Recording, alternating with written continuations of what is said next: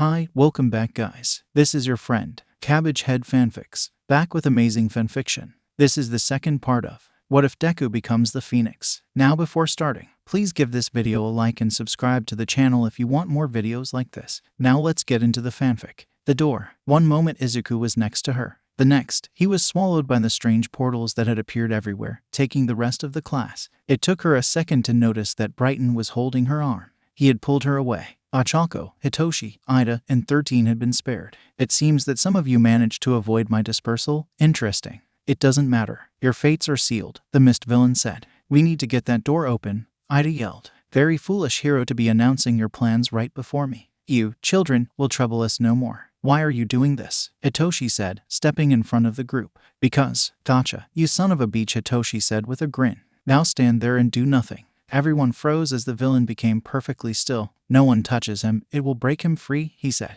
Ochako ran towards 13 pulling some bandages from her pouch. Momo set a taser next to her. If he breaks free, shoot him in the neck brace. There has to be something under there, or else why to have it, she said, looking at the others. Come on, we need to open that door. Hitoshi, can you make him open a portal? No, that requires higher brain functions, the boy responded. Quickly she created 2 crowbars and handed them over to Iida and Hitoshi. See if you can wedge that under the door to get it up some while I create a hydraulic lift to get up enough for Iida to run for help.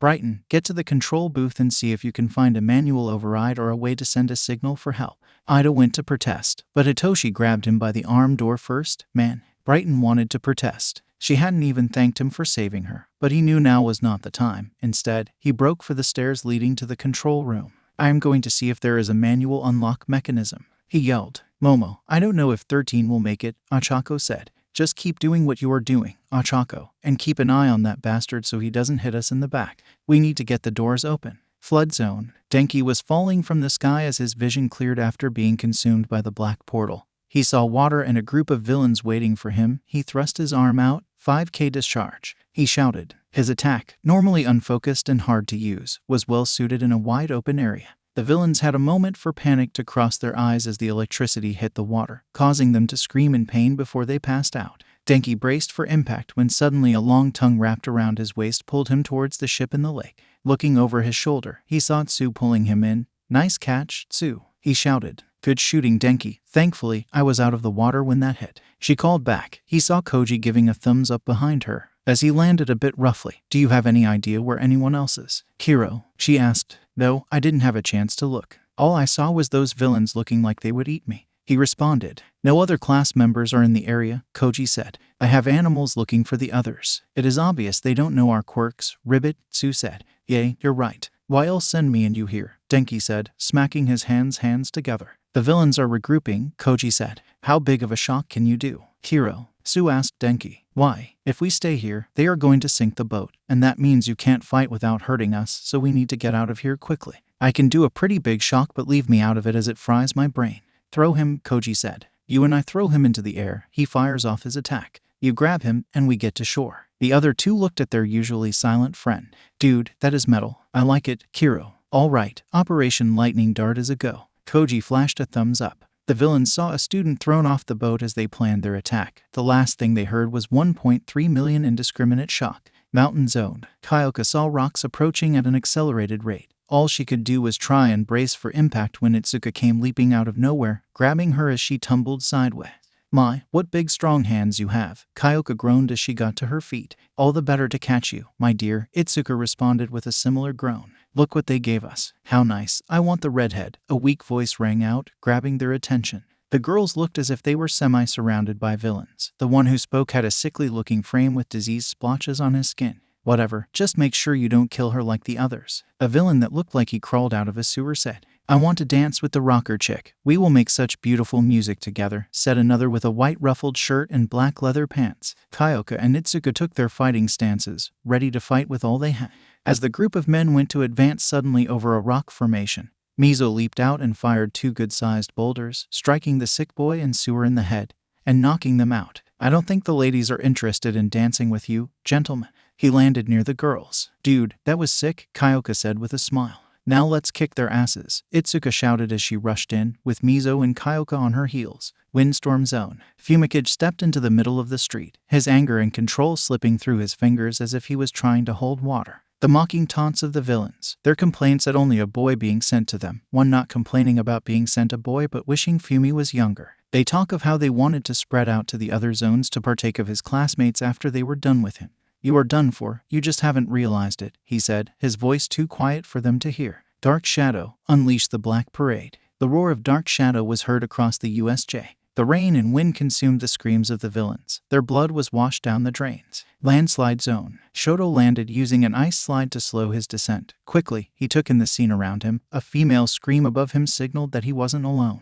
He has the telltale gloves and boots of Toru as she fell. Springing into action, he created a slide to bring her to his side while erecting a wall between them and the villains. I got you, Toru. Are you okay? Catching her at the bottom of the slide and pulling her to his side. Thanks for the save, Shoto. What will we do? Toru said, thankful he couldn't see her blush as he held her close. I want you to get behind me and stay close so I don't accidentally hurt you. I am going to end this in one move. He moved from her side to his back, keeping his hand on her waist, holding her close to his body. As the wall fell, the villains sneered and began to cast jeers. Shoto's eyes narrowed, and he stomped the ground. All the villains were instantly encased in ice. His right side flared slightly as he did his best to keep Toru warm. He approached the first villain and freed his head. Frostbite can occur in less than 15 minutes. Now tell me about your plan to kill All Might, and you may get to keep your extremities. Shoto glanced down at the man's crotch. Even your most important one. Toru felt it was extreme, but she couldn't help but feel that Shoto was so damn cool, pun intended. Fire zone. Katsuki and Ijiro came through, falling into a fiery hellscape.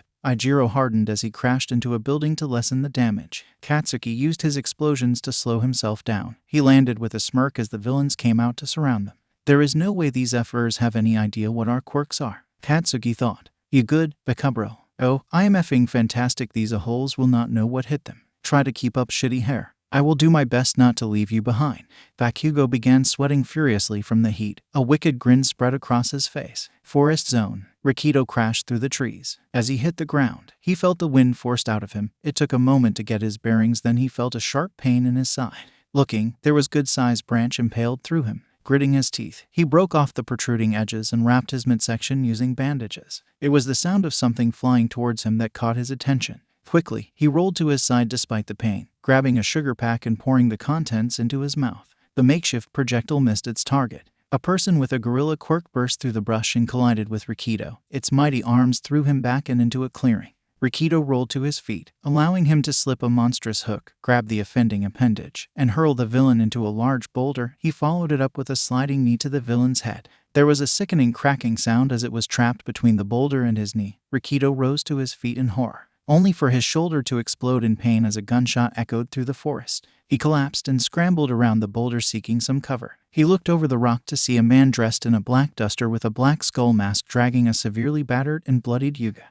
Come out, hero, or your friend dies. Ruined zone. Mina was panting heavily, and her fist rocketed forward, toppling the villain back, ready to press her advantage. Her foot landed heavily in the man's crotch. No means no, you ass goblin, she yelled. Sometimes it means try harder. A chilling rasp of a voice came from the shadows. Mina spun, throwing acid in the direction of the vote. A chilling laugh echoed throughout the room, and suddenly a sharp pain exploded from her back. She fell forward, feeling the blood rush out. She wildly sprayed her acid at the shadows. Try harder, my pretty, the voice taunted. Mina was living through a horror film, trying to locate her attacker only to be cut from another angle. Her arms and thighs bore the signs of her battle as she lay panting on her knee. Her heart was pounding as fear took over her actions, causing her to flail wildly. Her breathing was getting labored, her vision was darkening, and she realized she was poisoned. She saw her nightmare emerge from the floor. It was this grotesque half-man, half-spider kind of creature. It seemed to melt out of the shadows, its body, and was all an unnatural black color with ghostly white hair. Drider from D&D, it reached out and grabbed her roughly from her by her arms. Hoisting her into the air, she felt something sticky cover her wrists. She was thrown against the wall and suspended there. She managed to look up and saw what looked to be a spiderweb holding her wrists together and keeping her to the wall. This thing looked at her like it had won and that it would claim her body as its prize. This mother effer thinks he will lay his hand on this alien queen. She began to build up her acid in the most substantial pH she could. Usually, she held back as not wanting to do permanent damage, but this son of Beach was trying to claim her body, and no mother effer would take that from her. She slumped, giving the appearance that she was defeated. She heard the thing laugh. She just waited. That laughter would turn into ashes in its mouth. Volcano zone. Izuku appeared through the portal after the distinct feeling of being shoved. Quickly, he looked around, not seeing Momo. He reached out telepathically only to find a barrier in the area. Looking down, he saw two people standing there looking up at him, a boy and a girl. The boy was about Izuku's age with black hair and colorless eyes. His skin had a light brown tone, with his ethnicity had a hint of European with something else. The girl looked to be his relative, but she was younger by a few years. She had light brown highlights with pale green eyes giving them an almost ghostly appearance. They were both beautiful and carried them with confidence and purpose. Izuku gently lowered himself to the ground. Walk away. The boy stepped forward. Strange white energy sparked around his fists. Sorry, lad, you must be daft if you think we came all this way to just leg it when you showed up. The girl smiled sweetly. Father would be most displeased if we were to do so. Izuku shrugged, pulling up a telekinetic shield. The boy pushed off the ground, leaving a dive. Izuku went to reach out and grab him like he had done Mirio, but to his surprise, his attack was pushed wide by another telekinetic strike. The boy slid under the energy trail as if he could see it. His fist impacted the shielding. Izuku expected the shield to hold. To his surprise, the attack passed right through, and when it first moved, it reminded Izuku of when he fought the World Devourer. The impact sent Izuku flying back into the volcano behind him. He could barely roll out of the way of the leaping down strike that followed after him. He went to create some distance only to get grabbed and tossed telekinetically. Orienting himself, he saw the boy leap into the air and spring off a floating platform as he met Izuku in the air, his punch landing against Izuku's head. The boy spun up on Izuku's shoulders. He landed a glowing axe handle smash, sending the boy crashing back towards the ground, only to meet violently with a telekinetic pillar smashing into his back. The boy's feet planted against another platform as he launched down with all his strength. I expected better, little Pheonix. The control room. Brighton sat there relaxed, sitting safely in the control room.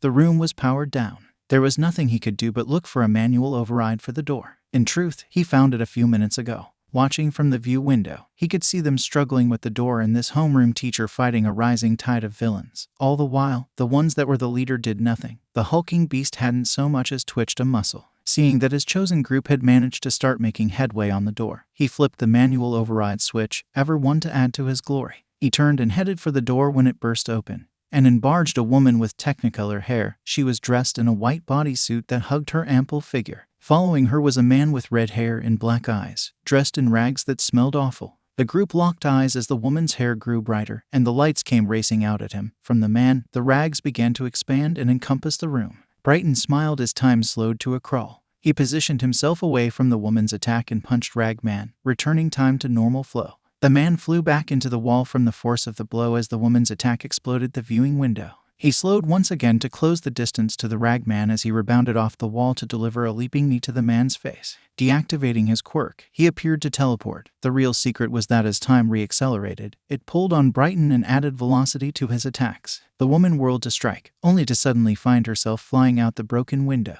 Achako could only watch in horror as the woman flew out of the booth and crashed into the mist villain.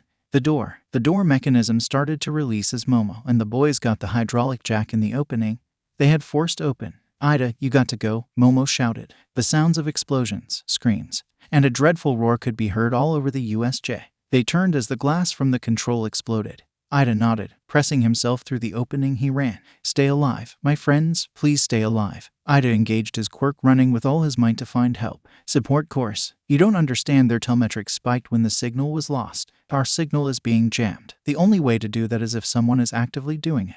Mei yelled for the 5th time. Sensei, please just send back up to the USJ, Melissa said. Something is wrong. Power Loader had tried to convince the two students that they were overreacting, but they seemed desperate. Pulling out his phone, he attempted to raise Eraserhead or 13 only to be met with static. When he tried to boost the signal and couldn't raise them, he immediately signaled Nezu telling him of the problem. Power Loader then attempted to access the security cameras to find them all offline.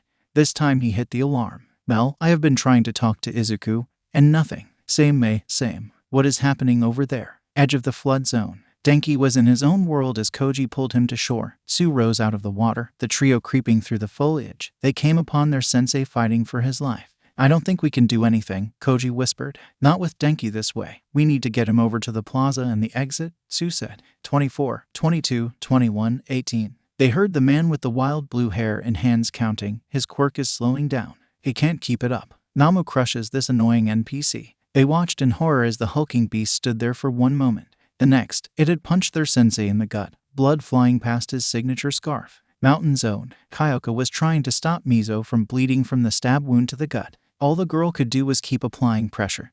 They had barely managed to pull him back from the bear villain. Kyoka couldn't even accurately account for the boy's wounds. His arm on the left side were broken, and he was missing a hand or two. Kyoka herself had been stabbed in the shoulder and suffered numerous other cuts from the woman with 6 arms and as many swords. She had white eyes and hair, and the way she moved was like she was dancing. A dancing, spinning dervish of death. Itsuka stood there, her classmates behind her. One was critically injured, the other in danger of bleeding out from all the wounds. Itsuka was not in good shape, with multiple cuts and one arm hanging limply at her side, as the bear and dervish smirked at them. About 15 other villains were unconscious or out of commission, but they were cannon fodder. These two were the ones in charge. Sadly, she saw some of that mere cannon fodder getting to their feet. Kyoka, can you run? She said over her shoulder. I will not leave you, Itsuka. Or Mizo, he is still bleeding. He won't make it if I don't hold this wound. We can only hope that they just kill us, right? Then we will go down together, Itsuka. You have all fought nobly. I swear that your deaths will be quick, and your virtue will be intact, the dervish said.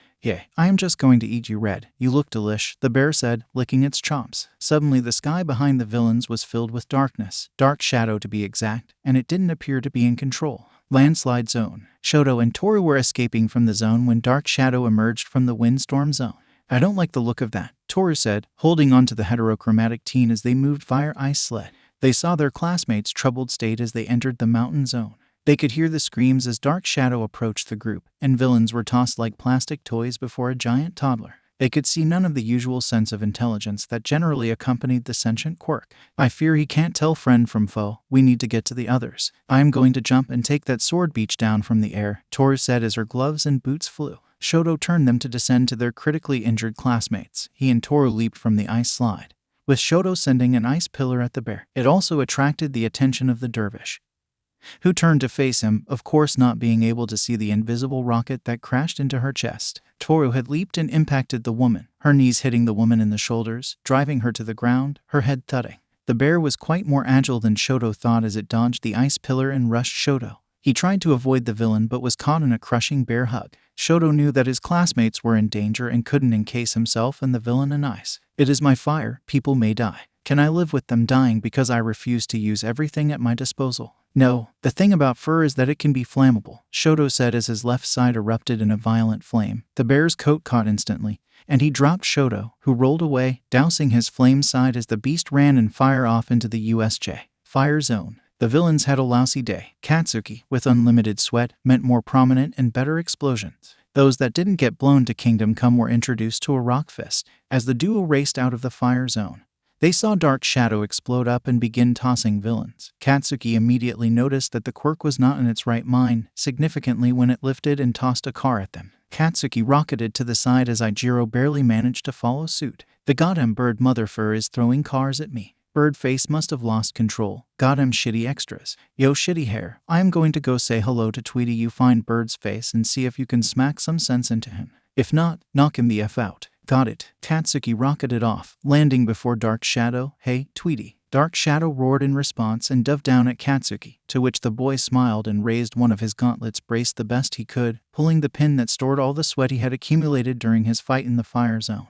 The explosion rocked the entire USJ and blew part of the glass roof apart. Dark Shadow reared back as the light and sound severely damaged the sentient quirk. Ijiro found Fumi, who was cackling madly, so Ijiro did precisely what he was told. He reared back and smacked his classmate. Dark Shadow recoiled from not only the explosion but the blinding flash, forcing it to decrease in size severely. But then when Fumi was brought back to reality, it could feel the blind rage subsiding. Fumi found himself on his backside, looking up at Ijiro as the redhead teen talked, trying to help bring Fumi back into control. Katsuki leaped at Dark Shadow, firing off more explosions targeting the shadow but not at it, using the light from the blast to weaken it further so Fumi could try and rein it in. Forest zone. Rikito frantically looked around, hoping to find some weapon. All he could see was a fist-sized rock. Grabbing it with his good arm, he clutched it to his chest. His arm was bleeding from the gunshot, his side from the impaled tree branch, and his struggle with the gorilla. His time and options were limited. He didn't know what condition Yuga was in, but he knew from what he saw that it was not good. Odds were that they would die from their wounds without medical attention. He was terrified. Here he was in the first week of hero training, and he knew that he was about to die if he did nothing and only had a slim chance of surviving even if he did something. He closed his eyes and silently prayed to the cosmos and his parents, asking them to forgive him. He needed an opening. If he surrendered, they were both dead. Suddenly the building was rocked by an insane explosion. Rikido dumped a sugar packet into his mouth, fueling his quirk. As he broke cover, the man immediately fired a shot. It went errant, striking the boulder Rikido had just broken cover from. The young hero in training reared back and threw the rock with all his strength as a second shot rang out, hitting him in the leg and sending him to the ground. The man shifted slightly to his side, but the rock still impacted his shoulder with a sickening crack, causing him to drop Yuga. He tried to move forward to press his advantage, but his leg collapsed, frantically trying to claw his way toward the villain. He saw the man getting to his knee and raising the gun. Rikido's mind frantically raced, but he knew he was done for. Suddenly, as the villain was about to fire, Yuga dove at him, striking him in the head. The broken and battered lad struggled to his feet frantically as he grabbed the villain's head and held it to his navel. "Murir Tomurd," he said as he fired off a blast straight through the villain's head, killing him. Yuga wobbled as he locked eyes with Rikido. Desperately, as the villain's lifeless body fell to the ground, he managed to stumble a few steps towards his classmate, his blonde hair stained crimson, blood pouring down his face. "C'est magnifique," he muttered as he collapsed to the ground. Rikido tried to drag himself, only for the same fate to befall him as the pain and blood loss overtook him. Ruined zone. Mina stood over the form of once her would-be rapist, his dying screams still echoing in the room, the smell of melted flesh permeating her nose. She looked at her stinging skin, tattered hero outfit, and stepped over the still melting mass with a shrug. She stumbled out of the room. She had to escape. She would not be caught here again. This was not how she would end. Once she hit the ruined streets, she willed her legs into motion, determined that she would survive this hell. As she rounded the corner to the streets, she saw that she wasn't alone. Villains, more of them. They turned and locked eyes with the pink-skinned girl. Looks of unspeakable horrors were sent her way. It didn't have the effect they desired. Mina had already stared that down up close, had already used her acid in a way that had and would fuel her nightmares. "In for a penny, in for a pound," Mina muttered. She may fall today, but would not fall without taking as many of these bastards down as she could. Volcano zone. "I expected better, little Pheonix." Izuku's eyes suddenly changed as the boy rocketed towards him. Gone were the emerald. Green orbs soon exploded in a brilliant yellow fire as the cosmic power roared to life in his veins. Stabilizing himself, he caught the boy's fist in his, and the energy surrounding the boy's hand hurt. He could feel the point tearing into his very cells, tearing at the Pheonix force that ran through his veins. His mind firing, he quickly threw a psychokinetic assault at the girl that sent her tumbling back as thin cuts exploded all over her body as she was being cut at a molecular level. "Not little Pheonix, just Pheonix," he said, and crushed the boy's hand with his newly increased strength. The power cosmic rushed to the call as he drove a knee into the boy's stomach, cut off his scream of pain, and threw him into the ground from above, leaving a massive crater. The girl tried desperately attacking telekinetically, but Izuku batted the attacks aside. "For being so young, you are so talented. But whoever sent you didn't quite understand whom they were sending you against." He snapped his fingers, and more lacerations exploded from the girl as the boy yelled an empty threat. Izuku threw his bleeding sister into him. He dove down, crashing into them and kicking them down the mountainside. He stalked after them when he felt the psychic shielding in the area collapse. The emotions and thoughts of his classmates flooded him. He staggered back, sifting through it all. He turned to look at his opponents. The girl was down, the boy's hand was broken, and he more than likely had other wounds. "Tell whoever sent you to stay the hell away." Ruined zone. The villains were too deep into the sunk cost fallacy at this point. This girl had critically injured over half of them, half of whom had fled, leaving the remaining few with just a sense of bloodlust. Not even a week after attending UA, this child stood defiantly, bleeding and half naked. Her words were slurred, one eye bruised, a horn broken, a head wound, as she stumbled, only being held up the wall at her back. Not trusting her voice, she motioned for them to come at her. She couldn't dodge. She had to keep standing. She had to keep fighting. Her acid was barely coming out anymore. Everything hurt, and she was only aware of her extremities because she could visually account for them. When a villain suddenly broke open a fire hydrant, and the water dragon crashed into her, she could barely hold her breath. Another rushed in her, his body covered in tiny spikes. He wrapped her to his body. She screamed as dozens of points invaded her body. Freeing her hand, she dug her thumbs into his eyes, managing to secrete some acid from them as she did so. He stumbled back, screaming and clawing his eyes. The third woman touched a piece of rubble. It rocketed at Mina, who barely managed to get her arms in front of her to block. The impact fractured her left arm. The fourth came in behind the attack to deliver a vicious punch to her gut, driving what little wind she had from her body. He then went a knee into her, going her back into the wall, like a rabid animal. Mina grabbed onto the leg and bit deep into his thigh, her acidic saliva adding to the attack. His screams' halting attack made Mina drive her fist into his balls, toppling him. The final attacker came from the side and crashed a brick into the side of her head as she toppled over. She tried to stand only to topple again. Turning, she saw them stalking her. She felt a kick land on her already damaged ribs as she was on all fours. Her brain couldn't even register the pain as her body was experiencing too much already. She was on her back as the one who smashed the brick to her head straddled her torso. In what she assumed would be her final act of defiance, she concentrated as much acid and at as high of pH as she could in her mouth. When he opened his mouth to talk, she spit right in his filthy mouth. He screamed and fell off her as acid began to eat at his throat and dissolve his esophagus. She managed a small laugh as the water dragon man stood over her. "They struggle less when they are dead," he said wickedly. "That or it's because your D is so small, they can't tell if you are in," she retorted. She wouldn't cry, she wouldn't beg, and she wouldn't give them that satisfaction. Mina Ashido fought 21 villains that day, alone, and in the end, only 3 were walking away unharmed. The rest, if they lived, were going to be scared the rest of their lives. Imagine what I could have done with 2 weeks of training. "Sorry, Mom, sorry, Dad." The screams brought her back to reality. She saw the 3 villains float into the air, their arms and legs twisting and breaking as they crashed back into the ground. She could smell cinnamon. She saw Izuku come down next to her. "I have you, Mina, it's okay." The door. Itoshi ran carrying 13. Her gravity was negated, thanks to Ochako trying to get her out of the facility. The mist villain opened a portal in front of him. He managed to dive to the side to avoid being sucked in.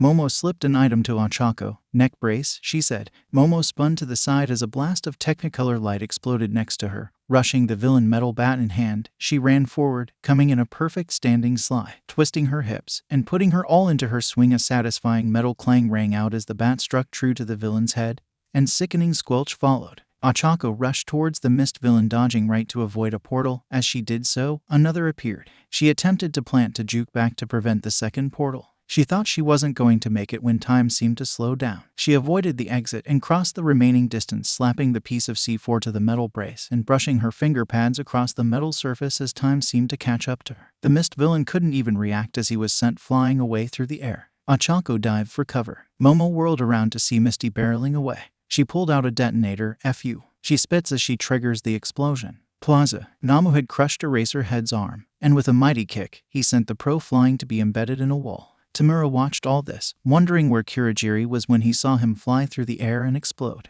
"What the F?" he shouted. "Namu, go kill whoever is by the door." Ochako ran over towards Momo. As she was about to move, it all slowed down again as the monstrous being landed between them. It was a hulking beast with a beak where its mouth should be, and its brain exposed. Neither girl could react when it swung its mighty arm, colliding flush with Ochako's chest, sending her flying, and its other arm snatched Momo off the ground with the other. Brighton slowed time and rushed in. As he moved, his eyes widened when he saw the beast's eyes track him. He couldn't stop himself when the beast swung its free arm, sending the boy over the ledge towards the plaza. In a flash, 2 of her classmates had been dealt with. Momo managed to swing her bat to no effect as it harmlessly collided with the beast. Her windpipe quickly was collapsing under this thing's monstrous strength when, out of desperation, she created a stiletto blade and stabbed it through its eye. The thing roared and dropped the creation user to the ground.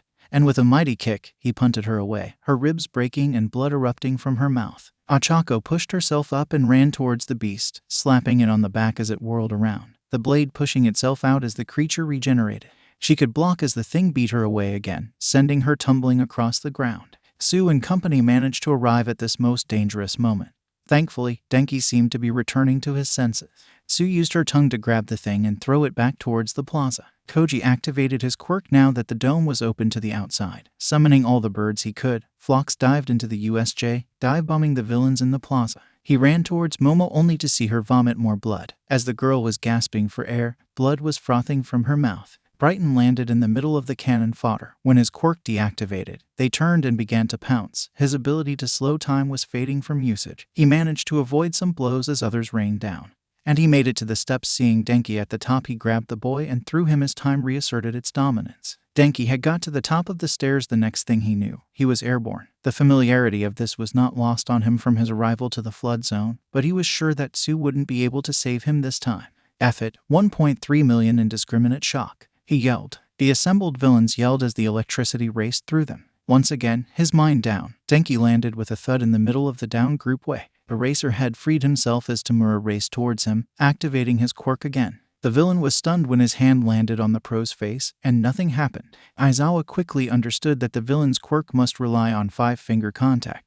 He smashed his fist into the stunned boy's face, sending him tumbling away. Quickly using his capture scarf, he wrapped it around his broken arm to stabilize it. The Nama reached the wall that pushed off like a missile back to the group by the door. Su threw Ochako to the side and attempted to leap back when the thing impacted the ground, its hand snatching her out of the air and slamming her down to the ground. Momo was drowning in her blood. Her ribs had punctured her lungs, and she was dying. Koji was over her fretting, trying to stop the blood loss, but he could do nothing. Nei and Melissa screamed as the telemetry reading from Izuku and Momo's suit suddenly sprang to life, and they saw the critical condition alert for Momo. Momo, they screamed psychically. Shoto's group arrived to see Tsu being slammed. He quickly sprang into action, freezing the monster's limbs in place. Toru ran to see if she could free Tsu from the monster's grasp. Grabbing a metal bat she saw on the floor, she swung with all her might, bringing it down on the thing's hand. She did her best not to retch as it shattered effortlessly. Dropping the bat, she grabbed the frog girl, trying to pull her to safety. Bakugo was airborne when he saw Shoto freeze the beast,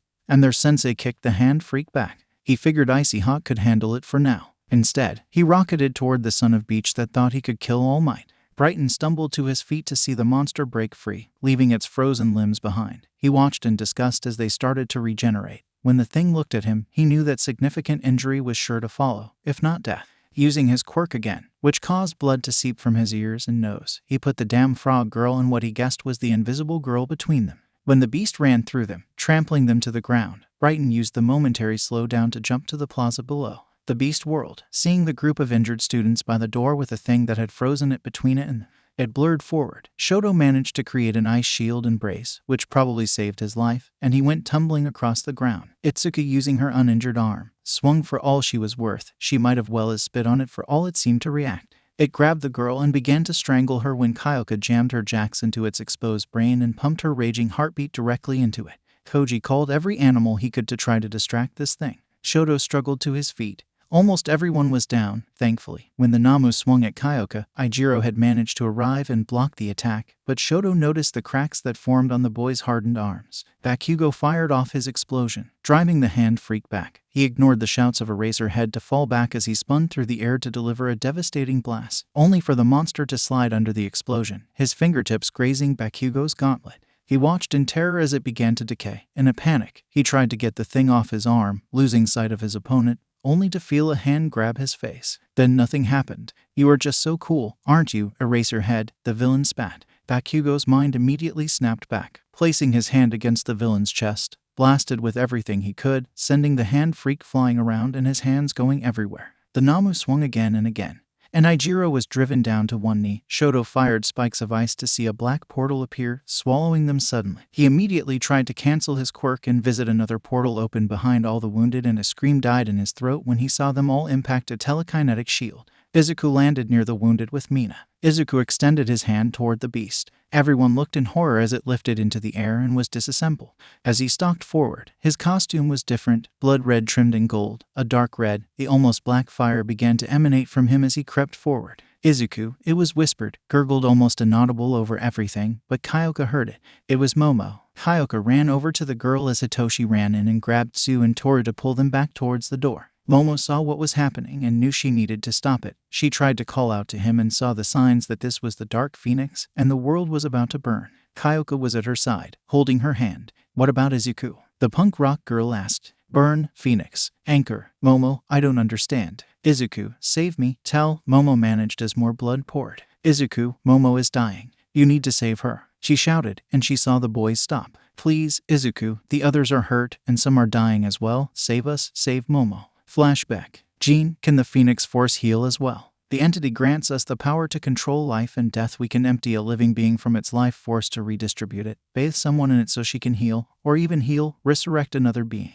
This power is linked to the Phoenix's ability to return from the dead. The Firebird is immortal. Burn bright little Phoenix and bathe them in your fire." Flashback end. He extended his senses all across the USJ, sensing those two dying in the forest, Mizo who was clinging to life, the wound and damage to all his classmates, Toru's heart slowing from when she was stomped, Su's body temp dropping from blood loss, Itsuka standing because her heart hadn't given out yet, Ijiro's broken arms but he was still trying to defend others, Eraserhead and 13's myriad of injuries, and lastly Momo pleading with him psychically to come back, not to save her, but to come back to her, to not burn the world as he was about to keep their classmates. Nowhere was she pleading for her life. She was still trying to save him. The class gathered there and watched his clothing change to normal before a white fire erupted everywhere around them. They felt the worst of their wounds heal, their strength return, and a warmth and sense of life that empowered their very souls. They all felt connected for a moment. They all felt like one. The injured rose to their feet, and the nearly dead stood again. Shigaraki roared in frustration,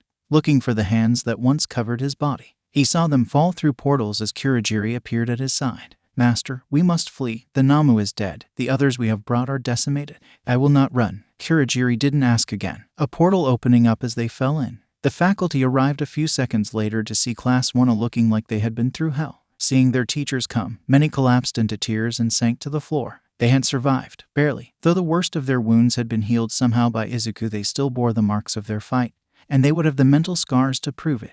There was no mighty roar when the faculty arrived. Instead, many sank to their knees in mental exhaustion at the plight they had just been through. Izuku was at Momo's side checking on her. Mina had moved to be by his side and was clinging to an arm. Slowly they made their way to their feet as the teachers swarmed the USJ. He saw a third-year group behind them and rushed to the students to check their wounds. Izuku saw Nejire land near them. Are you okay? She asked. No, not really, but we will survive. He responded. Thank you, senpai. Check on the others. I can handle these two for now. With a nod, she moved to the next group. He was amazed at the shift in her demeanor from bubbly airhead to licensed pro. All Might approached them, and Izuku glared at him. Where the hell were you? They didn't come here for us. They came for you. I was running late, young Midoriya. I am sorry. Save your apologies. Izuku rose and helped the two girls up to their feet to leave to receive medical aid.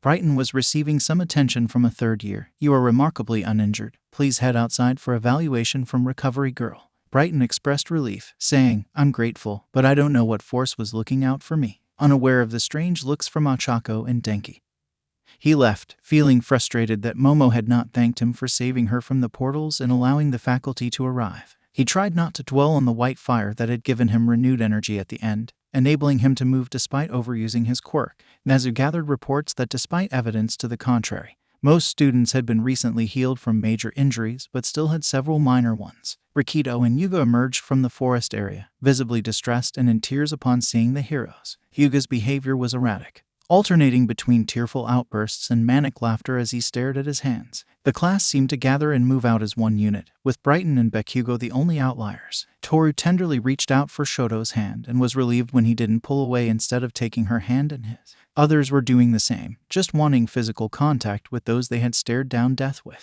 Mina just said nothing and was clinging to Izuku's arm. Once outside, when every student or faculty approached her, she screamed for them not to touch her. It was a manic and frantic scream. The only person she would allow to touch her was Izuku. It wasn't till he had to empathically soothe her that she could withstand treatment from Recovery Girl. Izuku relayed what he had encountered to Momo, who was dealing with her own shock and troubles. Not only had she almost died, she saw the world as it was about to burn. The dark Pheonix was before her. She was sure he needed more than one anchor, but all she wanted right now was to hold him and let herself release all the emotional turmoil that was being held inside. It was the same for every student as their wounds were bandaged. Yuga had to be sedated, and the rest just made their way to the waiting area huddling together. Momo would rebuff Brighton when he came to check on her. His fake insincerity was almost enough to make her vomit. When Detective Tsukachi came to try and question them, he immediately knew this would be a terrible task. Trying to separate them from each other was borderline impossible. Everyone that approached them made them jump. Ultimately, it was only possible to do so with a line of sight from the group and a distance they all found acceptable. Thankfully, he wasn't alone, and he had brought a female detective with him, Detective Starling. He noticed that most of the girls immediately relaxed at seeing she would be handling their questioning. It made his blood boil because he could already piece together what he hoped only attempted upon them. Brighton Freedom, Aka the smarted person in the room. I understand this may be difficult, Mr. Freedom, but could you answer a few questions? Detective Tsukachi asked. Despite some minor injuries, I feel rather well, Detective. I have no problem giving you my statement. Brighton responded, his voice sure and full of confidence. Okay, where were you when everything started? I was near the doors above the fountain area when the villains appeared. Truth. What was your reaction? Confusion at first. Truth. Then, when the mist villain, their teleporter appeared to block our path, I began to think of how best to survive. Truth. The detective's quirk rang out. When he began to take your classmates, what was your reaction? I tried to save who I could. Why? Very noble of you. How did your group fight against their teleporter? We didn't. Itoshi was able to use his quirk to hold him in place. After that, Momo and a few others went to work on the door. Ochako tended to 13, and I was sent to look for a manual override in the control room. Truth. Were you able to do so? After some searching. Lie. I was able to locate it when 2 villains burst in. While defending myself, I threw one out the window of the control booth. Unfortunately, she collided with the mist villain, breaking him free of Hitoshi's control. But thankfully, Iida got out and notified the school. Truth. What happened next? The monster that the main villain had brought with him came crashing down. It attacked Ochako and Momo. When I ran in, it tracked my movement and hit me, sending me over the edge. I landed amid a group of villains and fought my way out using my quirk, and made my way back to the group and the monster. Truth. Anything happened along the way? No. Lie. Then what? When I returned, the beast had been what we thought was severely injured by Shota, but it broke free and began to regenerate. Its attention was focused on me for some reason. To keep my classmates safe, I tried to lure it away. Lie. Anything else? No, I could not witness anything until the faculty arrived. Truth. Thank you, Mr. Freedom. Your statement has been most enlightening. The trip back. Reports were filed, and as the student's testimony was taken, Nezu was taken aback by the number of critically injured villains found and the dead. Midnight did her best to calm the students while getting some details. Her training as a counselor told her this would be a terrible task. The trauma of the day was so painfully evident. Once the preliminary statements were given, she got the students on the bus to get them back to the campus as the USJ was in the rear view. It was then that the first sob broke from Mina. Then it triggered others as the class began to grieve together. Brighton seemed annoyed that Mina and Momo were crying on Izuku's shoulders and that no one was paying him much attention. Bakugo sat in the corner, staring out the window. He knew he should be dead. If it weren't for Aizawa, that hand-effer would have killed him. Ochako was talking to Denki in the back of the bus. How did you end up in that group of villains? I don't know. 1 second, I was looking down the stairs and saw Brighton. The next, I was flying through the air. Why? I think he threw you. Why would he do that? Isn't his quirk some teleportation? I don't know, but some things aren't adding up. Like when he got back to where we were fighting that thing, I am sure he put Sue and Toru between him and it to buy himself some time. That's a serious accusation, Ochako. Yay. But remember what Sue said during the training, that she went to leap away, but something grabbed her leg and pulled her back. And when I was trying to get to Misty, time seemed to slow down. There was no way I should have been able to dodge that portal. Still, to think he would do something like that. Once they were back on campus, they made their way to the locker rooms. It took some coaxing from Izuku to get Mina to separate to get changed. She clung to Momo as they made their way. Mina was in the showers for a while. She responded to questions with a single word with some aid. She got dressed. Once they stepped out, she seemed relieved to see Izuku and grabbed his arm again. Everyone's costumes were in tatters and wrecked. They just left them to be collected by the staff. The dorms. Everyone piled into the common area, not attempting to separate. The nearness of their comrades was what they all craved. Even Bakugo sat on the steps, just processing everything. Mina broke the silence. I killed people today, she said hollowly, her head resting on Izuku's shoulder. As did I, Fumi said. They talked about doing horrible, unspeakable things, and I lost control. I couldn't take it. I knew what Dark Shadow would do, but I couldn't let them walk away or escape. I am sure I crippled some people, Shoto said. I can still smell the fur on that monster burning. We all did something that we aren't proud of, Itsuka said, her and Kyoka leaning against Mizo, who was doing his best to calm his nerves as he looked down at the severed stumps where he had lost some appendages. Thankfully, he had been informed but Recovery Girl that they would be able to be reformed. It was still difficult to look at. You're the one that healed us, aren't you, Izuku? Kiro, Tsu said from her spot. Yes, was the boy's response. How can you do that with telekinesis? She pressed. I told you all that I can affect things on smaller levels. That's why I call it psychokinesis. It works on a molecular level. That is how I can produce fire. I didn't so much as heal you but stitched up the worst of the wounds. And that connection, Ochako said. I don't know about all of you, but when he did it, I felt like we were all connected. No idea, he lied. What happens now? Toru asked, her voice wavering. Ideally, we should try and rest, but I don't know how well that will work, Iida said. I feel so ashamed that all I could do was run and get help. Don't, Iida, Hitoshi said, speaking up. You were the only one with us that could. All I could do was hold off Misty for a bit. After that, all I could do was try and drag people out harm's way. I don't want to sleep alone, Mina said. A murmur of agreement washed through the group as others echoed similar statements. I think I would like to sleep here with all of you, Momo said. I can use my quirk to bring down blankets and stuff. If you give me permission to open your rooms, we don't even have to leave the common room to get our stuff, Izuku volunteered. With some nods and others going and gathering their stuff themselves, soon they were all there under blankets. But sleep would not come easy. Bakugo didn't leave, but he didn't bring his stuff down. Something is bothering me, Itsuka said as everyone had returned. What's that? Kyoka asked. beyond the obvious. When the portals started appearing, I thought I was out of the way, but then it felt like something shoved me, and next thing I knew, I was swallowed up," she replied. Brighton said nothing, his heart rate increasing. "Same here," Izuku added. "I thought I was going to get pulled in for sure, but then I got yanked out of the way." "I thought you did it, Izu," Momo said. "Wasn't me. I was trying to pull you to me." Kyoka noticed the sudden uptick in someone's heartbeat. It took her a moment to pinpoint it, but then she saw it was coming from Brighton. "Maybe it was some villain's quirk," he added. Kyoka noticed the way his heart was rapidly beating. He was lying about something. "Yay, but what villain?" Momo responded. "The only one that we saw was Misty. Why didn't they do anything else if there was a second villain there? And if it was part of Misty's quirk, then why did any of us escape the portals, and why target Izuku and Itsuka? The villains had no idea what our quirks were," Bakugo added. The class turned and looked at him. "They dropped me in the fire zone, Frog Face in the water zone, Tweety in the storm zone. If they knew what we could do, I would have been in the ice zone. Instead, they just upped my firepower. That was our thought when they dropped Denki in the flood zone." "Ribbit," Tsu said. "So, who shoved me into the portal?" Itsuka said. Before the conversation went any further, almost everyone's phone started ringing. People began to separate to other parts of the room as parents had received the news and were now reaching out to their children. Mina did her best. If it weren't for Izuku soothing her empathically, she wouldn't have gotten through the conversation. Most of the class held off their parents, claiming exhaustion and the need to rest. They were assured that such things would not hold them back tomorrow. Hitoshi noticed that Brighton was going up the stairs while the group had separated.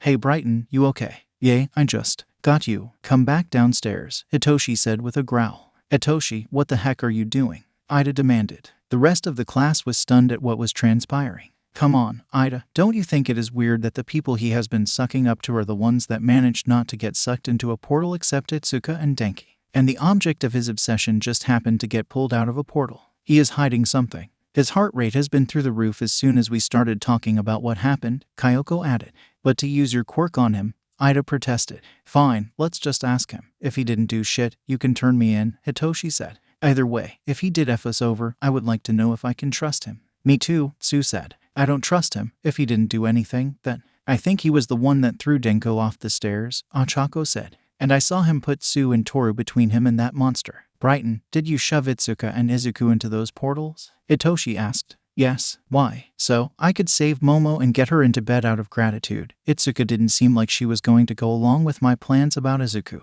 "How did you do it?" "With my quirk." "What is your quirk?" "I can slow time down in a given area. For only yourself." "No, I can choose who I affect and who I don't." "So you could have saved everyone from going through the portals?" "Yes. Why didn't you?" "I didn't care." "How long did it take you to find the override for the door?" "I found it almost immediately." "Why didn't you open it?" "I was hoping that Izuku would get hurt if not killed.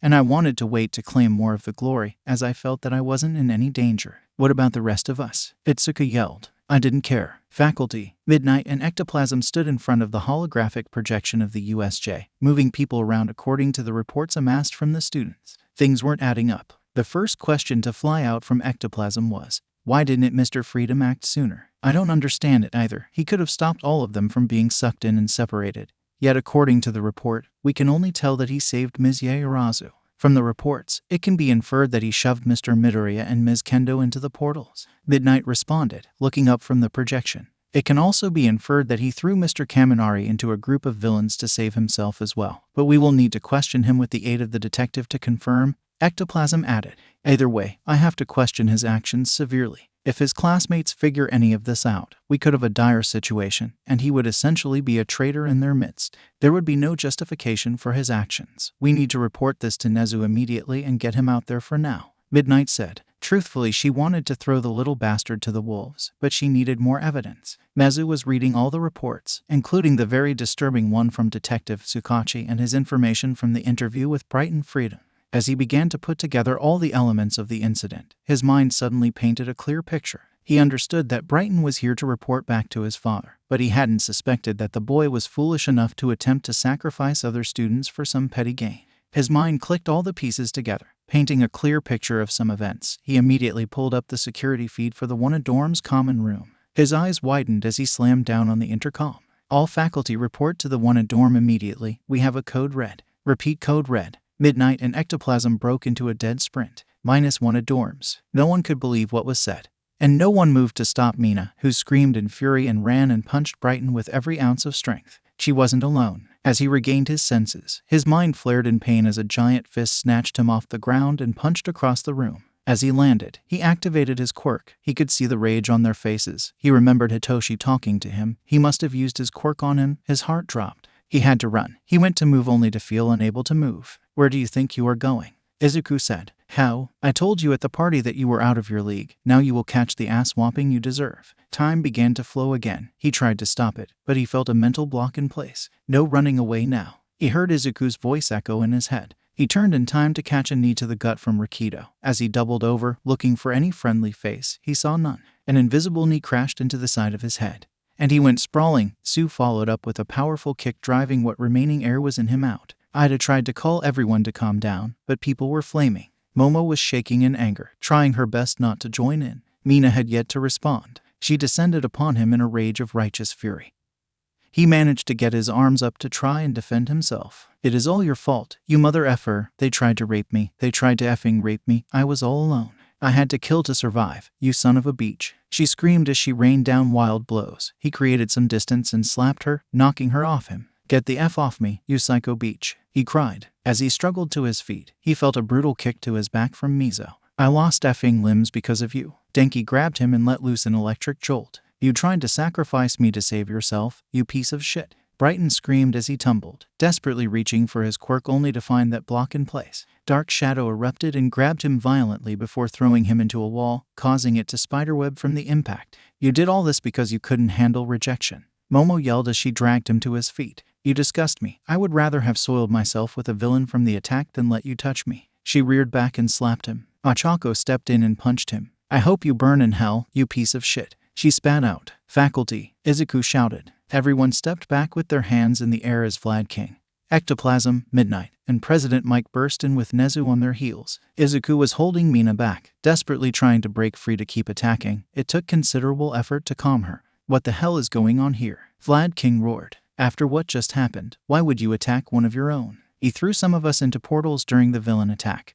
Delayed opening the manual override in hopes of getting a student seriously injured or killed. Put 2 students directly in the path of the weird monster thing, and threw another into the villains to save himself. He could have prevented all of us from getting pulled apart, and he chooses not to," Momo said. "And that was just during the attack. Why would he do such things?" President Mike asked. "And how do you know all this?" "Because he wanted to try and get me to spread my legs," Momo spat out. "We know this because I used my quirk on him," Hitoshi said, stepping forward. "I know it was wrong, but I knew he was hiding something. I accept full responsibility." Vlad King, "Take Mr. Freedom to the infirmary, but make sure to place him into custody before you do," Nezu said. "Sir, while I cannot verify their claims, the evidence suggests they are correct. He has already given a partially false statement to the police detective." "That's a lie," Brighton yelled. "Mr. Freedom, before you utter another syllable, you should be made aware that the detective's quirk is called lie detector." Brighton froze. Vlad King did as he was instructed, if not only to remove the boy for his safety, but if their claims were correct, leaving the young man here would be a death sentence. And Vlad King could find minor fault in that case of mob justice. Brighton desperately looked for a sympathetic face. At last, his gaze fell on Bakugo, who looked away in disgust.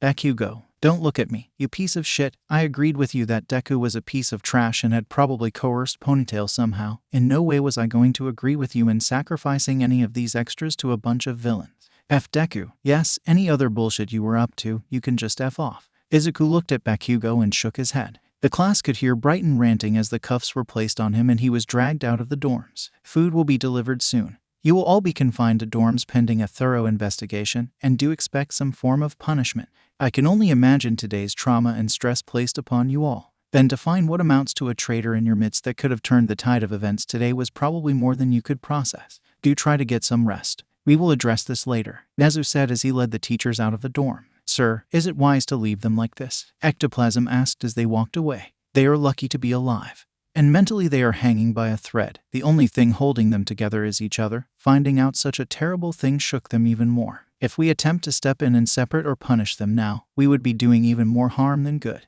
We failed them today. They had to make decisions and take actions that most pros will never have to in their entire career. We need to focus and provide them with all the support they need. After the report gets out, the commission will come after us in full force for the injuries and deaths that occurred. We need to know precisely what happened to the best of our abilities. I first want to know how these bastards got into my school." Nezu finished with a growl. "Infirmary. Yuga woke in a panic in the infirmary.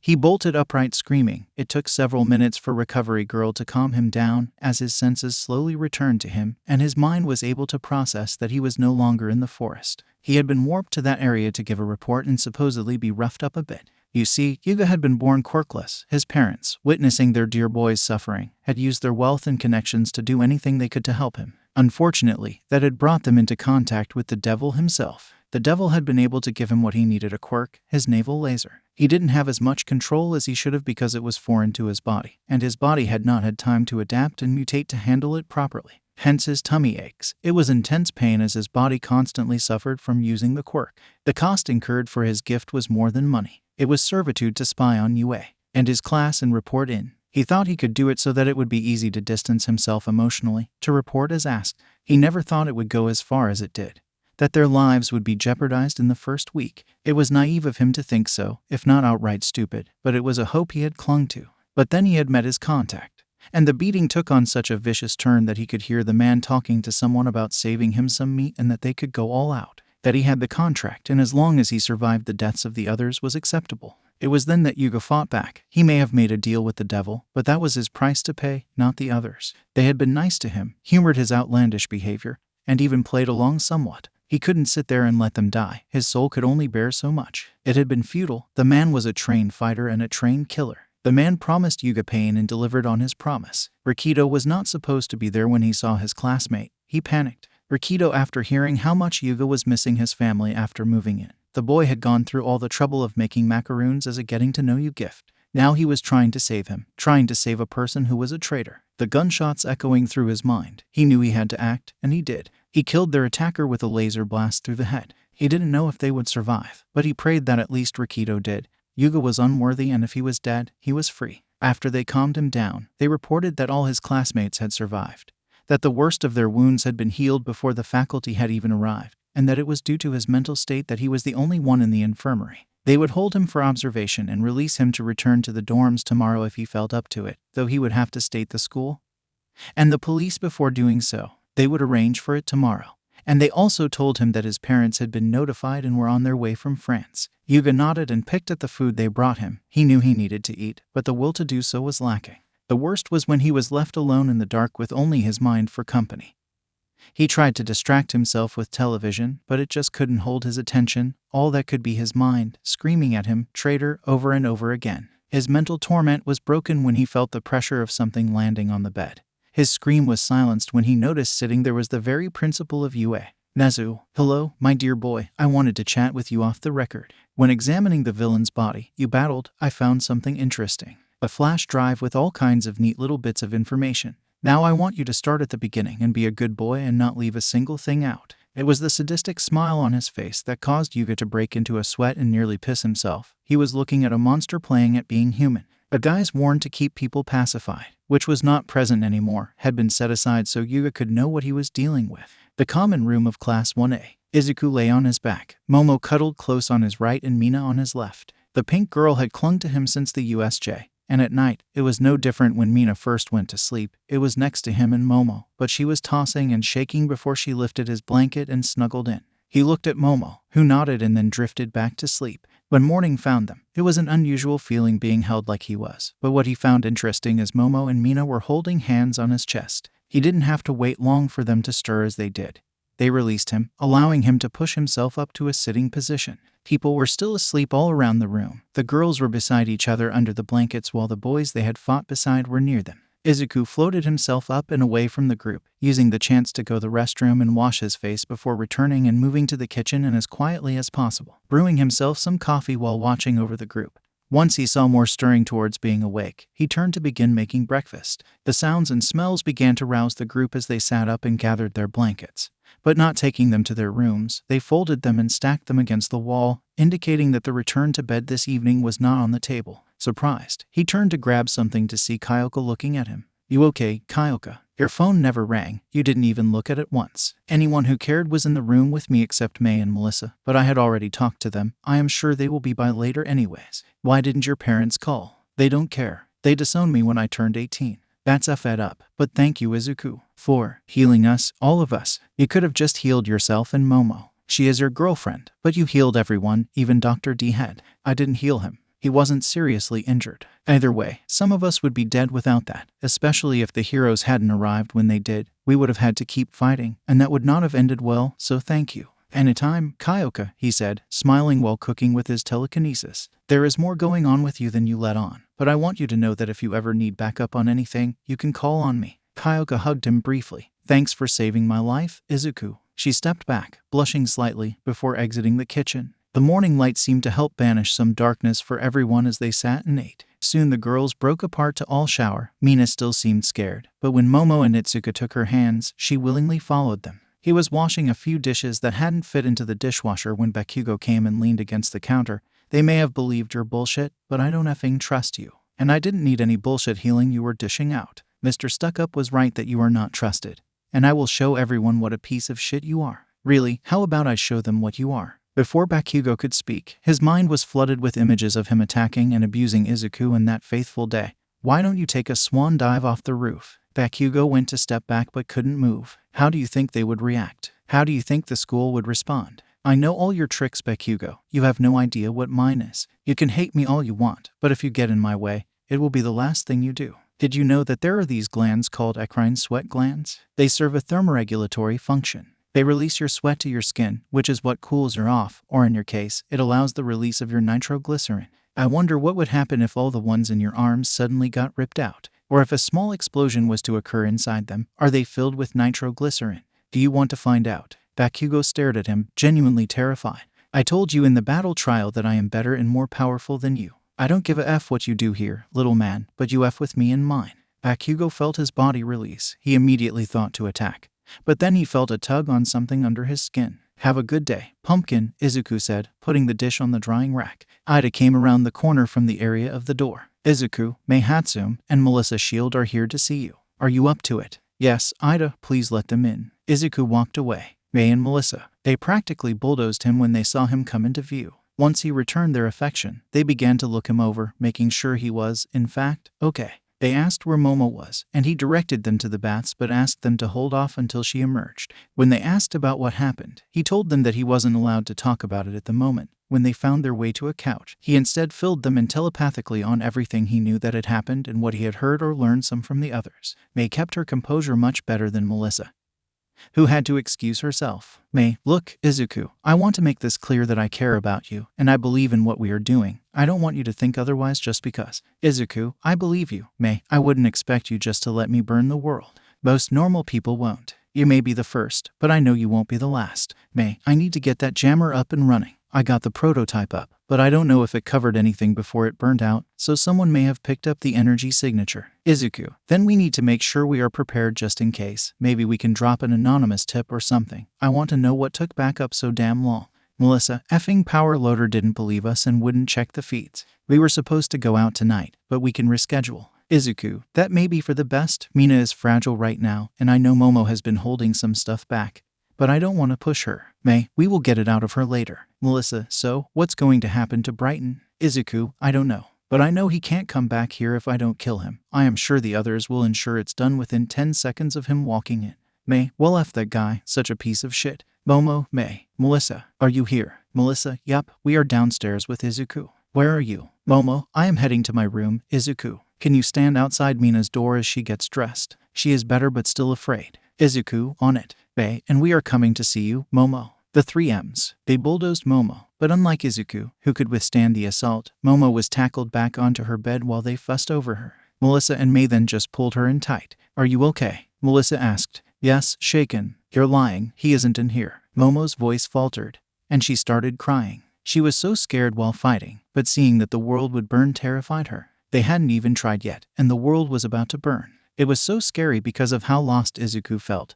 His rage and grief had overwhelmed him. He needed more anchors. He needed to be grounded. She wasn't afraid of him. She was worried for him. Mei and Melissa comforted her while she regained her composure. When that was done, they emerged so Izuku could go shower. Mei and Melissa didn't stay much longer, wanting to return to the workshop. The arrival. After a slightly understandable security check and escort, the parents descended on the dorms. Izuku stood next to Mina till her parents, Max and Kara, got to her, and she sobbed into their arms. Izuku, at that point, retreated outside his parents focused on their children.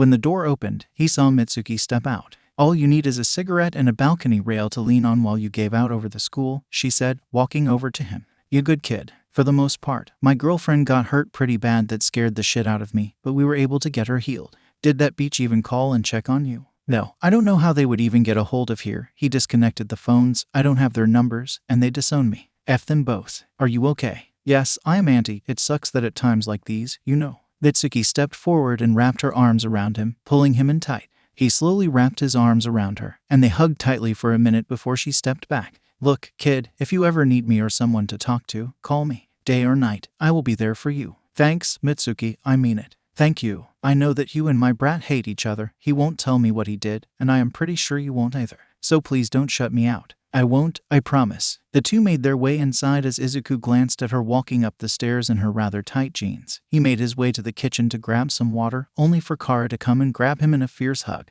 Kara, I just want to say thank you for keeping your promise. Thank you for saving her. She saved herself. She fought so damn hard. I just got there at the end. If I had gotten there sooner. He stopped as his voice choked up. He felt guilty for all of it. He shouldn't have been caught out like that if he had taken better precautions. I don't know what's going on in that head of yours, but stop it. She said, you saved our daughter when she could no longer save herself. You were there when it mattered. Don't you think anything different? I just wanted to say thank you. I will let you get back to your parents. Thank you, Kara. He replied, not wanting to bring Kara down with his circumstances. He just walked away. Surprisingly, as he attempted to leave, some other parents stopped and thanked him for healing their kids. Rikito's parents were very thankful. Izuku smiled, not for the praise, but it did feel nice, but for the fact that they had all lived. He was eventually summoned to Momo's room, where her father shook his hand and told him thank you. Her mother hugged him, and he politely excused himself to give them privacy. Thankfully, he made it to his room and hid away for a while. Sometimes solitude is a good thing.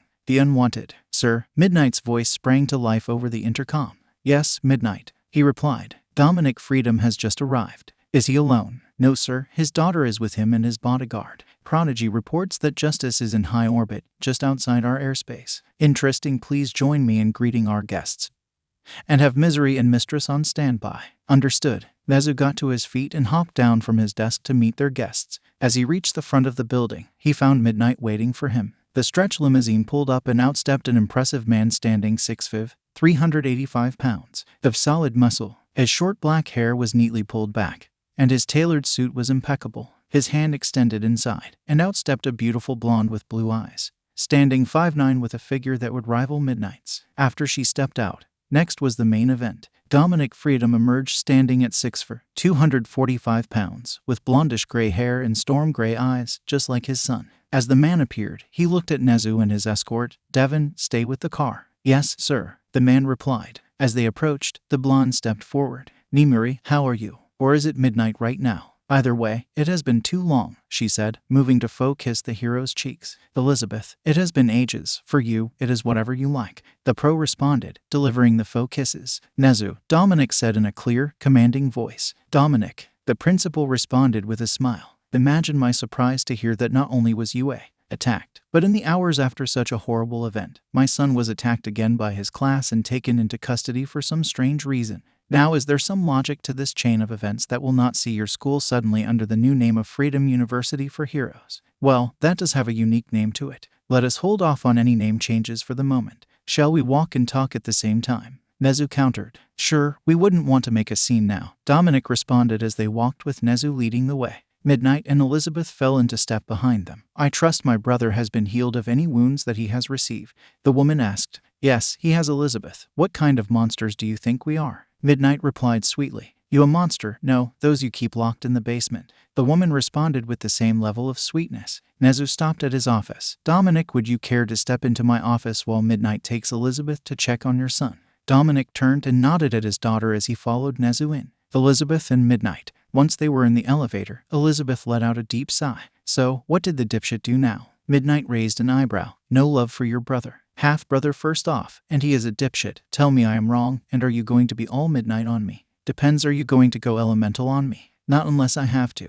Nimuri, hopefully, my father and your principal can work something out because I would hate to ruin our friendship by going to war with you right now. Do you think you can win? I would place money on it being much more difficult than you think. And unlike you, my father won't care who gets caught in the crossfire. I am not trying to threaten here, Nimiri. I am just telling you what it is. How many of the marauders are here? All of them, plus some of the elite enough to at least force Nezu to unleash the Dark Stalkers if he wants to survive. My father is not here to play games. Would you risk an international incident? What incident? The Marauders are a wanted group. The elite was responding to American civilians in danger. More importantly, they came in to save Dominic Freedom, the head of Freedom Enterprises, a highly ranked global corporation beloved by the American public. Even if you guys win, will you survive the incident? So, I ask again, not Midnight the hero or Midnight the leader of the Acolytes, but Nimiri, the woman I spent years with. What did he do? He betrayed his class, purposely delayed them seeking help, and instead of using his quirk to save anyone, he sent some to fight for their lives. On top of that, he was an elitist jerk who purposely threw another student into a group of villains and put 2 others between him and some Frankenstein beast.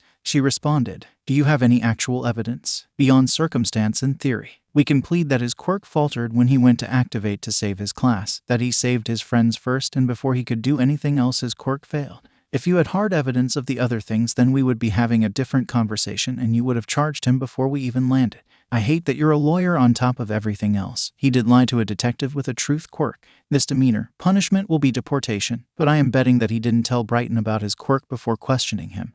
And if he did, that kid is effing dumb and I don't know why we are having this conversation. Anything your detective learned will be inadmissible in court. It will be the testimony of whomever versus his. And I can drag this out in court for years, not to mention the whole incident will have to investigate it in discovery. The best option is for you to release him. I am sure Nezu and your father are dealing with that, but he can't stay in this school. Rumors will get out, and someone will take him out. I must know how you ended up with such an elitist for a brother. You are nothing like that. Like I said, half-brother, Nezu and Dominic Freedom. When are you going to release my son? I thought I would charge him with some crimes first. Nezu responded. Nezu, you and I know you have no evidence. You may know what happened, but can you prove it? We can hold him on falsifying a report to the detective. And how do you know he lied? Truth quirk. Did your detective notify my son that he possessed this quirk during the interview? Even if he did, I could get the charge thrown out of court in under 2 minutes. Try again. I highly doubt your surveillance cameras were up and running during the incident.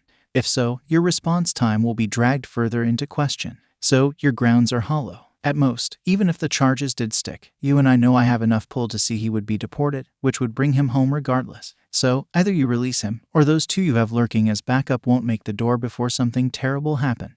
I don't appreciate being threatened in my own house. That wasn't a threat, Nezu, this is. I still owe you for the black site and will repay you. I am not afraid of your heroes or the monsters in the basement. I will live should they be unleashed, but your school and you will not. So, either you give me my son back, and we will sort this out another day, or everyone in the dorms of Wano will meet an untimely end before you can blink. Would you care to call my bluff? Sooner or later, Dominic, this will come to an end. But that day is not today. Careful, Nezu, I am not the one playing with fire. Are you aware of what is walking your school truly? I know they are here and we're at the USJ, and I will find them. Why don't you turn them over so I can do the world a favor and end them? You think such a thing is within your power. Dominic, how has your ego grown over the years? At least I don't play at being human. I know what you are, Nezu. What you really are. Not this lie you put forth. Sooner or later, you will revert, and I will watch everything here crumble till they beg me to come in and clean it up. We will see in the end, Dominic. We will see, Nezu said as he picked up the phone. Release Brighton Freedom and have him brought to my office. Elizabeth and Nimiri. You heard your boss, Elizabeth said.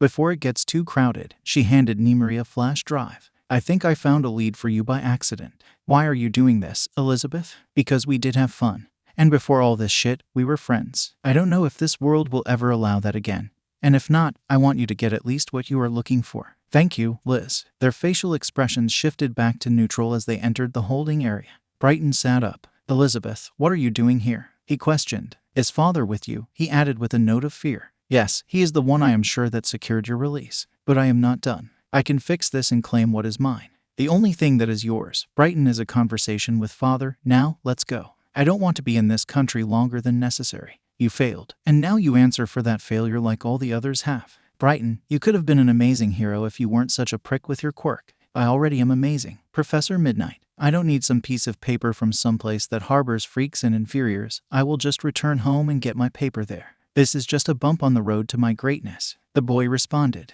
Midnight shook her head. He is all yours, Elizabeth. We will remove the quirk suppression cuffs once we get outside. As soon as they were outside, they removed Brighton's cuffs. And the boy was face to face with his father. There were no tearful or even heartfelt words. Instead, Dominic said, Car. Brighton said nothing and stepped inside, followed by Elizabeth.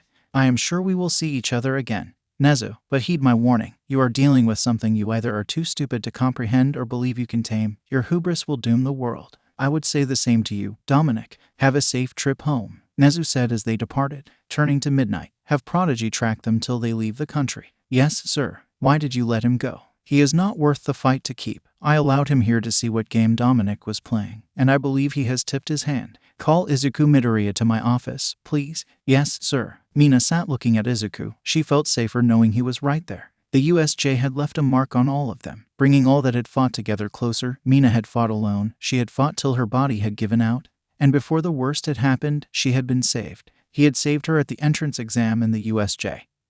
He was handsome, good-looking, intelligent, and an excellent person to be around. His presence in the room was nice and vibrant, giving off this sense of life. She couldn't explain it. Her fantasies could.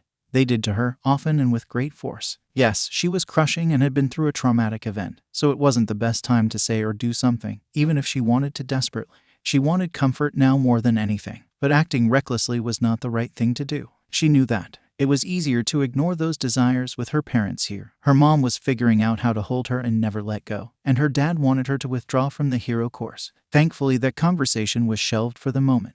Izuku had been monitoring her empathically since the USJ, calming her down so her emotions didn't overwhelm her, inducing a breakdown. He was also becoming keenly aware of her feelings towards him. He didn't want to prey on those emotions, but didn't want to abandon her when this was what she needed the most. He was going to have to talk with Momo. He felt sleazy, especially how good it felt to wake up with Momo on his side and Mina on the other. She seemed to be in a better state with her parents next to her, but of course, who wouldn't be? A pang of jealousy ran through him, seeing so many parents that cared. Kyoka had said it best, his phone didn't even ring, and he didn't expect it to. Not wanting to sit around staring at the families, he took a walk to clear his head when he encountered Midnight.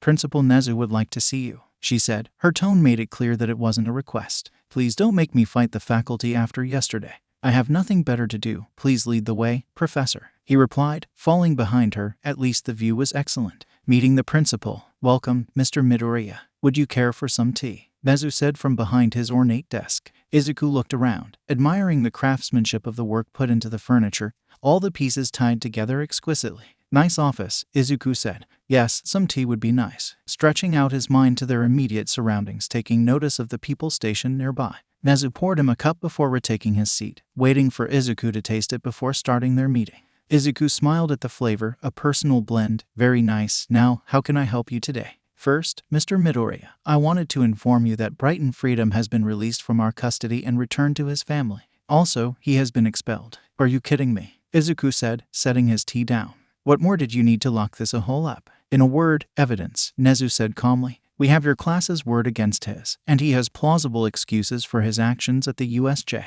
Enough so that conviction would be a long shot at best. Now, while we have a recording of the common room in your dorms, we do not have audio recordings to respect you and your classmates' privacy. Holding him was a danger to the school, and bearing that in mind, we released him to his family, who are leaving the country as we speak. Did you just call me in for this? No, Mr. Midoriya, I did not, Nezu said, leaning forward. Let me be frank with you. All Might approached me immediately after his encounter with you outside Aldera High, and after he told me the story, I became rather intrigued as to the particulars of your story. I'm listening, he said, his mind scanning the area again and noting that some of those he had detected earlier were moving closer. So I looked into you rather extensively to say that the transformation you underwent from before your accident to 6 months later is miraculous. And for your quirk to awaken after such an event is similar. And such a powerful and versatile quirk. All the doctor reports are perfect and amazing. Interviews were spot on, exactly what you would expect. I still do not hear a question. I haven't asked one yet, Nezu replied. Now, if we couple that with a report that someone had jumped off a Yaoyorozu building at the time of your accident,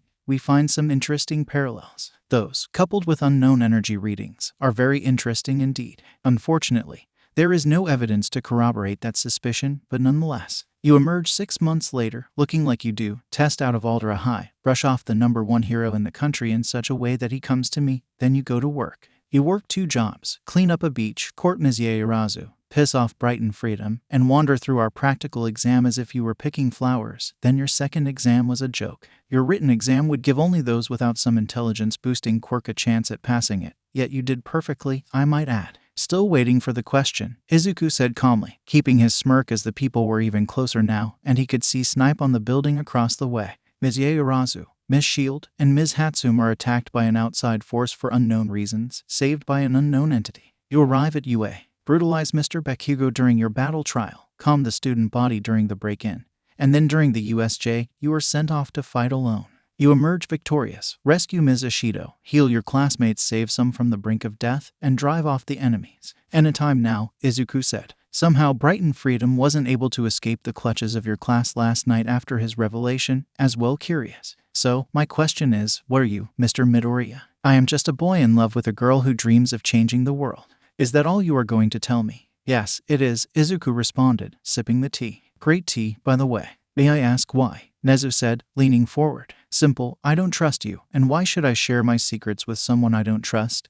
Izuku replied, setting his teacup down. Would you care to elaborate? Of course, we can start with Professor Snipe across the way on the rooftop and whomever I am sure you have lurking around us as we speak. I caught a glimpse of him and assumed others were around us. Stand down, Nezu called out. That better. Not really, it was the implication of what you intended to do, but for the sake of argument, we can say that I won't have to toss him off the roof. But let's get into specifics since you seem to like that. Nezu nodded and leaned back. You purposely gave me a much harder written test than anyone else in the school, including your recommended students. After I passed that, which should be more than enough to qualify for an academic scholarship, I was only granted a partial. Second, you sanctioned some bullshit second practical exam off the word of All Might, who will get into it later, to appease your curiosity. Why? I had already passed your written exam. I had passed the practical exam with all the others. Was my demonstration against the zero-pointer not enough? Was helping other students not enough? Would killing all the robots and walking out be enough? Was not saving people not enough to prove my character to you? Is there more? Nezu asked. Oh, hell yeah, Izuku said with a smile. So, you invade my privacy and dig into my life, and in all that digging into my school life, how did you not catch a whiff of all the bullshit that Bakugo pulled? Either that is willful ignorance or stupidity. You don't strike me as stupid, so that I will go with willful ignorance, or the third option, you didn't care. Well, which is it? Mr. Bakugo has the potential to be a great hero, Nezu said. He does have some tendencies that need to be curbed. There it is, Izuku said, snapping his fingers. He gets a pass because he has a great and flashy quirk. Let us look past all the bullying and how egotistical he is that he can't even be bothered to learn someone's name because they are beneath him. Let's ignore all the violence and everything else for his potential to become a loud, brash hero who doesn't care about helping people, only proving he is the best. That this sorry excuse for a person accused me of hiding my quirk from him just so I could laugh at him.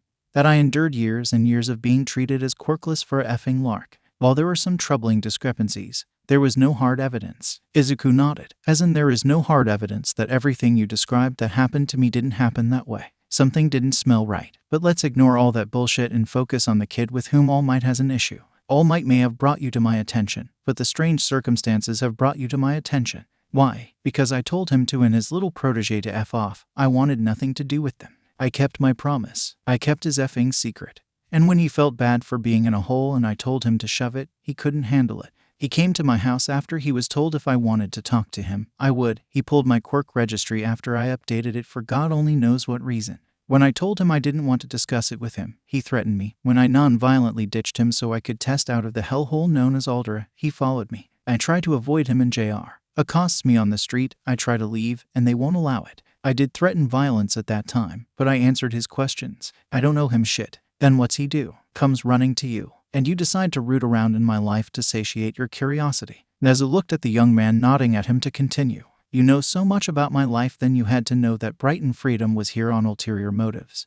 But you decided to grant him admission to play games with his father. You took a dream from someone else to play a damn game. And where did that get you, principal? Your game got many people hurt and psychologically scarred. Your faculty ignored a legitimate warning that something was wrong because the people who delivered it were connected to me. All he had to do was check the damn cameras. And he failed to do so. Just like your heroics teacher failed to be where he was supposed to be. His idea of heroics class is to have us fight each other, like a homeroom teacher that seems to prefer sleep and threatens to expel us. Or because you say so. They take up a sniper position on a student who has done nothing but pass your stupid tests. Why? Because you allow this treatment. Despite everything I have demonstrated, I am allowed to be treated differently. Now you come before me and ask me to tell you my secrets? Go F yourself. Is there any more? Nezu said. Was that not enough? Izuku said. In more ways than one, Nezu responded. You said you are trying to change the world. What will you do to those that don't want the world to change? Nothing. They don't matter. They can stand all they want against the rising tide of change, and all they will find is they are trying to stop the ocean from moving by standing in its path. And should I demand answers? You have your answers all there, whether you believe them or not, but I don't owe you, All Might, or anyone else here any answer. I answered to myself and the girl I love. This world ignored me and treated me like shit. And if you want to play by a separate set of rules for me, fine. You can do what you want. But if you threaten me or have people moving or in place to threaten me, I guarantee you will not like what happens next. I already told one person today that I do not take kindly to being threatened in my own house, Nezu said, his voice going cold. If it is becoming a regular thing, then maybe you should look at what you are doing to make people have to threaten you, Izuku said. After everything I said, you have nothing to say. Not a single I'm sorry, nothing. Would you believe me if I said it? Nezu said, his voice still cold. No, your words mean nothing. Your actions speak for you. Is there anything else? I feel this conversation has run its course, and I would rather be anywhere else than in this office, Izuku said, getting to his feet. I believe we have exhausted all avenues today. Maybe next time, Nezu said, his voice returning to life. Izuku just turned and left, his anger bubbling beneath the surface. He could sense them all. They were all there except for Recovery Girl and Eraserhead. He reached out and could still feel all the parents at the dorm. Not wanting to dampen any of his classmates' moods, he went to the support course dorms. Melissa and May, the inventor, found herself walking out of the workshop, covered in soot, as the latest baby had met an untimely end. The thing is, Melissa wasn't even sure how that it had happened, and with such force, a familiar laugh caught her attention, and the telltale snap of a picture caused her to whirl around. She saw Izuku standing there laughing. I know you didn't do that on purpose just for me or anything, but I needed a laugh, he said. Melissa smiled. Well, glad I can cause some amusement for someone, she said, dusting the dirt and grime from her hair. What's up? Honestly, of course, she replied, walking towards him. Talk to me, Izuku. Feeling kind of lonely. The parents are still at the dorm. I don't want to drop in on Momo right now and drop stuff on her, so I came to see you too. Well, May is cleaning up her mess. I was going to get cleaned up. Why don't we go out and get some food? We don't have to have our talk. We can hang out. Dreaming green and tropical lab coat. We always said we wanted to meet someday, she said, smiling. You know that sounds nice. I'll wait here, he said. I will be back in a jiffy, she said, jogging off. He walked over to the lab, the familiar smell of the explosion hanging in the air. May, you in here? Yay, come on in, Izuku, he heard her call. Following her voice, he came across her staring at a schematic as some robotic floor cleaners moved around the dirty workshop. When she turned around, though, Izuku was not prepared for her to see her in her overalls with one strap down, lacking a shirt and her bra obvious and very sheer. Holy shit, May, where is your shirt? He exclaimed, covering his eyes. What's the big deal? I am wearing a bra, May shouted back. It's not like you haven't seen boobs before. It's not different from when I wear a swimsuit to go swimming. Okay, I get that, but that bra is rather see-through. What do I not have nice tits? I thought they were pretty good. Not Momo level, but still worthy of being ogled. Yes, they are very nice, May. Now, can you please pull up the other strap of your overalls? He pleaded. Her laughter rang through the workshop. Wait till I tell Momo you said I have nice tits, she teased. You can open your eyes now, you big baby. Cautiously he did. She was covered up, but it seemed more erotic now than before. He knew what those straps were hiding. When she turned sideways, he saw her sides and the thin black line of her panties over her hip.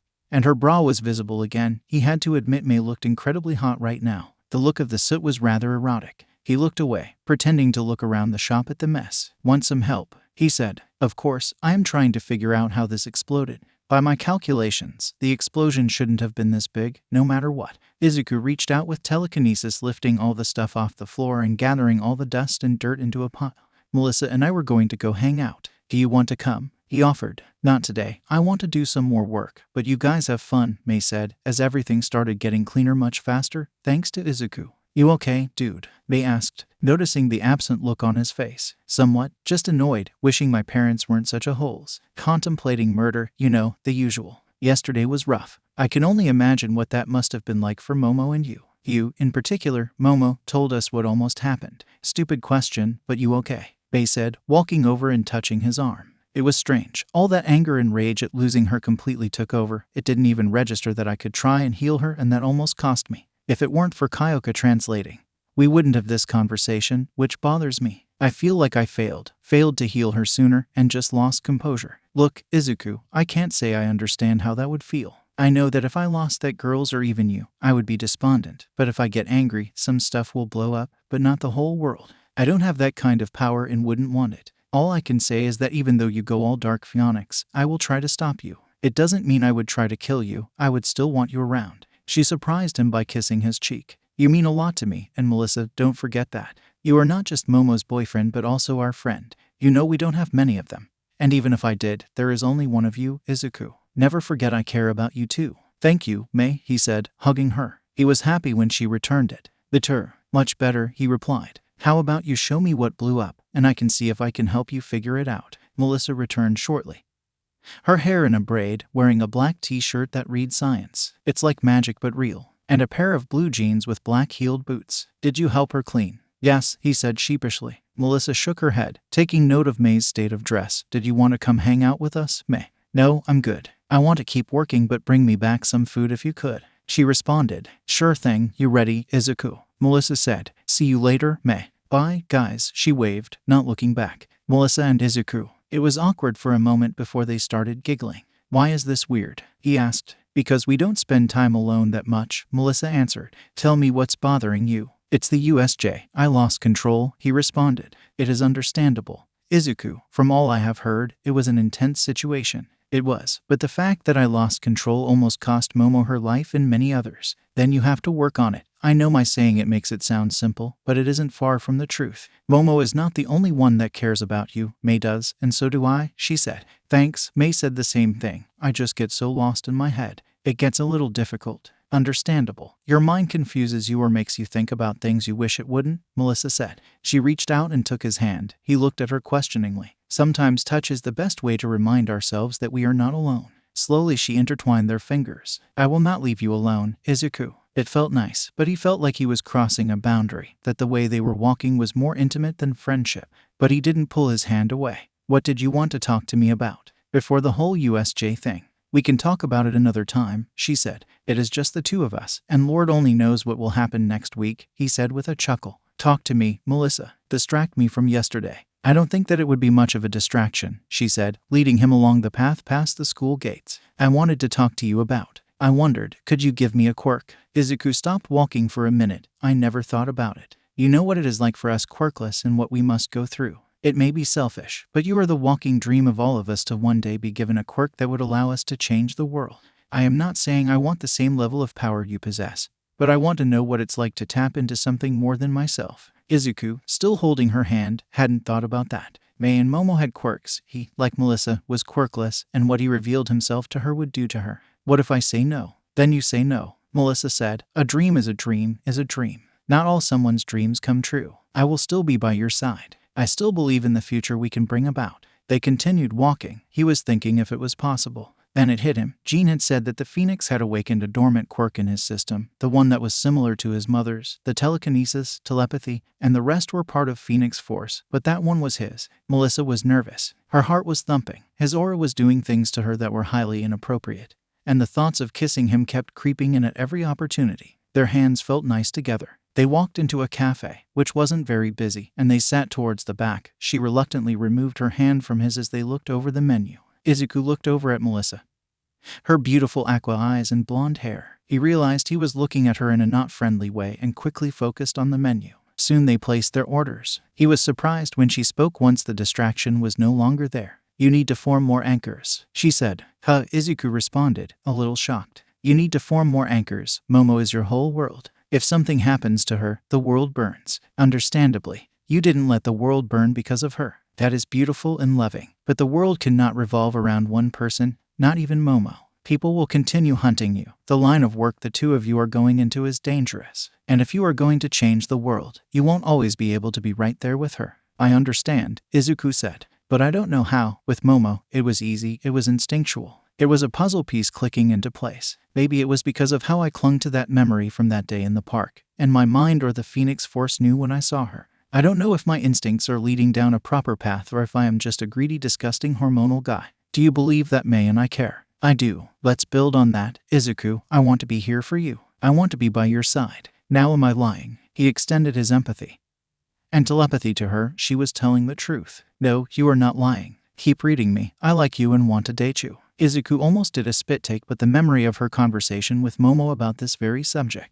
I don't know what to say, Melissa. Do you think I am attractive? Yes. Do you find me intelligent, interesting, nice to be around, and the greatest inventor alive? She said with a smile. Yes, to the first and maybe tied for the greatest. May is impressive. He replied, smiling. I find all those same things about you. Momo is all right with it, and I am all right with it. Do you not like blondes? Telepathically, he reached out to Momo. She giggled at him as he relayed the conversation. I am glad you find this funny. Izuku, you read her mind, you know the conversation. But still, Izuku, do you love me? With all that I am, you know that. And I love you. I know no one will ever supplant me in your heart. I meant every word I said to her. Jean and I discussed this. You must understand what your presence does to people, especially the girls. Mina would jump you if given the opportunity, especially after yesterday.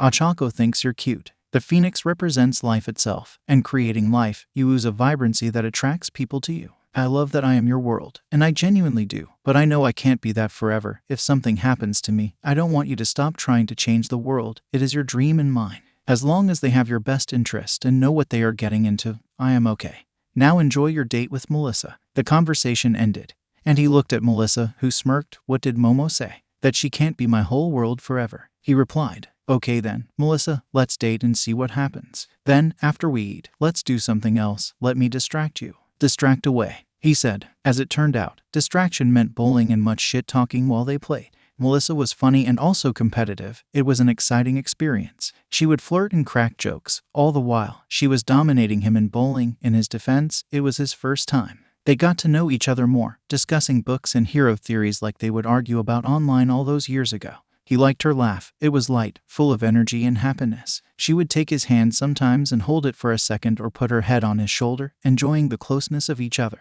When the time finally came to journey home, they stopped by a burger stand to pick up some food for May, as promised, before heading back to campus. The whole experience had done precisely what Melissa had pledged to, distracted him, and lightened his load. From the USJ incident to the conversation with Nezu, knowing that Melissa and May cared had been a comfort. The hug from May and the declaration from Melissa were another reminder that others cared for him, something he lost track of. As they approached the duo's private workshop, neither was surprised that the lights inside were still on. Thank you, Melissa. I had a nice time. A girl on a bench. Nejire-senpai, are you okay? He said. Nejire looked up, startled, trying in vain to hide that she was crying. Oh, it's you. I'm fine. Don't worry, I have something in my eye. I hate it when that happens, he said till he stood near the bench, reaching into his pocket and pulling out a tissue. Here, so you can dry your eyes some. Thank you, Kuhai, she said, wiping her tears. I can sit with you, you know, just until that dust stops bothering you. He offered. Nejire nodded, scooting over some for him to sit. Do you want to talk about the dust? Sometimes it helps drive it away. Nejire bit her lip as it trembled. Quickly, she dabbed at her eyes. The dust is stupid, and it is lying to me. Kuhai, am I pretty? You are beautiful, senpai, he responded. I am right. I have a nice figure, a good butt, and nice boobs. But that stupid dust ignores me and always lies, and I wouldn't say I like it. You know, the dust doesn't want to come to my room anymore and won't let me go to his. It only lets me spend the night once this entire time. And then suddenly, it doesn't want to see, kiss, or touch me. Why doesn't the dust want to cuddle me? Or take a bath with me? Or let me do things? Why doesn't the dust want to be with me? No sneaking off, no special time. Why, Kohai? The last part of her voice was breaking as she started crying again. Izuku put an arm around her as she started crying into his shoulder. I'm sorry, Kuhai, she said, trying to compose herself. I am the senpai. I shouldn't be doing this after everything that happened to your class yesterday. How are you? As well as can be expected, he replied. Can I say something, senpai? She nodded. That dust is the dumbest thing on the damn planet. And you don't deserve to be treated like that or made to feel this way. It should be begging to take a bath with you, letting you do whatever your heart desires, trying to convince you to sneak off, and begging you for a special time. You don't need the dust, and you deserve better. Any dust would and should be thankful you wanted to do any of that. Thank you, Kuhai, she said, hugging him tightly. She kissed his cheek and stood up. I don't want to be sad anymore or made to feel bad for wanting to be near my dust. I deserve better. Thank you, Kuhai. She flew off. Izuku just shook his head. Mirio was a dumbass. -1 dorms. He returned as the last of the parents were departing when he entered the class in the common room again. He saw his classmates visibly perk up when he walked in. Momo walked over and kissed him gently. She tilted her head sideways. Whose perfume is that? she whispered. That's not Melissa's. Izuku quickly filled her in telepathically about his encounter with Nejire on his way back to the dorms. Momo agreed with his assessment that Mirio was a dumbass. Izuku went to the kitchen to get himself something to drink. When he turned around, he saw Kyoka. You okay, Izuku? She said, gently touching his arm. It must have been difficult with all the parents here. It was. It bothered me more than I thought it would. That was why I took off for a bit, he responded, pouring himself some tea. You better now. Yeah, it helped to get out and distract myself, he said, smiling and patting her hand. Thank you, Kyoka, for noticing and for caring. Kyoko blushed slightly. That is what friends are for, stupid. She lightly punched his arm before leaving the kitchen. The class returned to their conversations as Izuku joined Momo back to where they had been the night before. Mina smiled, seeing him. When he sat down, she leaned over and placed her head on his shoulder. Under the blanket, she took hold of his hand. Momo did the same on the other side as the class debated what games they would play that night. Izuku slipped into deep thought, enjoying the comfort of the girls at his side and his class. His mind drifted to his conversation with Nezu, and to his interactions with All Might. The more he thought about it, the more he realized that while his points may have been valid, how he handled them could have been better. He was angry, still so very angry at how he had been treated in life and how things were continuing to be handled. But his anger was clouding his judgment. Nezu could be a useful ally, but they would have to build a way to trust each other. With a deep internal sigh, he realized that he needed to get control of this anger before he did something bad. Jean had warned him that as the Pheonix he would experience emotions more intensely than others, and while he had learned to control his anger as to not lash out, letting it go seemed to be a task that he was lacking. It was something that he knew now that couldn't be pushed back anymore. He had to start addressing this issue before it spiraled out of control. Trust. Hello, Principal Nezu. Mr. Midoriya. Yes, sir. So you're a telepath as well. I am. I reacted harshly today, but I am sure you can understand some of my reaction.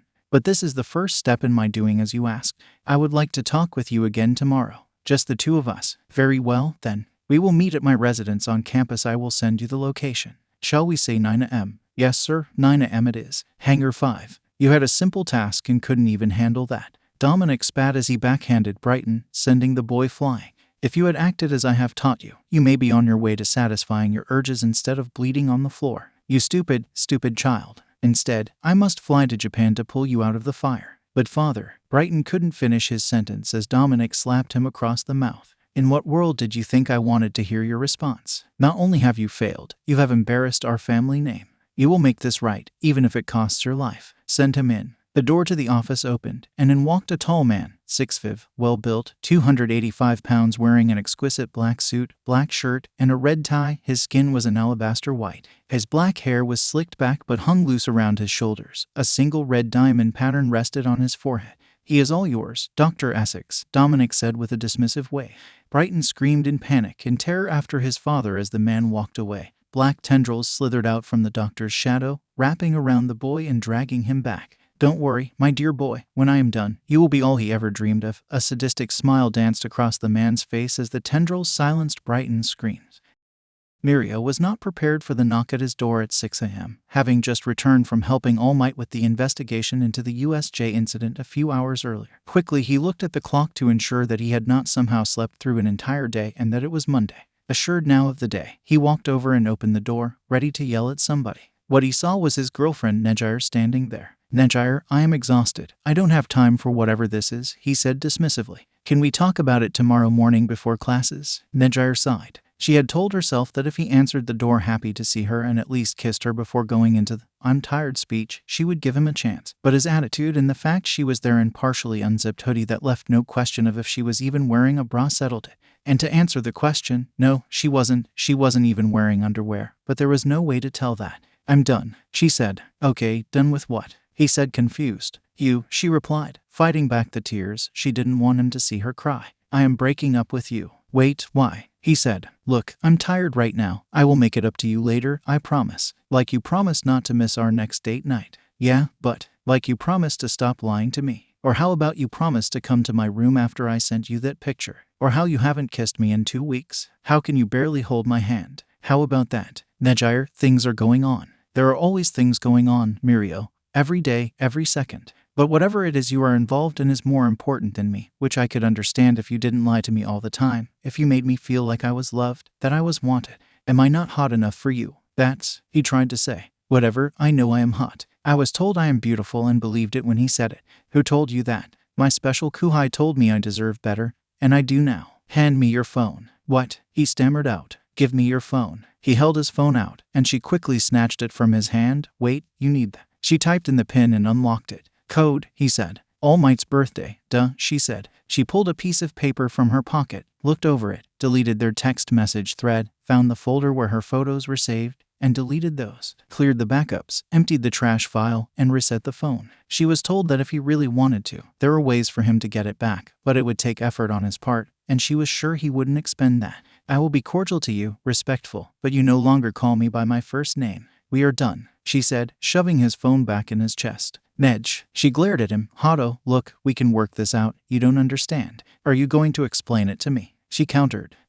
No, he said. Tagata, she said. He winced at that. If you were honest with me, I wouldn't do this. If you had made me feel the least bit special, I wouldn't have done this. If you made me feel wanted, loved and desired in the slightest, I wouldn't have done this. My special Kohai made me feel most of that in less than 2 sentences. And you couldn't do that the entire time I was standing here. Goodbye, Tagata. I will see you in the field. She turned on her heel and walked away. She waited until she was in the elevator before she started crying. Who the hell is this Kohai? He fumed, slamming the door. Nejire's special Kuhai. He had woken early and prepared his best for his second meeting with Nezu.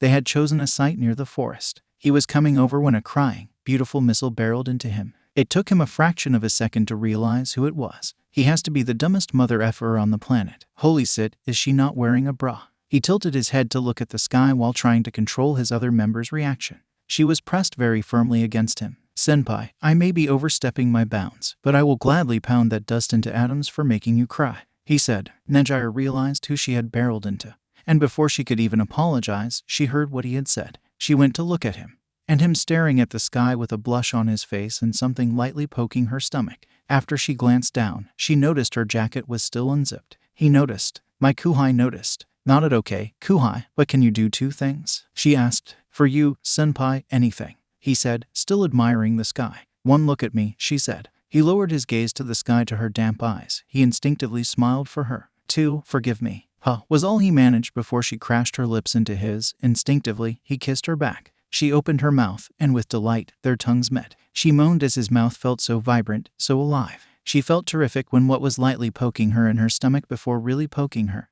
eliciting such a reaction. When he reached down and grabbed her ass, she leaped up and wrapped her legs around his waist. There was no way he didn't know that she wasn't wearing any underwear. She was the one that broke apart from him. Both were breathing hard. Am I forgiven, Kohai? She almost purred at him. Yeah, of course, he said, stunned. Momo may murder me, but thank you, Kuhai, for making me feel good. She kissed his cheek and dashed off, leaving him stunned in the middle of the walkway. Are you just a kissing fool now? It wasn't like that, Momo, I swear. It happened just like I showed you. Well, you are forgiven, but don't be long. I have been missing you, and you can make it up to me later. You are not mad. No, I'm not mad. Nejire is gorgeous. I wouldn't kick her out of bed. Her laughter filled his head. Izuku, are you okay? I'm sorry, the mind you are attempting to reach has temporarily shut down and is being rebooted. If you feel you have reached this mind in error, please try your telepathic communication again. If not, please allow the subject to reboot. Thank you for reaching out. Meeting round 2. How do you extend an olive branch to someone you don't trust? You reveal that you are a telepath. It was the second meeting in as many days. Nezu came alone this time, an immediate improvement over the last time. How would you like to begin? Nezu asked. First, while my reaction to your reveal was emotional, what I said is still correct. I was not wrong. You have done wrong with your actions and inactions. I don't hate you or fear you, given time. We may be able to work together, but that depends on your actions. I will not be spilling my guts to you here. I believe that showing you I am also a telepath is enough for now, Izuku said, keeping his tone measured. May I ask about this telepathy? Izuku nodded. Have you used it to manipulate things in your favor? Only once. I was getting annoyed when I went to update my quirk registry. It had been a difficult return to Aldera and used to get them to approve the document. Taking someone's free will immediately made me feel like shit. It would make things easier for you, Nezu replied. It would, Izuku said. I could have everything my black soul desires, make women fall for me, heroes kneel, and all of society my puppet. But that is not what I want. I don't want to make people change. I want them to choose it for themselves. And your partner is aware of your telepathy. Of course, she knows everything. Izuku shrugged. Isn't that what you do with the ones you love? It is why I don't want to take over someone's mind. I didn't just want her body, I wanted her to choose to be with me, and to do that, I had to share my secrets. He paused before continuing. If I wanted to use my telepathy for nefarious purposes, All Might would have never come to you to ask any questions. I would have a full ride scholarship. And you would be broadcasting to the world how this one student stood up and managed to help save his entire class during the USJ incident. That is a valid point, Nezu said. Could you do such a thing? Yes, I could invade your mind and have you transfer money, scholarship, and everything. Now I have revealed something to you. Now you owe me something, Izuku said. I owe you an apology for not only digging into your life but for my conduct yesterday when I was the one that called you to my office, Nezu said. For those actions, I do apologize, and you were also correct in that you are owed a full scholarship from the written exam, the practical exam, and your actions at the USJ. Thank you, Izuku said. I think this is an excellent first step. Principal, I don't want to be at odds with you constantly. I aim to do my best for my class and the future of this country and this world. And Bakugo, do you have, shall we say, requests? Nezu said. No, keep an eye on him, and for God's sake, get him some help. I don't know if we can coexist, but I won't lose sleep. You are right. He has potential but is the poster child for everything wrong with this system. And what is that? Getting a free pass because of your quirk. Going into heroics to only battle and defeat people without a single care about protection or rescue. Maybe you want to add a psych evaluation to your application process, he said. That may have disqualified you, Nezu said. It may have, but I know I have issues, and I was in therapy till the morning I came here, Izuku called over his shoulder. Why did you stop? Nezu asked. Because she had to go. This isn't her story. It's mine, he said. She had to go, Nezu said to himself. Return to the dorms. When he returned, everyone was awake, and he saw that the blankets had all been moved upstairs. It seemed that people would attempt to sleep on their own tonight. He noticed all the girls were missing. He summarized that they had all gone to the group baths. The boys were downstairs, minus Bakugo, but that wasn't anything new. Hello, gentlemen, Izuku said, using his telekinesis to grab a drink from the fridge and float it over to himself. Show off, Denki said with a smile. Couldn't you have just walked over there and grabbed it physically? Very much so, but it helps with my control, holding something with just the right amount of pressure, etc. And it is much cooler this way, he said, smiling. How is everyone doing? While the need to have taken extreme measures is understandable and something that is to be expected at some point in our lives, having done so, I must say I do not enjoy the feeling, Fumi said. Dark Shadow peeked out and nodded his agreement. It never should be, Mizo said. We should never get comfortable having to take a life. If we do, that is when we become villains. Everything happened so fast. I only really had time to react, Denki said. I probably hurt some people, especially in the lake, but it was them or us and what they said. I realized that there will be times I need to use my fire, Shoto said. You were right, in the end, it is my quirk, not his, and if I want to shove it in his face, I will use it how I want to. That's good, Shoto, that's good, Izuku said. What about you, Izuku? Rikido asked. You have been caring for everybody else, you healed everyone. I know I wouldn't be here if it weren't for you, but you disappeared when all the parents showed up. Could yours not make it? No, they couldn't, he said. I didn't want to hang around and be a downer. I know everyone has been going through it, so I took off. I went and hung out with a friend and got distracted. It was what I needed. Distracted, Itoshi said. What could distract you from that sit show? Would you believe me if I said bowling? He winced. Bowling? Really? Hitoshi said. Was it any fun? I have never been. Neither had I. Yesterday was my first time. Izuku said, smiling. It was a blast. There was a lot of sit-talking and joking around. It was a lot of fun. Maybe if we can make it through a week without the world trying to break us down, we can all go as a class. I am so down, Ijiro said. Bowling is manly as F. While I am quite terrible at the game, Dark Shadow is truly a terror on the lanes, Fumi added. I think that would be a great idea, Tenya said, pushing up his glasses. Next Sunday, we can see if we can go as a class. I would up for us doing something together every weekend. While the events of the USJ were indeed nightmare fuel and something I don't believe I would wish on my worst enemy, it did bring the class closer together. Everyone looked at Tenya, slightly surprised. I also would like to apologize to you, Izuku. What for? Izuku responded. Brighton, he said. I was acquainted with him before I ever came to UA. Through our family's business dealings. When he approached me and began to speak ill, I should have known better, he said, sounding defeated. That wasn't your fault, Izuku said. You didn't know me and knew him naturally. You will listen and gravitate towards someone you already know. For now, I think I have earned the benefit of the doubt. You most certainly have. Ultra Beatdown 10 Tournament, Denki said. Everyone joined in piling onto the couches as the game loaded up. It was mind-numbing and a waste of time, but they wouldn't have had it any other way. Izuku fell asleep in bliss. His name being called woke him up. He could hear someone calling for him telepathically. It took a second for him to realize it was Mina. She had a nightmare and was sitting in bed crying. He could hear her mental debate of wanting to go to him but not wanting to disturb him. Mina, he heard Momo whisper. Yeah, he responded. Go, Izuku, it's her first night alone, Momo said. Go do what you do. I love you. I love you too, she said, drifting back to sleep. He slipped on some pajama pants and a tank top before quietly slipping into the hall. He walked over and made sure she heard his door open. He left it slightly ajar with the light on. He heard her exit her room and walk over to his door. Gently, she knocked and whispered his name. He opened it. His heart broke by seeing her tear-stained face. He silently pulled her into his arms. He felt her melt, then she started whispering feverishly. I am so sorry. I should be stronger than this. It would be best if you were with Momo now. I thought I could handle this. I am so sorry, Izuku. I am so weak. He held her tight and guided her to bed, lying down with her in his arms. It's okay, Mina. No one expects you to be perfectly fine after Friday. It has only been 2 days. I would be even more worried about you if you were fine. I have you. It's okay. You are not weak. You are one of the strongest people I have ever known. You didn't give up. You fought with every ounce of your soul. But the nightmares, she sputtered. They won't go away overnight, but I will do my best to keep you safe, he whispered. Now sleep. I have you. Nothing will touch you, I swear. But, she protested. He nuzzled her head and kissed her forehead. Sleep, Mina. I will hold you till you wake. She nuzzled as close as she could.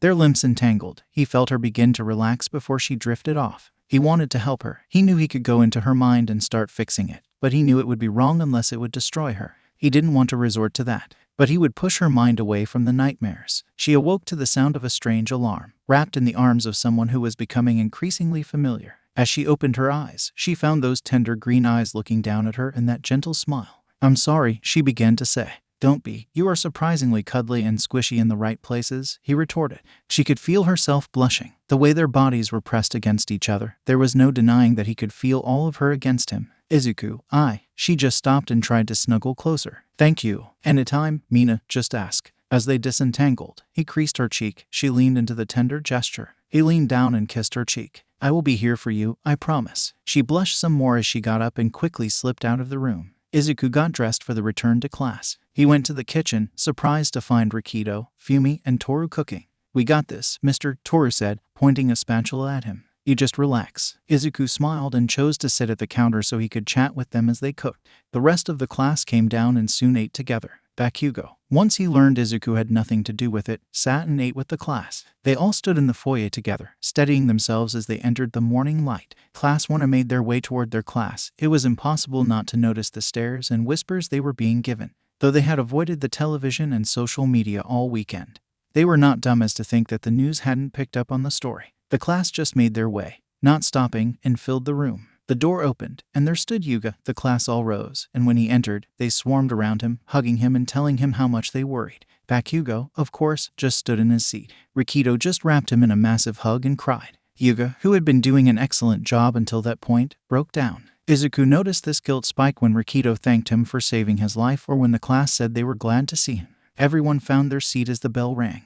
And like clockwork, the door opened, and in walked Mr. Aizawa. His arm was still in a sling but looked very good. First, I am glad to see you all here today. Today, all of you will meet with counselors due to the incident.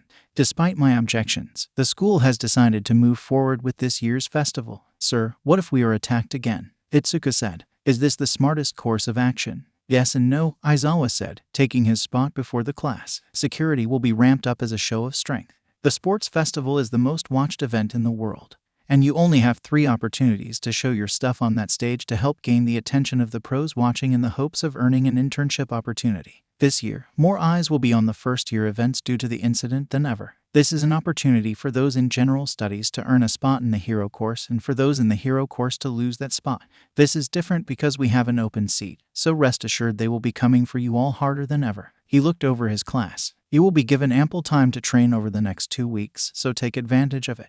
Please open your emails so you know when the appointment is with the counselors. Now moving on. The normalcy of class was a welcome relief as, at various times, 3 students would get up and leave for their appointments. This continued to cycle through to right as the bell rang. As they headed out for lunch, some students started talking about the festival. Some were excited, and others thought it was too soon, but the opportunity it provided was immense. I can't wait for this, Ochako said, bouncing. Let's all do our best out there and take the top spots. She turned and held her hand in front of her like a boxer. I can't wait. You seem rather excited, Ochako, Tenya commented. You heard sensei. This is our opportunity to get our names out there. If we do good, we can get a better internship with a higher-rated hero. So, let's all do our best out there." She punctuated her statement by pumping her fist in the air. "Why do you want to be a hero?" Izuku asked. Ochako blushed some. "The money," she said. Izuku was shocked it wasn't the answer he would have expected from her. "You see, my family owns a construction company. We aren't that big, and well, it has been hard.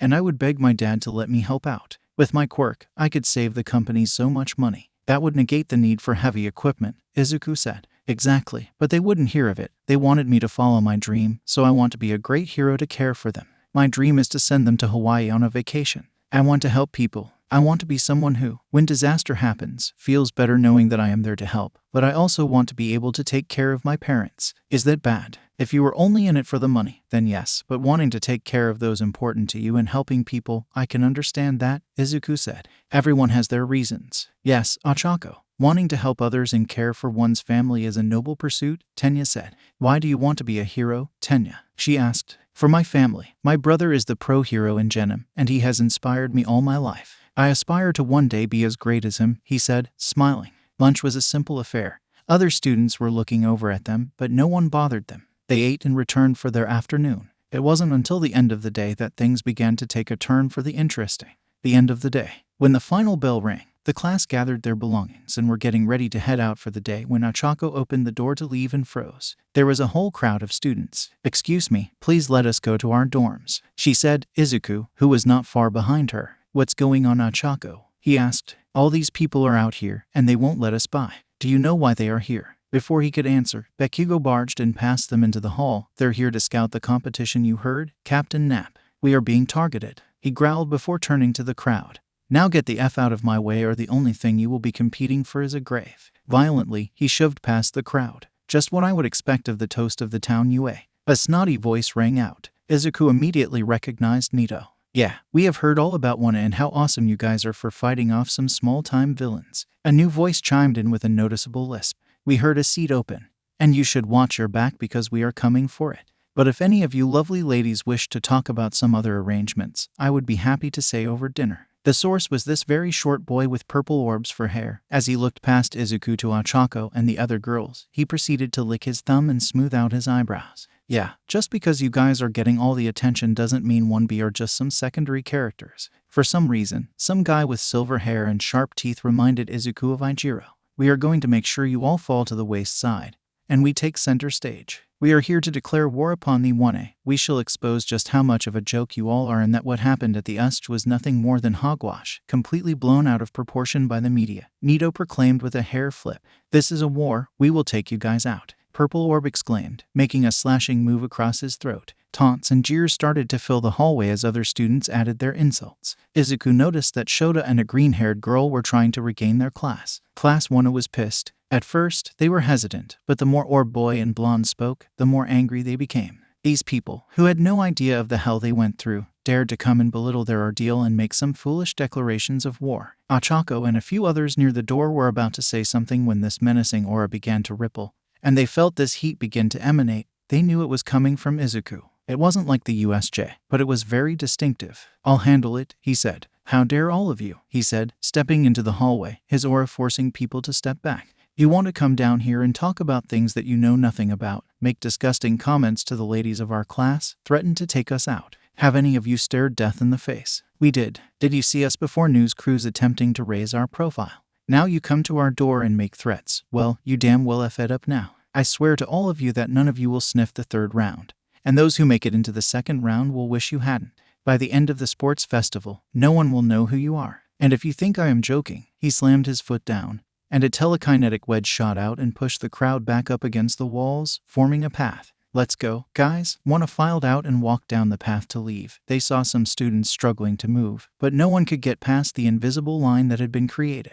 Izuku was the last one. He snapped his fingers, and they were all released. "If any of you in 1B had come and asked, we would have been able to talk. The rest of you in general studies, aiming for that empty seat, we would have welcomed you gladly, cause no matter how bad you may be, you are an improvement over who was there. I didn't have to be this way," he said as he walked away. The class returned to the sanctuary of their dorms. Everyone stopped and gathered in the common room, with even Bakugo standing on the stairwell. You know that you painted a huge target on our backs. Mizo said. Izuku entered. We already had a target on our backs. You don't have to side with me. He said, I am doing this of my own accord. Do you expect the rest of us to stand by and not try and take you out? Bakugo said. He has a point, Rikido added. Not having you in the final round would make things easier for the rest of us. You can do what you want, he replied. I won't keep you out of the final round, but I won't let you stop me either. So, you want to be number one like the rest of us? Denki called out. I don't want to be number one, it isn't what I am chasing. He replied. What are you after? Shoto said. I want to change the world, he responded.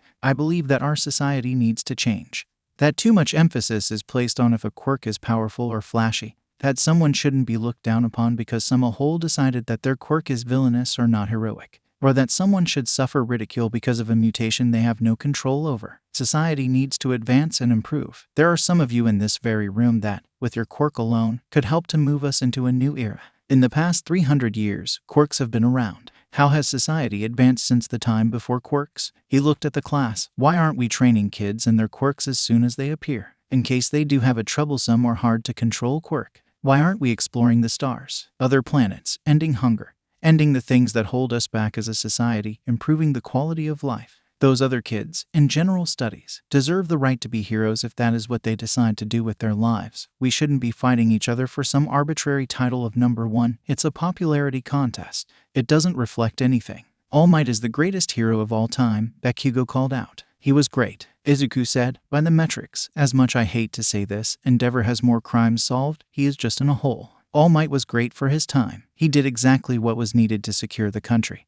But the whole country cannot rest on one person's shoulders. And you know better, Tenya said. All Might is slowing down, look at the numbers. When you only have one pillar holding everything up, and it falls, what happens to what it holds? A few years ago, none of us would have dared to dream that a group of villains would come and attack UA. For the sole reason of killing All Might. They are still out there. And I am sure others are waiting for the chance to take over. The league failed, but they did get away. If you want to be the number one hero, that's fine. But pull the others up with you instead of stepping on their necks. No one said you had to stand on the top alone. I, for one, don't want to be alone. The sports festival is an opportunity to get ourselves recognized, Ijiro said. Some of us can't telekinetically hold back a group of students. And not everyone can tank multiple hits from that monster in the USJ or fight through what we all did to be standing here. He said, I would love to train with anyone that wants to. If you don't want to, that is fine. If you want to try and take me out during the festival, once again, I understand. You know what my ultimate goal is? What about you, Momo? Itsuka asked. I stand with him. Not just because he is my boyfriend. We talked about what we wanted before we were together. It is part of the reason we are together. I agree with him. Should I meet him in the third round, I will fight against him just as hard as anyone else. He knows I strive to be a hero because I want to change the world. She said, taking his hand. Beyond helping people when disaster or tragedy strikes, what do you plan to do to improve the world when you are not on duty? Being a hero should be about more than fighting some villain. If we can stop them from ever becoming villains, wouldn't that be better? He said. They just walked past everyone to head upstairs. Bakugo grabbed his arm. You and me, we are going to meet during the festival, and I am going to take great pleasure in beating your pompous ass in front of the world. You are welcome to try, Izuku said, freeing his arm. I won't be hard to find. Common room. Can we beat him? Denki said. He isn't wrong, Hitoshi said. I was one bad day from going bad. I have been looked down upon and treated like a villain because of my quirk. Society does need to change. There are truths to his speech, Pheonix said. He strives for a lofty goal beyond just earning the title of hero. Shouldn't we all do the same? I will beat him, Katsuki roared, stomping up the stairs. We should all try to do our best no matter what, Kyoka said. I won't hold back against any of you, and he isn't going to hold back against us. 1B and those aholes deserve what is going to happen to them. Sometimes people are evil because they just are, Koji said.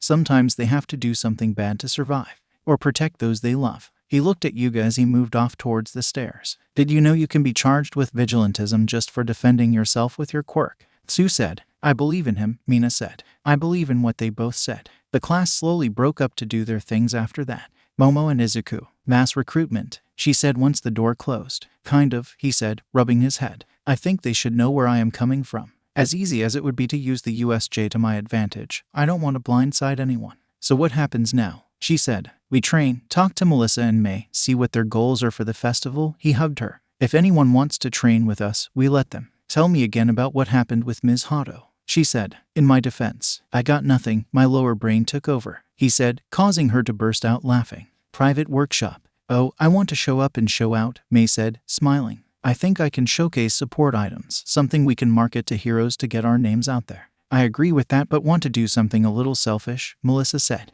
I want that seat in the hero course. Momo, May, and Izuku were shocked. I had always considered All Might an uncle. I used to call him Uncle Might, but now ... he has barely even talked to me since I have been here, knowing that he could have made my dream of becoming a hero a reality. But he chooses someone else because they have a quirk. Or do they look like him? I want to shove it in his face and show him that he was wrong. I want to do this my way. Does that mean I am being abandoned? May whined. Why do you want to leave me? She added very overdramatically. May, Melissa whined back. I am just effing with you. The inventor smiled. You just have to be a dual threat, top 10 hero, and genius inventor. Is this even possible? Momo mused. It would be extraordinary. Imagine the boost not only for those in the quirkless community but for those whose quirks are looked down upon as weak or undesirable in some fashion. The boost you could provide them would be extraordinary. A true symbol of hope, Izuku said, picking her up and spinning her around. As he set her down, they kissed. Not now, children, we have plans to make, Momo chastised, causing them to break apart and blush. Momo stepped forward and kissed Izuku. The heiress stepped back and licked her lips. You still use the same flavor of lip gloss. Melissa exploded like a tomato, causing the others to laugh. May bit her lip as thoughts raced through her mind. All right, unless this is going to turn into a live three-way for my pleasure, we have some inventing to do. When Momo and Izuku joined Melissa in her tomato impression, May was on the floor laughing. Once everyone was as composed as possible, you have to have an idea in mind. May teased her friend. I do. As a matter of fact, she pulled out her Halo tablet and a small robot appeared floating above the screen. The image had 2 metal spheres with Forminus 6 metal trapezoids attached. Are we going to Big Hero 6 this MOTHERFR? May said. Melissa smiled and nodded her head. I love that movie. It made me dream of being an inventor and that I could be a hero as well. She smiled. I will want to streamline them later, but if we can get them into production, we should be able to make enough that I can use them at the festival. 2 weeks to create an army of mini robots. Izuku smiled broadly. Let's effing do this. How are we going to get the materials? May said. We could requisition them, but that may take forever, and asking Momo to make them all. Not if I ordered the raw materials from home. And I just need Momo to help with some small stuff, Melissa said, smiling. How did you pull that off? Momo wondered aloud. Veronica, can we trust her? May was looking over the design. Something is happening with her. I don't know if she is becoming aware or is aware. But deep in my bones, I feel that cultivating a relationship with her is best. She looked at her friends, wondering what their response would be. Good enough for me, Izuku said, leaning over the drawings with May. Really, this isn't a dictatorship. I don't get to decide everything on my own.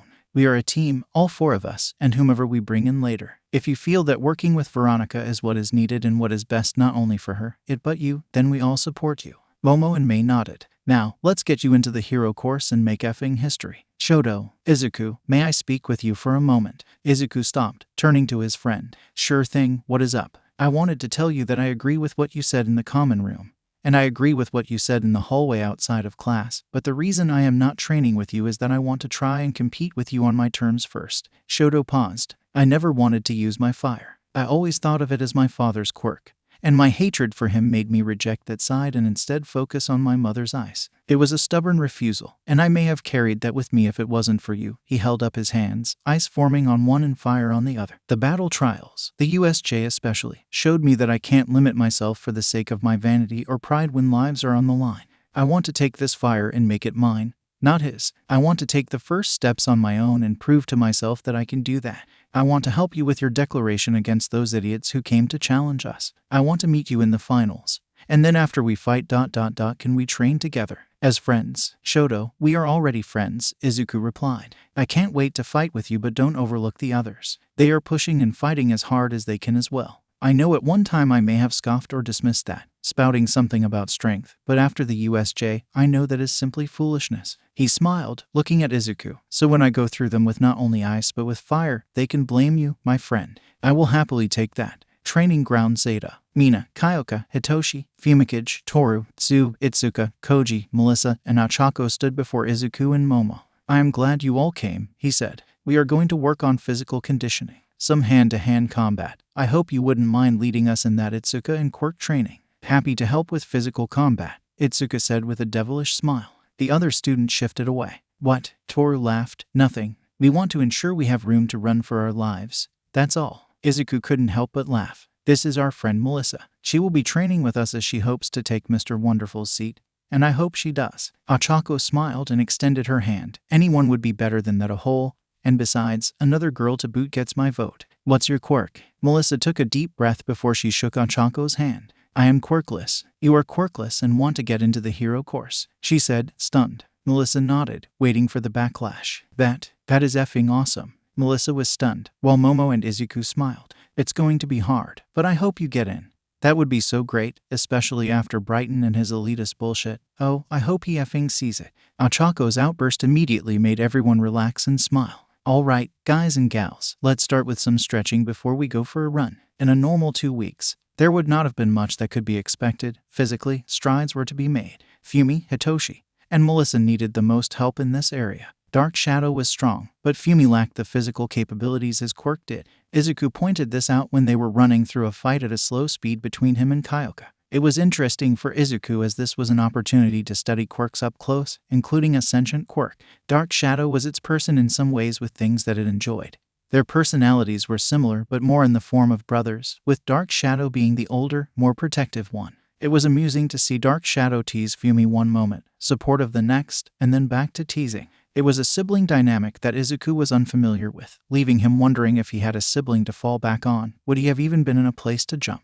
Could this fictional sibling have been the difference maker in his life? Or could they have been superior to him in every way and made him grow to resent them? Jealous of their accomplishments, their abilities, even their quirk, their parents praise one while putting the other in the dirt. In his fantasy, he was the older brother, doing all he could to protect his younger sibling. He liked that idea. Then again, Izuku wanted to protect. But this was not the time for fantasy. Instead, it was time to help his classmates and friends improve and advance. But he could see it all differently. Thanks to the Pheonix force, he could watch the energy move inside of them, flow, or, in some cases, falter where something wasn't right. Energy would react, try, then stop, like a child trying to do something new but not knowing how or having a clear example to follow. This was extremely evident in Ochako, Mina and Itsuka-sama as well. Toru, well, that was a whole different issue with her invisibility unable to turn off. The more he studied, the more he could see. With Momo, it was super easy. It was her mind. A simple routing of information, giving her a hotkey, would allow her creation to increase speed. She was brilliant. Her mind was full of molecular structure, and it was how it was accessed. That was part of the trouble. Mina just needed some pathways open to allow her better control of her acid. He theorized that not only could she control the viscosity and the pH, but she could go further with it in creating hardened objects of acid that she could dissipate on command. Imagine her swinging a sword of acid, and when it contacts, she can release its hold and cause it to splatter, or reinforce to deflect a blow. Orbs that acted like acid bombs. Ochako could remove gravity, but could she increase it? If it were more akin to actual gravity control or manipulation, increases and decreases would allow her attacks to hit new levels, and her mobility would skyrocket. He could see the very energy of her quirk reaching out to do something but faltering. It wasn't that it couldn't do it, it was more that it didn't know how. Did the user's mind limit quirks? The initial outlay of power when quirks manifested was instinctual, primal almost, the basic application of their ability. So, was Ochako limiting herself because she thought she could only remove the effect of gravity from an object? Where did that energy go? Was it inside her till she put it back? Or just floating around waiting? Did a quirk awakening begin with the mind latching onto something? Theory testing time. Ochako, why don't you increase gravity on an object? He came to stand next to her and her training rock. Because I can't, she said like it was the dumbest question she had ever heard. Why? She paused, opened her mouth to speak, then stopped and thought. If I take it away, why can't I increase it? She stopped and sat on the rock. Can I? I think you can. In fact, I think that is why you get nauseous. That you are removing the gravity from an object that energy has to go somewhere. I think it goes into you. That the energy is inside you, and that is what makes you get sick. I think you can increase gravity by using that same energy inside of you as a counterweight. Not saying you won't still get sick, but you can delay the effect. And not to mention you would be on your way to being one of the most powerful heroes on the planet. He said, do you think so? She said, pondering the whole thing. I want to be stronger and more versatile to help more people. Not to mention, it would help keep me safer. Ochako, I can honestly say that if your power grows to where I think it can eventually reach, you will be a powerhouse on a planetary scale. You believe that much in me? She said nervously, looking at him. I do, but it doesn't matter how much I believe in you, Ochako, it matters that you believe in yourself. Ochako thought about it hard momentarily before placing her hand on the rock. Her brow furrowed as she concentrated. Izuku watched her and her energy flow towards the rock and started to surround it. It tried to pull from her, but I had nothing to pull. pull from the surrounding area. Take some gravity from everything around you. Use yourself as the conduit, the funnel, he whispered. He placed the image in her mind, focusing on his training with the master of magnetism. He felt the image take hold in her mind. The crack from the floor underneath the rock startled her, and she stood there staring at the rock and the divan on the floor. She screamed for joy, jumping around, and hugged Izuku. He smiled and hugged her back. It took a moment for her to realize what she was doing before she stepped back, blushing. She mentally cursed herself. She felt so warm and alive in his arms, and his presence made her think very naughty thoughts. Hitoshi focused on his physical ability and adding some tricks to his arsenal. Throwing his voice and mimicry were the focus. The class knew that they had to respond to him for his quirk to take effect. He should be able to get through the first part of the sports festival without having to tip his hand, and depending on the second event, he may be able to mask it. But in the third event, he may have to face members of Wano who knew what was happening. Hitoshi had already thought of throwing his voice and started working on it but had not considered the mimicry. Doing naturally would be difficult, but Melissa quickly pointed out that the support course could easily create something as a piece of support gear. While that may not help with the festival, it would benefit heroics. Koji surprised everyone with his strength, durability, and flexibility. His quiet and gentle nature seemed to be the biggest thing that held him back. But ever since the USJ, he seemed bound and determined to find a way around this limitation, to fight and subdue without causing permanent harm to someone. His animals seemed to take this new stance as their attacks were more physical instead of simple distraction. For Itsuka, the energy was constantly flowing into her hands like water. The channels were there and well developed. He could see others around her body, but they were small, maybe enough for a mere drop to find its way through. Forcing them open could be disastrous, and the sudden flood could have unexpected effects. It was going to be something she would have to work on. He sat and talked with her about it before she started leading the class in hand-to-hand training. He noticed her smile when she learned he wasn't a novice, and she could go a little harder. Mina took his guidance easily. They slept together at night when her nightmares overtook her. She was feeling guilty about it, and the feelings that had not only developed but had increasingly solidified each day since the USJ. When he told her his idea, she would have thought he was crazy, but she trusted him so much that she knew he was right. It wasn't perfect, but when she made a small acid ball that she could touch, and it rolled some across the ground before losing shape, she knew her faith was well placed. Izuku, for his part, just nudged her mind a little to help her find the right headspace. She looked at him affectionately, whispering that she had to do something.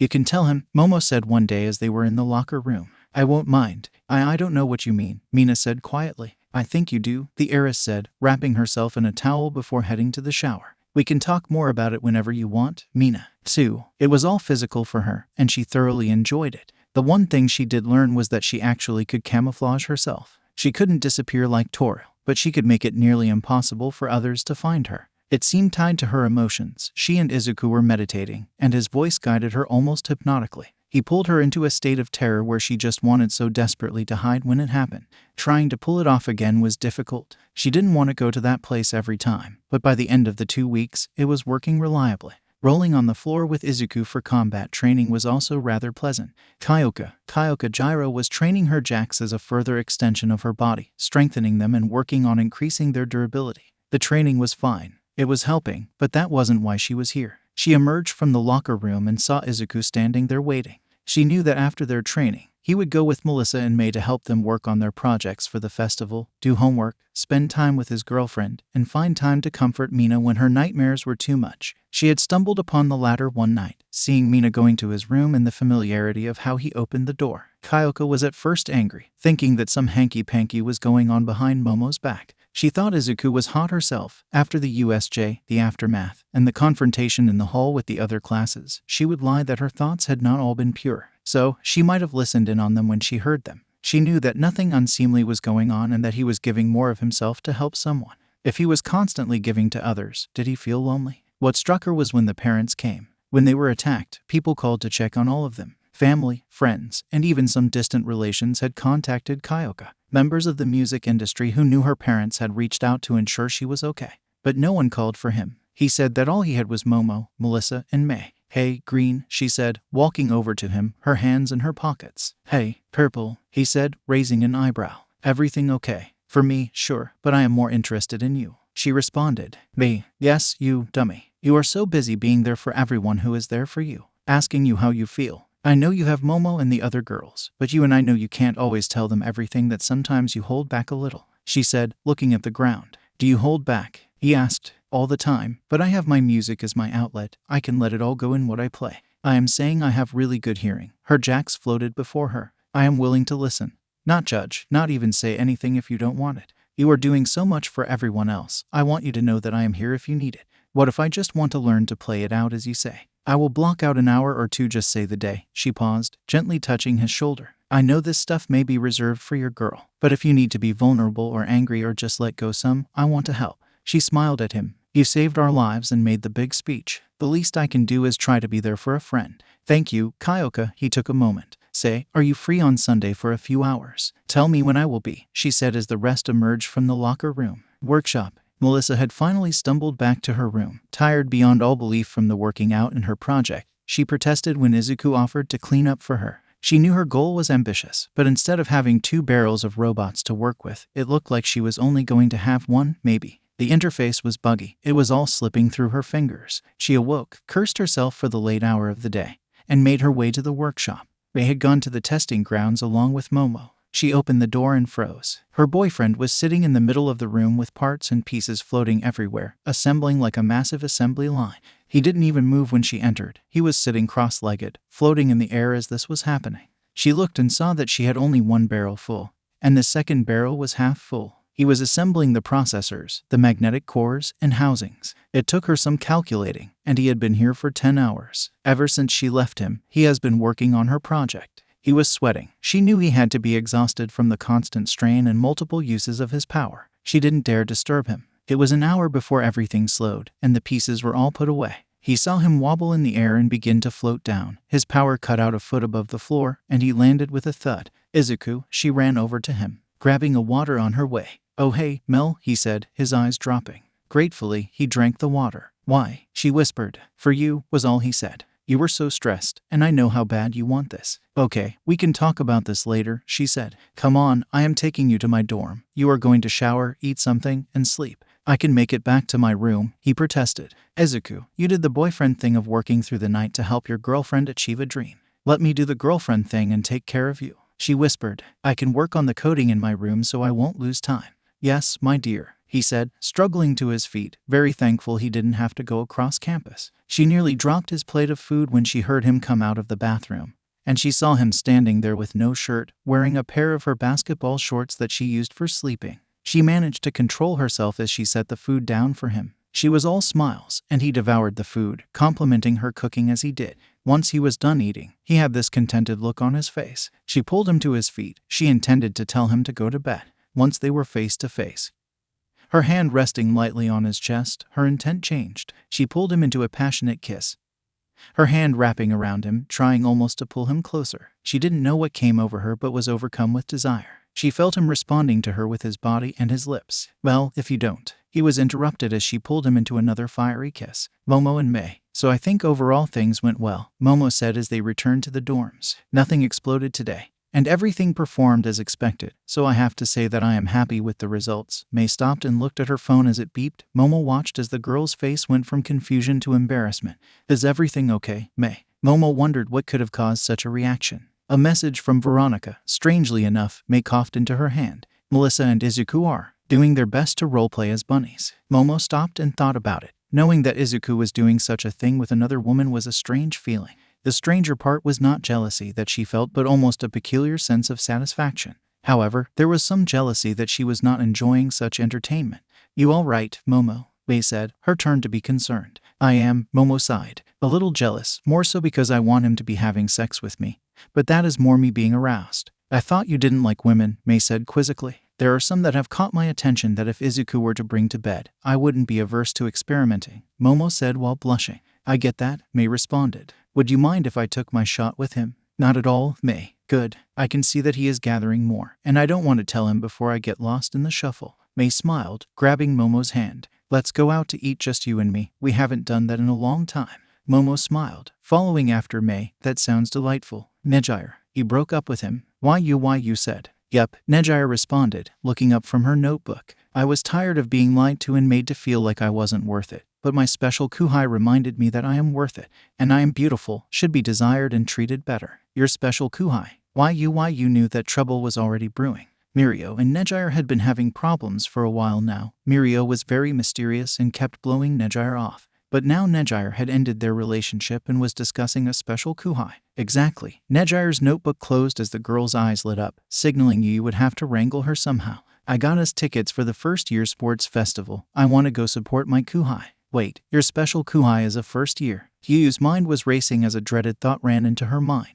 Is it that first year Midoriya? Please say no. When Nejire's head nodded excitedly. Why you knew things were about to get bad. Nejire, Mirio told you to stay away from him and that he was dangerous, not to mention trouble. He was the one that convinced you to break up with Mirio. He didn't convince me. Why you? He reminded me that I am special and worthy of not being lied to and of being desired. He made me feel more special in the simple conversation that Mirio hasn't forever. Look, Duncan is obsessed with his cooking, right? Why you nodded. Do you have to beg him for physical attention? No, once the two of you become physical, do you have to chase him down and hope he may give you attention? Or is he chasing you? Why you blushed. He chases me, and I chase him. I love him, and he loves me. Mirio wouldn't touch me, barely kissed me anymore, and lied to me at every turn. I couldn't even give him a blow job.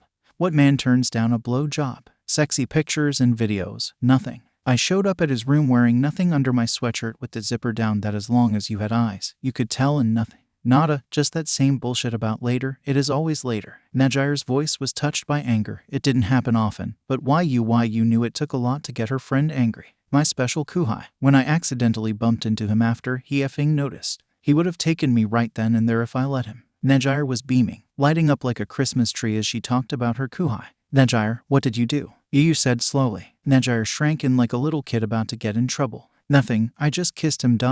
Well, we kind of made out. Nejirehado. Why you? I asked him to forgive me before I did it. That makes it okay. She whined. Nejire, what about his girlfriend? You know, the one a president. Yu watched as dawning recognition passed over her friend's face. I should apologize to her. Maybe she will want a kiss to make things even. I wouldn't mind if she is pretty herself. Maybe she will share my special kuhai with me. I can borrow him for a few dates and make out. She can come too. We can do it together. I have always wanted to try that one. I know we are all friends with benefits. Does she like girls? I like girls and boys. My kuhai knows that. Oh, I should get this straightened out right away. I hope I didn't cause my kuhai trouble. I got to go. Hurricane Hado was gone out the window instantly. She came dashing back in and grabbed a pair of pants, hurriedly throwing them on before flying out the window again. Why you tried to stop her, but Hurricane Hado was in full force. Momo had just entered her room. She was in a grand mood after spending time with Mei, just the two of them. It had been a while since they had done that,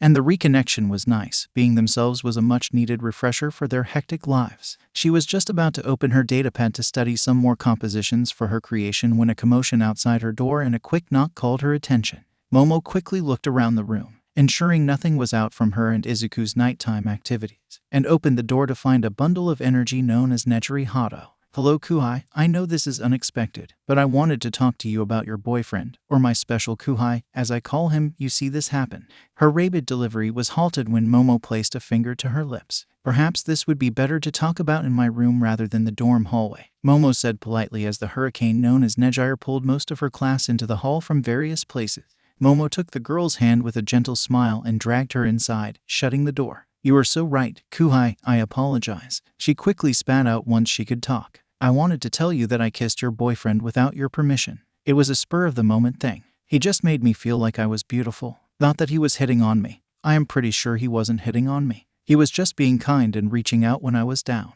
Then, I didn't mean to bump into him. And he noticed something, and I just felt so happy that someone noticed. I felt special, so I kissed him. It got a little passionate. I am sorry about that. I like my special kuhai but don't want to be a homewrecker. I wanted to tell you what happened and let you know that you shouldn't blame your boyfriend. He did nothing wrong. It was all me, and I am sorry. When she finally said the last word, she jumped up and landed on her knees in a doji position. Momo's head was spinning slightly from the verbal barrage. But as Izuku had already told her the circumstances, Momo was not angry but a little annoyed that some random woman was kissing her boyfriend. She preferred to know who they were, at the very least, and what their intentions were. Izuku already told me what happened, she said. Nejire lifted her head. I forgave him due to the circumstances. I prefer to know the girls kissing my boyfriend before they do so. I like to know their intentions. Momo sat on her bed and motioned to the chair at her desk. Nejire rose and took the offered chair. Now, what are your intentions? I like my special kuhai. He made me feel special and helped me realize that I deserve better. I want to kiss him more. I can kiss you too if you want. I like girls, and you are very beautiful. Midoriya spoke so openly and honestly without shame or care that Momo was taken back some and a little jealous. I am sure he would love to kiss you more. As far as myself, I would like to get to know you more before I agree to either, Momo managed her reply, blushing. How about we start there? Okay, that works, Midoriya said, smiling. I can always use more friends, if nothing else. Izuku and Melissa. They awoke in each other's arms and smiled sheepishly at each other, memories of their passion-filled evening flooding in. Melissa buried her face in his chest. He could feel the heat from her face as she blushed. Izuku didn't say anything, just wrapping her arms around her. I can't. I don't ...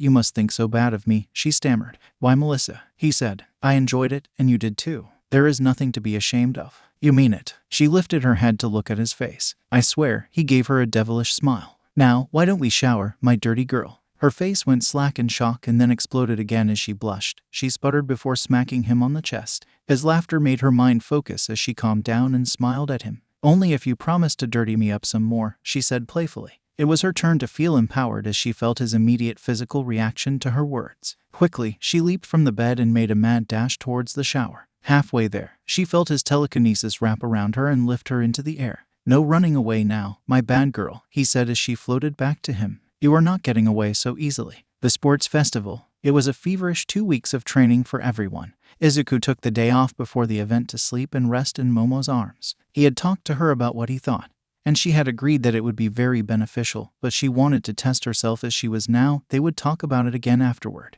Momo did have some fun playfully teasing him about his tryst with Melissa and was even more delighted when she told him about Midoriya visiting her. The morning of the festival went off without a hitch, with everyone nervous and excited about the day. It was rather quiet in the locker room as everyone was mentally preparing themselves for what was to come. Izuku was shocked when he was told that he would be allowed to address the crowd in the opening speech. Class 1A gathered in the entrance area, waiting to be called out, as the 1B formed up behind them, with the other classes following suit. They could feel the daggers staring at them. Mummers and comments floated up from behind them, with people taking verbal shots at them. They all did their best to shut them out. They entered to the crowd's deafening roar. Izuku noticed how the cheers steadily got quieter and quieter as the other classes came in.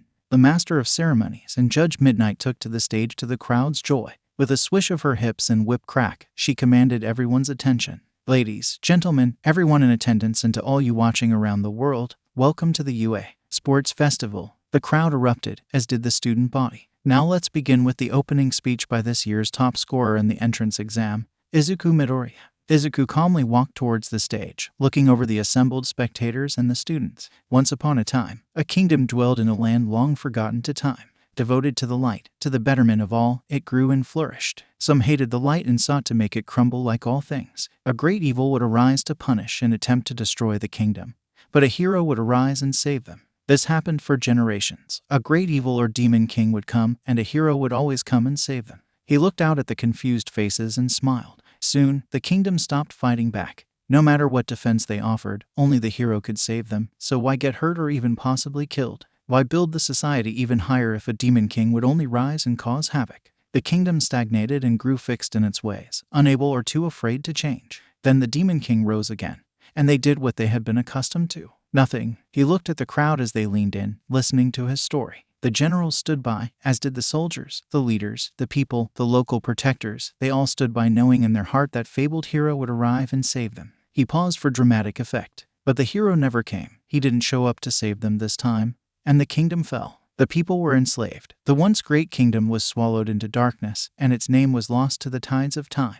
It only to be recalled ever existing by a young man standing on a stage. This is our fate. We have become the kingdom that stands to the side, waiting for the fabled hero to save us, waiting for All Might to swoop in and save the day. Sure, some heroes take care of smaller things, but others are here for the fame and fortune it brings. Very few strive to push to the top, to rise and hold up the fragile society he has held up. He could hear the mummers. No society can hope to stand on the shoulders of one man, no matter how broad they may be, as one day he will not be here to save us. While no villain could ever hope to best him, time remains undefeated. For decades and generations, he has held back the darkness to allow us to walk in the light.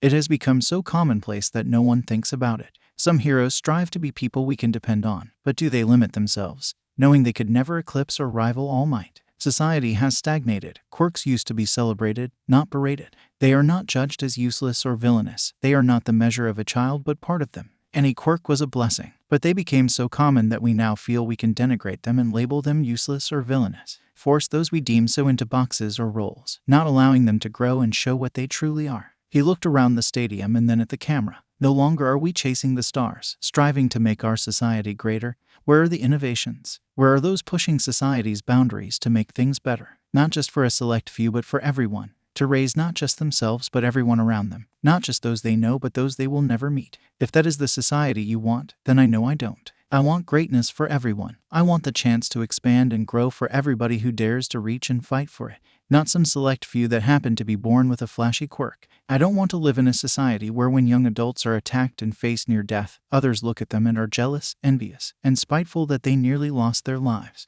He looked at the student body, primarily 1B. In the end, it wasn't the heroes that saved us. It wasn't some legendary hero. We did it ourselves. We worked together, and by doing so, we survived. We are healing together. We will fight together. We will grow together. We will step forward together. That is how it has to be done. Not one person, all of us. He turned his gaze back to the audience. All of you, everyone watching, everyone listening, everyone who dreams of a better tomorrow, who dreams that there is more to life than what we are told. Don't just dream. Don't let someone else tell you that you can never be anything because of your quirk. Move together. Make a better world for me and your children, and we will make a better world for you. He looked out at the crowd. As he spoke, he could see anger but also hope. Not everyone would believe the words of an 18-year-old boy on a stage, but some would, and some would listen. And everything had to start somewhere. Together we will stand, and together we will fall. Society will grow stagnant and decay, crumbling all around us while we wait for some legendary hero to come and make it all right. To save us when we could have saved ourselves. When we could have prevented the world from burning down around us. We don't need a legendary hero. We need each other. I need your help. I need my classmates, my schoolmates, my teachers, everyone.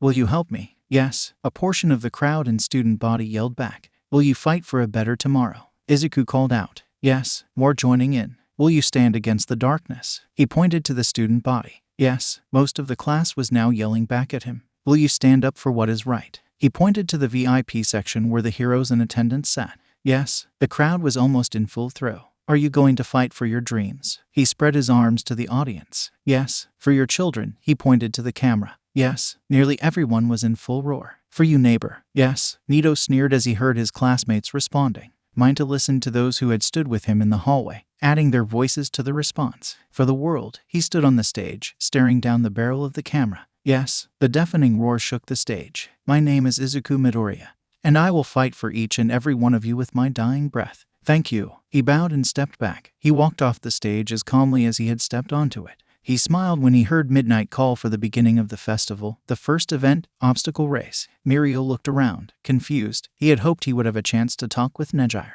She had been faithful to her word and had only spoken to him when necessary and only when they had a brief meeting for the student council. Tamaki was stuck in the middle. Mirio had asked him to talk to Nejire about it, and he had reluctantly done so, but Nejire had shut that down quickly. Tamaki, don't get yourself in the middle of this, she smiled at him. This is between Mirio and me. You don't need to get involved. I still consider you my friend and everything. My problem is with Mirio, and if I wanted to talk to him, I would. Are you going to come to the watch party? He asked, a slight sense of relief in his voice. No, why you and I are going to go watch the first years live, she giggled, skipping off. I need to support my kohai. What, kohai? He called out. My special kohai. She yelled back. She said special kohai. Mirio pressed. Yeah, does that mean something? Tamaki said quickly. Don't worry about it, Tamaki. Mirio and Duncan. Hey, Duncan, do you know where YU is? Mirio asked, trying to sound casual. I think she went to watch the first years with Nejire, he replied, pulling freshly baked cinnamon rolls from the oven. Sorry to hear about you and Nejire. It's okay, she just blew things out of proportion. Mirio looked longingly at the rolls as Duncan covered them in frosting.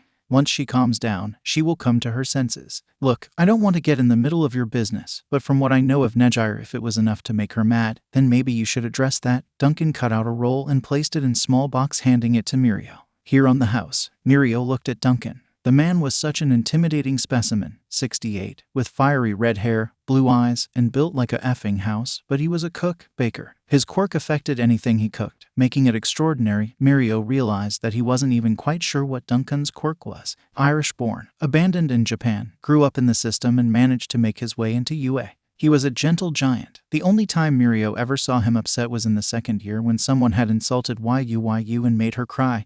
It was a sight to behold watching a culinary student beat the living hell out of a hero course student. Yu and him had been together ever since. "Thanks, Duncan," he said as he left to go and find Nejire. Mirio and All Might. The young hero had hoped to get close to where Nejire was to find out who this special Kohai was. But that had been dashed when All Might had seen him and instead invited him to his VIP booth. "I am sorry to hear that your relationship with young Hado has ended." All Might patted his shoulder. "It is a difficult path that I have asked you to walk. And this will not be the only time your relationships will suffer due to one for all." "I understand, All Might." Mirio smiled for his mentor. "Nejire is flighty. She needs some time to cool off before we can talk it out." "I hope so, my boy." All Might smiled as the first years entered the stadium. He looked at Izuku and Momo leading the class. He protested to Nezu when he heard that the young man had been given the honor of the opening speech. His only position was that he felt the message the boy would deliver would not be suitable for the school. Nezu had dismissed All Might's complaint that Izuku had earned the right to provide the address with his performance in the entrance exam. "I wonder what he will say," the pro-hero muttered. "Who?" Mirio responded. "Izuku, he is giving the opening address." Mirio scowled. "Somewhere in America. See that, Izumi? That is the UA Sports Festival. After your quirk manifests and you get big and strong, you will be on that screen showing the world how wonderful you are." Hisashi looked down at the little girl in his arms. "What if she?" Inko said, sitting down as she set down a bowl of popcorn and some drinks. "Not going to happen," he said. "She is perfect. So much better than." "Don't, Hisashi," she said. "You weren't there." "Is that Izuku?" "No, it can't be," Hisashi responded, passing Izumi to Inko. "Now let's begin with the opening speech by this year's top scorer in the entrance exam, Izuku Midoriya." Izumi giggled and began to babble. "The nowhere bar. That is him, the one responsible for our defeat. Shigaraki, a glass, is disintegrating in his hands. He just destroyed the Namu." "Yes, young master, but there is no need to take it out on the glassware," Kurogiri said. "You should bring him here so I can destroy him." Shigaraki smiled. "Let's do that. We will wait and see how far he goes. I hope he wins it all so I can kill him in front of the world.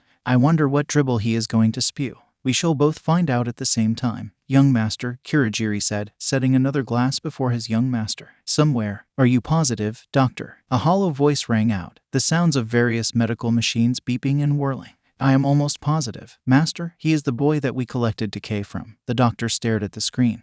"There is no way he could have developed a second quirk unless this is your doing, master. If so, forgive me. I have done nothing with this one." "Is he also not the one that Kurogiri reported that disassembled our Namu, forcing them into retreat?" Malice permeated the voice. "Yes, master, I believe so," the doctor said hesitantly. "I want to know more. Get me everything." "England, can't believe we have to sit here and watch this," the boy with colorless eyes said, pouting as he flopped in the chair. "We lost Ashcroft," his sister responded, handing him a bag of chips and a drink. "Don't remind me, Emma. You weren't the one in charge, so I had to make the report to father." He took the chips with a smile, seeing they were his favorite. "So your answer is to make me sit here and watch this damn spectacle? I believe we can learn more about our opponent. Or do you not wish to confront the Pheonix again?" Emma sat, her eyes fixed on the screen. "I am going to meet him again. And I am going to take him out. Permanently." Ashcroft settled in to watch the show. No society can hope to stand on the shoulders of one man, no matter how broad they may be, as one day he will not be here to save us. While no villain could ever hope to best him, time remains undefeated. For decades and generations, he has held back the darkness to allow us to walk in the light. It has become so commonplace that no one thinks about it. Some heroes strive to be people we can depend on, but do they limit themselves, knowing they could never eclipse or rival All Might? All Might. He listened to the story initially. He wondered where Midoriya was going with his fairy tale, but it soon became apparent. It was an insult and a call for change. He had praised All Might but at the same time had condemned his actions and mission statement. This boy didn't know what lurked in the darkness. The reports about the monster at the USJ attack had been troubling, but not as alarming as when the reports came in on the monster's remains. It was not just a person, it was several people combined. There was only one person he knew capable of such a thing, All for One. But maybe he did know something. The demon lord Izuku mentioned he was referencing All for One. Did he know about All for One? Or was All for One truly responsible for Izuku's quirk and his transformation? Jean had told him that she was responsible. And with the demonstration of her telepathic capabilities, if All for One was the one responsible and she was working with him, things would get dire. Was it all a plan to throw him off, and he had almost fallen for it? He might have thought for a minute that the attack could have been staged. But would the boy have let his class be in such danger? He had read the report about the actions of Brighton Freedom and the danger that the boy's girlfriend had been put in. According to the AAR, especially the report that young Gyro had given, the girl was on the verge of death. She and the others were healed supposedly by Midoriya. It would have endeared him to his class, but Brighton's actions seemed outside the plan's scope to destroy the monster. It would have been a vast waste of resources, and All for One was not one to waste resources. Midoriya was praising All Might. No villain could beat him, but criticizing how the other heroes didn't try because he was around, saying a very reasonable truth that time would catch up with all of them. Only All for One had been able to outrun it, had been his constant theft of quirks. He was taking a shot at many other heroes. He could see the anger growing on their faces, but he was surprised that they weren't as angry as he thought. He could see the beginning of anger, which turned to contemplation. Endeavor. At first, he didn't care for the boy's words, especially when praising that blonde buffoon, but then he heard it. The call out to all the other heroes who just sat back and never thought to push themselves to improve. He recognized the young man from the Yaoyorozu's ball. Shota had gone to the ball, but that foolish girl had chosen this boy over the others present. He had overheard from Fayumi that he had helped them move Shoto's belongings into the dorms. On top of that, he had seen Shoto training harder than ever in the weeks leading up to the sports festival. When his siblings asked him why, he told them that there was someone that he needed to beat. Then Shoto came to him and asked to be trained in his fire, to learn how to control it. Endeavor had read the reports. The bear villain had finally pushed his stubborn son to realize that using only half his power was not only dumb but just plain foolhardy. Was this friend he wanted to beat this boy up on the stage, calling out all the heroes for playing it safe, telling them to challenge for the top just like he did. If this boy could back up this talk, he might invite him to intern with Shoto. Mirio, how dare this guy? Was he calling out All Might for being a symbol? For being a pillar? In the same sentence, he said All Might kept the shadows at bay, allowing them to walk in the light. He was criticizing the very heroes that were here to offer him mentorship.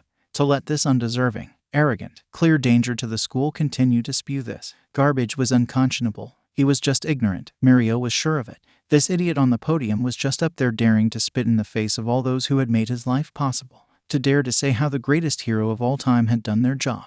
It was beyond rude. It was downright criminal. All Might had been summoned by Nezu to answer questions on why he was late the day of the USJ and criticized for his actions.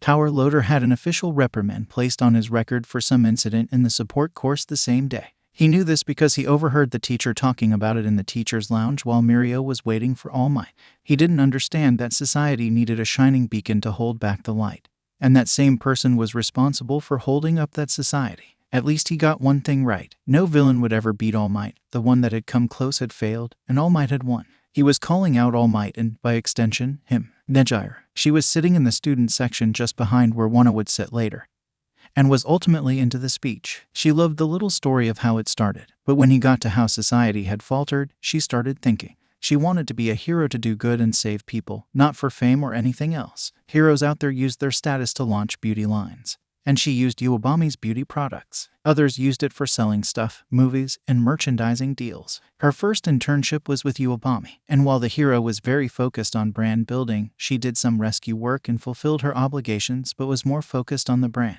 Her second year was when she found Ruko and never looked back. Ruko was the type of hero that Nejire wanted to be. She did do some media work, but you had to nowadays. Why? Why did heroes have to do media work? Why couldn't they be heroes? And the other thing, why couldn't she be better than All Might? She wasn't physically a powerhouse, but her quirk was plenty strong. She realized that while she hoped to be a top hero, she never considered the possibility of being the best. Why? And if everything rested on one pillar, there was no way for that one pillar to hold up everything. Parts would get heavy and have to shift to support that part. Others wouldn't get the needed support, etc. She was going to challenge All Might and even Ryuko. She wanted to be the best and be a pillar, not the only pillar but one of the pillars that holds everything up. Society has stagnated. Quirks used to be celebrated, not berated. They are not judged as useless or villainous. They are not the measure of a child but part of them. Any quirk was a blessing, but they became so common that we now feel we can denigrate them and label them useless or villainous. Force those we deem so into boxes or roles, not allowing them to grow and show what they indeed are. Unknown apartment. Can you believe that's it? Magni called out to her roommate. A fair-skinned girl with delicate features sat on the couch with her knees tucked under her chin. She seemed to be wholly absorbed in the image on the screen, blushing slightly. Her yellow eyes tilted inward, and had thin slit-like irises, giving her a feline appearance. Her wide mouth also appeared somewhat feline, with pointed canines longer than the rest of her teeth, giving her a vampiric look. She was twirling her pale ash blonde hair styled in 2 messy buns, with a straight fringe and 2 chin-length side bangs framing her face. Earth to Toga, Magni said, looking at the girl. I can, and I do. I bet he means every word he is saying, Toga finally responded. I bet he would look even better covered in blood. Do you think he will bleed today? Toga's breathing was getting heavy. If anyone other than Magni was witnessing this, they may have been freaked out. But for Magni, this was normal. If he makes it to the 3rd round. Magni responded. Magni was a woman with a broad, muscular build. Her shoulder-length hair was smooth and had a reddish magenta hue. She had a square jawline and a thin layer of facial hair. Her lips were noticeably large and had a slightly pinkish tint. She was wearing a dark orange shirt, which was unbuttoned, revealing the white V-neck she had on underneath. She had paired her shirt with blue jeans and a belt, and dark brown espadrilles completed her look. She had experienced a hard life due to her looks, her identity, and just trying to make a living. She saw this boy on that stage calling out for equality, for those like her in Toga whose quirks should be celebrated.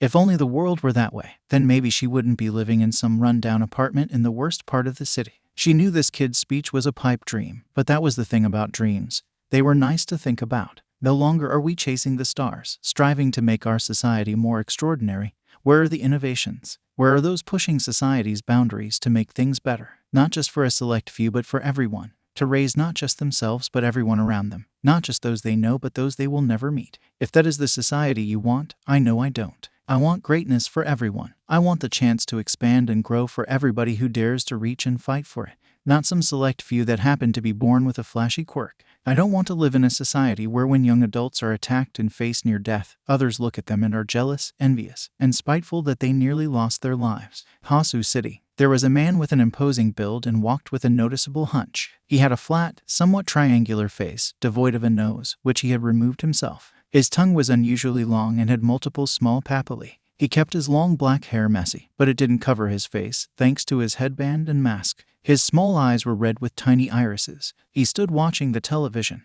listening to the words of the child. On the one hand, how dare this nobody? This naive child was up there giving a backhanded compliment to the only true hero of the age. But then he was calling out those who were just there for fame and glory, the fake heroes. Words were nice, but deeds were needed. They spoke much louder than words. Another message would be sent tonight, and another false hero would be brought low. Speak your words, young man. Maybe you can awaken those who are asleep before I get to them. It was almost a prayer being sent out into the ether as the man prepared the tools he needed for his hunt.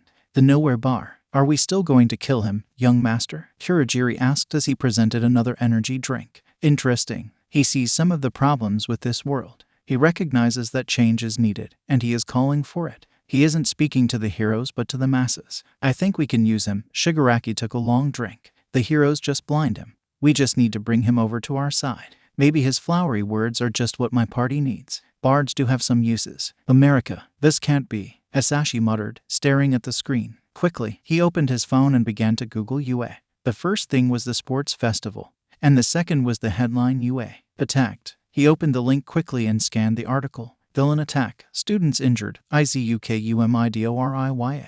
He froze, zooming in on the class photo. It was the same person on the screen in front of them. He keeps looking. Izuku Midoriya. The name is part of some article on the society pages. Relationship with the heir of the Yaoyurzu Corporation. His heart was pounding. His head started to hurt. He wanted to say it was just a terrible coincidence. This boy on the screen was too well built, too confident, and there was no way his weak, useless son could have become this boy on the screen. Fight off a villain attack. Cordon Eris. Message alert. Sender Kazuki. Isn't that your son? He breaks into a sweat. It can't be. It just can't be Izuku. Inko stares at the screen, her daughter in her arms, just babbling away at the boy speaking on the screen. It is almost like she is replying to his words but definitely reacting to him. It is Izuku, her. No, not hers anymore, but it is him. Their son looks different and even sounds a little different, but she knows it. Their son is on center stage at the UA Sports Festival, the top scorer in the entrance exam. Inko is that. She hears her husband say, sounding shell-shocked. Yes, she whispers. Detenerate Corporation. Reikia Yatsubashi leaned back in his chair, his gaze fixed on the giant projection of the UA Sports Festival and the young man giving the opening address. As the president and CEO of Detenerate Company, Reikia inherited the leadership of the Metal Liberation Army, once controlled by the ancestor Destro. Reikia is a middle-aged man who is tall and has an odd appearance. He has small, dark eyes, a prominently long, pointed nose, and an obtruding chin. His hair is short and orange-brownish, but it's noticeable that it's set far up his forehead with a widow's peak pointing downwards in the center. due to his quirk, which causes his hair to recede. He doesn't have visible eyebrows and has 2 dark moles on the left of his forehead. Sometimes, when he's upset, a dark fire-like stain spreads around his eyes, becoming a sizable facial stain that looks like a domino mask. Despite looking slim, he has a muscular mantle and figure. The Metal Liberation Army stood for a straightforward thing. Quirks should be celebrated, not suppressed or controlled, and not labeled, forcing people into a box. He is dissatisfied with the current hero society and often points out its flaws and shortcomings, usually using villains as examples. He thinks that despite various quirks, people still need to conform to a specific mold to be accepted by society, and those who do not fit in are cast aside without empathy. He believes many outcasts, or individuals with limited options, turn to villainy as a way out. He argues that a society where quirks are completely liberated would eliminate loneliness and estrangement, and he uses this to support his agenda. Here was this boy calling for everything they believed in, the people to fight, to stand up. He had to follow their beliefs. There was no way for it to be anything else. Either the boy was indoctrinated by his parents, or he had read his ancestors' teachings and realized their truth. As he responded, he said to his subordinate watching the broadcast, "No," the woman responded, "but I already started digging. It's him. That is Hisashi's son." A woman with long, pale lilac hair wore it parted to her right side. She had full lips, pale blue skin, and notably long eyelashes, wrinkles, and small eyebrows. Her eyes were unusual. Her sclerae were completely black, her eye irises were green, and her pupils were also completely black. "Thank you, curious, get skeptic on this. I want to know everything about this Izuku Midoriya, and I want to see his father first thing in the morning," Rikia ordered. He leaned forward, his arms resting on the desk, his fingers steepled under his chin. "This boy may just be what we need to get our teachings out there. I want you to meet with him as well. Find out if he has read the book. Get him too." "Yes, Grand Commander." She immediately went to work. "Infinite Arcana. Isn't that him?" Sylvia purred as she sat up in bed, stretching her arms above her nude form. She was gorgeous, with flawless pale skin, raven black hair, and soulful storm gray eyes. Her voluptuous body caught the eye of many in their meeting with the woman, a fact that she used to her advantage. "That is him," her lover and husband responded. "The enigmatic Infinity. He was that to the outside world. He was simply Marion to her." He brushed his unkempt brown hair from his distinctive eyes, which looked like the circuit boards in many products worldwide. "He's handsome, rather impressive speech," she commented as she laid back down across his chest, her hand slipping underneath the covers and in between his legs. Lightly, almost absently, she began to stimulate him. "It is interesting. It seems he wants change to happen voluntarily rather than with force." He lightly traced patterns across her back. "I think we should initiate contact through this girl." An image of May filled the screen. "She is the inventor, right?" Sylvia smiled, feeling him harden in her hand. "She is. She was also to reverse engineer the latest public chip. The girl is brilliant. Make sure you have our people check out her booth." He smiled as she nodded, slipping under the blankets. Elizabeth Freedom. She sat in her office looking over the boy's file on the screen, the same boy her brother had an obsession with. Her relationship with Brighton was non-existent. He was her brother by blood, which was the extent of their interaction. Truthfully, she hadn't even known about him till he was brought into her office at Freedom Tower, and her father told her he was. She had tried to get to know him but was blocked at almost every turn. Then, he began to spout off this quirk of superiority nonsense, telling her how unfit she was to be father's heir and that the company she kept was a shame upon them. It wasn't clear till she met his mother, Heather King, and it all began to make sense. Heather King was one of those social elites who spewed the same nonsense as her child. It was surprising that her father had even sired another child, let alone with that woman. Heather was attractive, but her personality was just effed up, and the sort of attraction or beauty the woman had.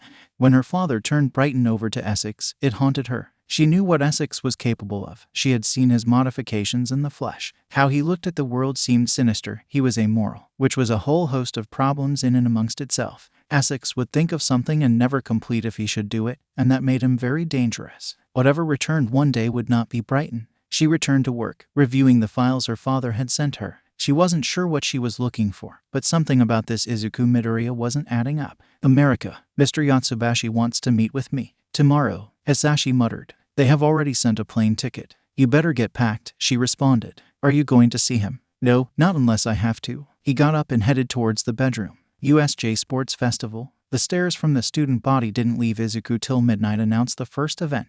Everyone started to break apart. He noticed 1B standing together and casting glances at him in the general studies class. He saw the boy with purple orbs talking frantically with his arms moving around, seemingly trying to rally his class once more. "Truly a wonderful speech," Momo said, kissing his cheek. Izuku smiled at her as he noticed Melissa and May approaching. It wasn't long before the rest of their training group made their way over. He smiled and thanked them as they congratulated him on his speech. "All right, everyone, here is the plan. We are going to stick together. We should be able to keep a solid pace with all the running we did." He laughed at the groan, especially from Hitoshi. "I expect some are going to try and trap the exit from the stadium, so we are going to go up and over. Once we land Kyoka and Koji, start using your quirks to scout out what's ahead of us. Fumi, you, and Momo will be our front line, with Itsuka and Tsu on the sides. Call out anything, and stick together." He put his hand in the group's center. Everyone placed their hand in. "If a member of our class goes down, call it out so we can get them back on their feet. If any member of the support course falters, do the same. Concentrate, and we got this. Now dominate on 3. Dominate." This may have been an exciting race in another world, with lead changes and various shenanigans afoot for the color commentator present mic to play off of and hype the event. But this was not that world. True to his prediction, Juzo from 1B softened the ground, trapping a bunch of the contestants, while Shoto even froze some of the others, but Izuku was happy to see he excluded their class from his trap. Izuku's group went up and over before moving at a brisk pace. Thanks to Kyoka's recon, the Robo Inferno was called out before they reached the obstacle. Fumi, Mina, and Momo quickly cleared the path while Izuku deflected any stray attacks that happened to head their way. Tsu was moving through, grabbing fallen classmates and helping them get back on the move, with Melissa doing the same. Koji's report of the chasm allowed them to coordinate their traversal in moments. Telekinetic bridges were terrific. Bakugo and Shoto were right up there with them.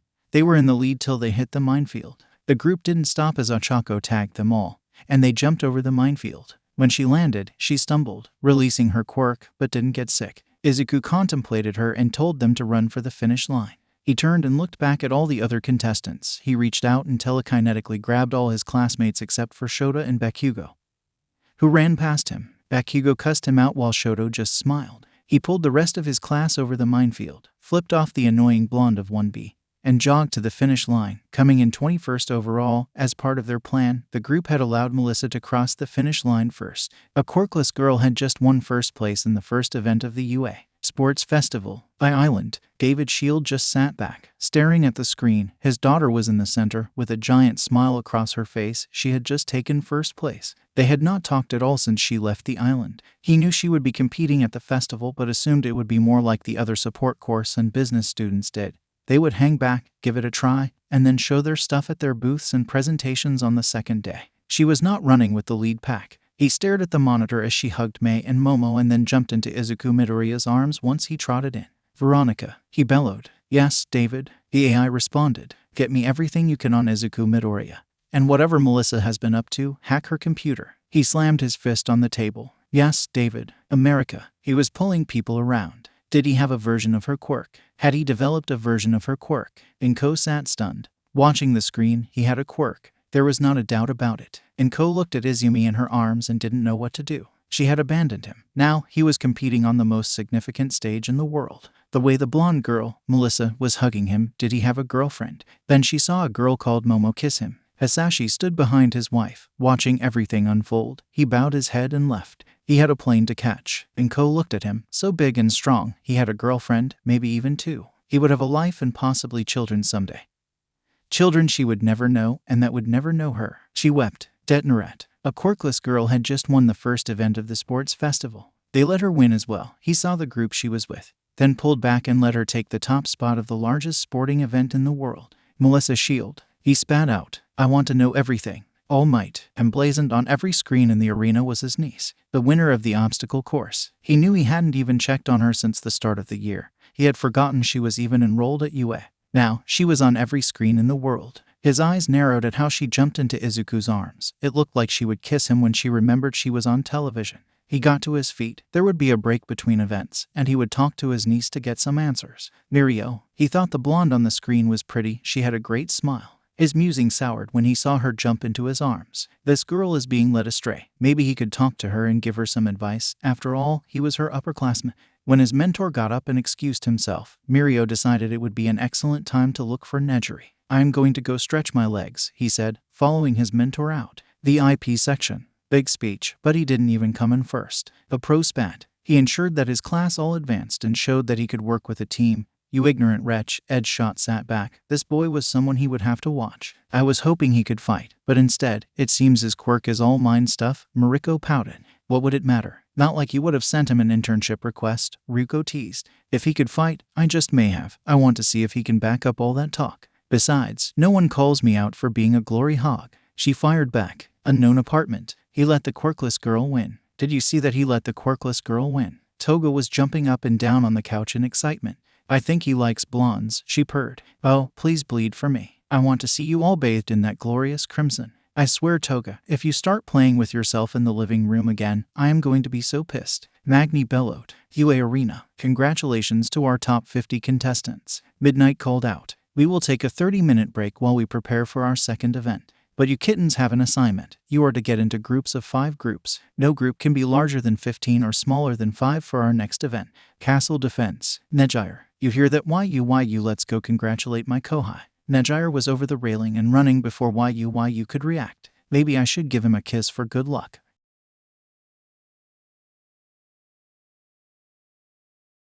Izuku walked over to the table where Shoto and Bakugo were sitting with the other members of his class who had not signed up with him. I gave you guys my word, but I will not allow anyone from 1B into the 3rd round.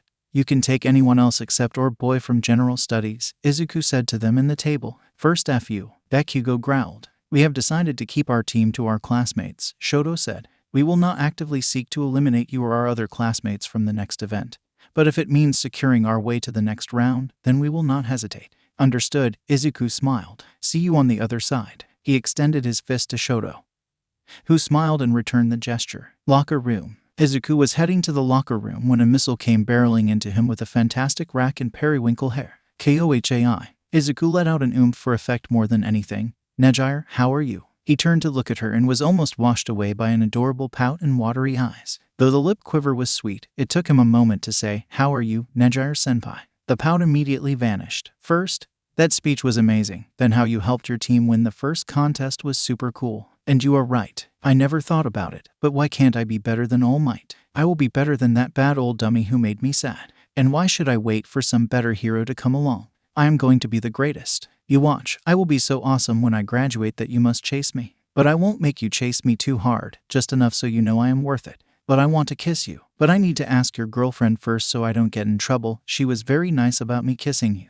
I would be nice about you kissing other girls if I got to kiss the same girl cause I like girls. And you make me feel special. So much more special than him. Where is your girlfriend? Izuku blinked at the beautiful woman glued to his side. I am glad you liked my speech. It is all about my class right now, at least till the 3rd round. I think you can be better than anyone you set your mind to. I have no problem chasing you because you would be worth it, I have no doubt. Thank you for holding back and kissing me in the hallway. Nejire, you are special. I have working eyes to see that. But even if I were blind, I could feel it just from your presence. My girlfriend is right through that door. Kohai, if you keep talking to me like that, I am going to ask your girlfriend if I can be your girlfriend, too. She whispered fiercely. You would have to ask my girlfriends. Her eyes widened, and a smile that just absolutely lit up her face beamed at him as she dragged him through the door. Mei watched as Izuku was dragged into the private room.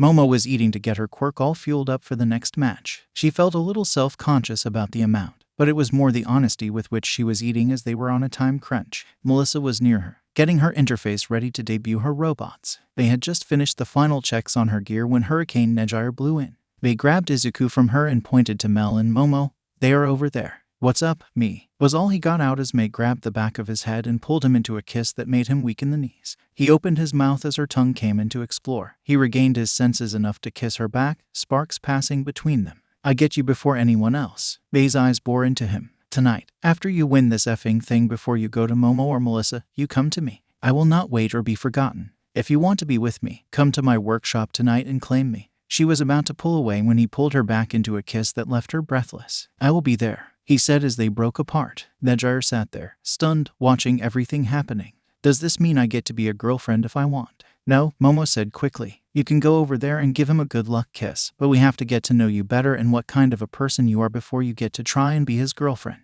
Nejire grinned and kissed Momo suddenly and deeply, leaving the heiress stunned and aroused. The hurricane waited until Mei stepped aside and kissed Izuku, and his knees wobbled again. Good luck, Kohai. Now give me your phone number. She pulled her phone from her bosom. She liked that his eyes followed her hand and lingered. She held it out for him to type his number in. She leaned in and whispered, if you win the whole thing, I will send you something special. She kissed his cheek and was off. From the door, she called back, good luck, my special Kohai. I know you are going to win. All Might, you want us to get Melissa's shield for you? Ochako said, slightly confused when they encountered All Might on the way towards their locker room. She looked over at Sue. They heard someone shouting something about Kohai down the hall as they looked back at the #1 hero. Yes, if you would, I am friends with her father, he responded. Oh, David Shield, Kiro, he designed many of your costumes, Sue said, snapping her fingers. Yes, that is correct. I want to wish her luck, and I don't wish to cause a large commotion. All Might smiled. If you could have her meet me in prep room 23, that would be great. Sure, we can tell her, Ochako chirped as she and Sue walked off.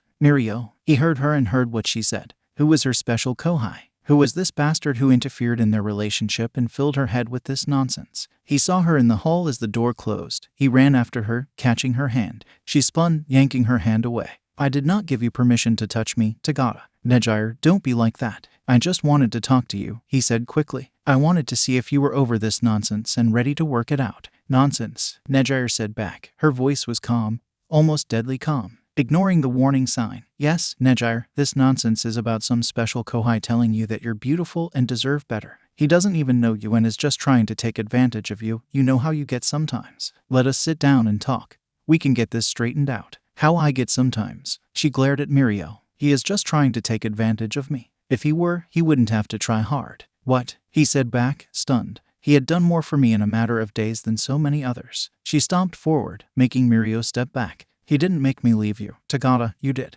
I am single, thinking of other people I want to kiss because of you. You lost me. You made me choose to not be with you. Yes, my Kohai helped. She stomped forward again. But all he did was remind me that I am worth it, that I am worth being chased, worth being desired, and worth being loved. Her voice was echoing off the halls, getting attention. Who is this Kohai? He growled. Why, so you can go beat him up. Nejire smirked at him. If you could beat him up. Nejire Hado. F off, Tagata. She whirled around, flipping her hair dismissively. I am not telling you anything. My special Kohai is just that. My Kohai. My Koi is so special he will win the whole festival. Melissa. She was walking down the hall, a knot forming in her stomach. Izuku and Mei offered to come with her, but she told them she needed to handle this herself. Melissa steeled herself as she walked into room 23. She walked in and saw him smiling, just like the Uncle Might she had known from her childhood, but she knew the truth now. Young Melissa, it is good to see you. I am sorry I haven't come to see you sooner, but teaching the heroics class takes much of my time.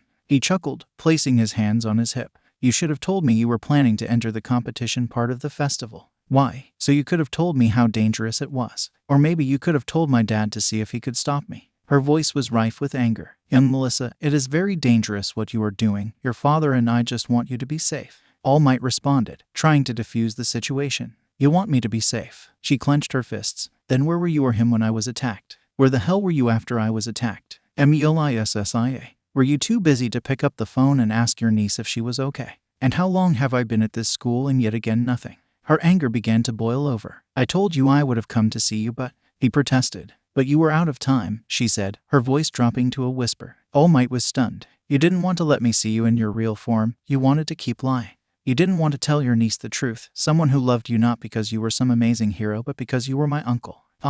He protested. Or was it the truth about your quirk? About one for all? She stunned him into silence. You had the power to make my dream come true. You could have taken a quirkless girl and made her dream come true. Melissa, was I not good enough for you, Uncle Might? I know I wasn't physically strong, but you couldn't have trained me. Why couldn't you only give me a chance? Melissa quickly wiped the tears that ran from the corners of her eyes. Why couldn't I be the one you choose? Tell me, Uncle Might, which was it? Was it because you didn't believe a quirkless girl could do it? Or was it because you wanted to give it to someone who already had a quirk? How do you know about one for all? All Might was dancing between emotions, anger, hurt, and guilt. He could hear the pain in her voice. No, you tell me first. Her anger and tears flowing. You tell me why Mirio was a better choice than me. You tell me why someone you had just barely met was better and more trustworthy than someone you had known their whole life. Why? I choose Mirio because I believed that he would be a worth successor, All Might replied, his tone measured. He was in a better position to inherit my power and carry on my legacy. He looked deep into Melissa's eyes and saw hurt mixed with anger. So I wasn't even a thought, Melissa said, the anger washing away in a sea of hurt and pain. I know you are not stupid, All Might, you know how I know. He winced at her dropping the Uncle Might and calling him All Might. Melissa, you need to remove yourself from the festival and stay away from Izuku Midoriya. What you are doing is dangerous, and who you are choosing to associate with is just as dangerous. Melissa said nothing. She stared at the man she cared for so much. How quickly and without thought he had dismissed her. How she hadn't even been a thought on his mind. When he got hurt and decided to find a successor, he never did. Your father wants you to drop out of the festival. I will go and find Midnight and let her know you are not feeling well and are unable to continue. No, you will not, she roared. I am not your niece. You are not my uncle. I don't give a damn what my father says. You do not get to make any decisions for me. I will continue to participate and may not win the whole thing, but I will play so well that they will give me that seat in 1A. She glared at him. Neither of you get to decide how I live my life, who I talk to, or who I love. You love. He sputtered for a moment. Melissa, you don't know what you are doing or who you are dealing with. He is just manipulating you, like he is attempting to do with that speech. He is manipulating me. Melissa was shocked. Not that she believed that for a second, but that All Might honestly thought that Izuku was manipulating her to get to him. All Might started to press, thinking he was breaking through. Melissa, he is using you. That boy is dangerous. You heard him during his speech. He will cause a panic. He is calling out heroes, accusing them of not trying or only being in it for the glory. He took her silence as he broke through whatever Izuku had done to her. Society needs a pillar, a symbol of peace, someone that will always be there to tell the world I am here.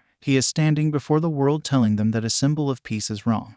That hero society is doing it wrong, and that they, the people, need to rise. He is dangerous. Melissa, I know you are confused, just listen to me.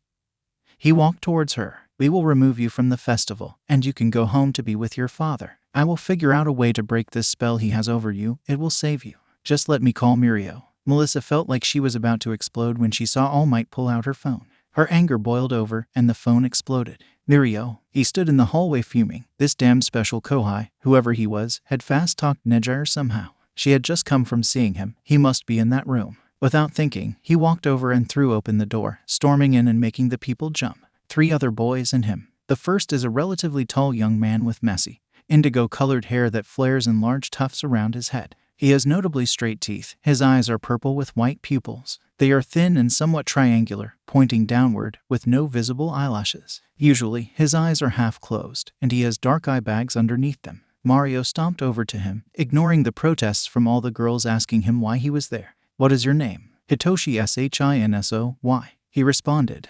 Nejirehado. Mirio said as if it would explain everything. Hitoshi visibly relaxed.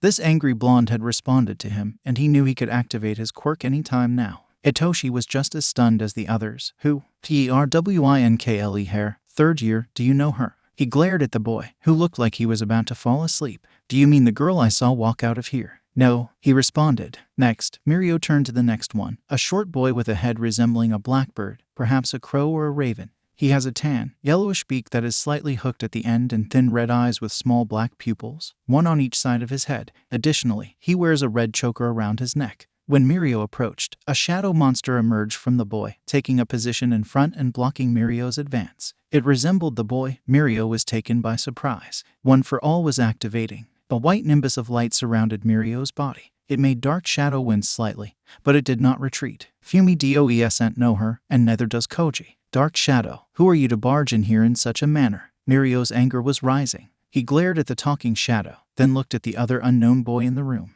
There is a tall young man with a broad, muscular build and peach-colored skin. His head resembles a rock, with an uneven shape and a pointed top, while his jaw is square-shaped. Thick hair-like protrusions slope downwards from the back of his head. He was on his feet and standing protectively in front of a girl who seemed to be invisible and a girl with a frog quirk that was on her feet as well. Then he heard it. Listen, asshat, she came in here to talk to me. I am assuming you have a problem with that. Mirio knew that voice. He had hoped that I was one of the other boys or even one of the girls, but Nejire had said he, not she. He turned and saw Izuku walking towards him. It's okay, Dark Shadow, I will handle this. You're the special Kohai. Of effing course it was you. Mirio's voice was full of rage, and the glow around his body increased. First you spit in All Might's face, you put Torino in the medical bay, humiliate me in front of the staff, then you start filling Nejire's head with some bullshit. I didn't fill her head with sit, you are the one that fed that all up on your own.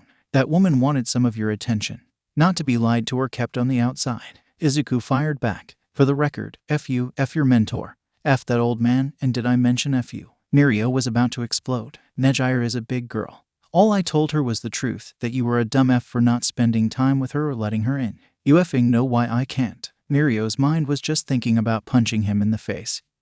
Through the wall and out of this damn school. Then you have the nerve to stand up there, make your dumb effing speech, dare to criticize the greatest hero of our time. This world needs a shining beacon to drive away the darkness, not a bunch of ignorant idiots causing chaos. Mirio just saw red. This bastard had insulted him for the last time. He had insulted his mentor in front of the whole world, and of course he would sit there and spout nonsense about letting Nejire in. He didn't know what it was like to carry such a burden. You had to walk alone, and hard choices had to be made. This effing guy needed to be humbled, and Mirio was going to do it this time. Maybe by kicking Izuku's ass, he would break the spell he had over his classmates, over Nejire, and exact a measure of revenge. Mirio just blurred to everyone else in the room. He crossed the few feet before anyone could even comprehend he had moved. No permeation. He was just going to show this son of Beach what One for All was all about. He could use 20% of the quirk comfortably but briefly push it to 25%.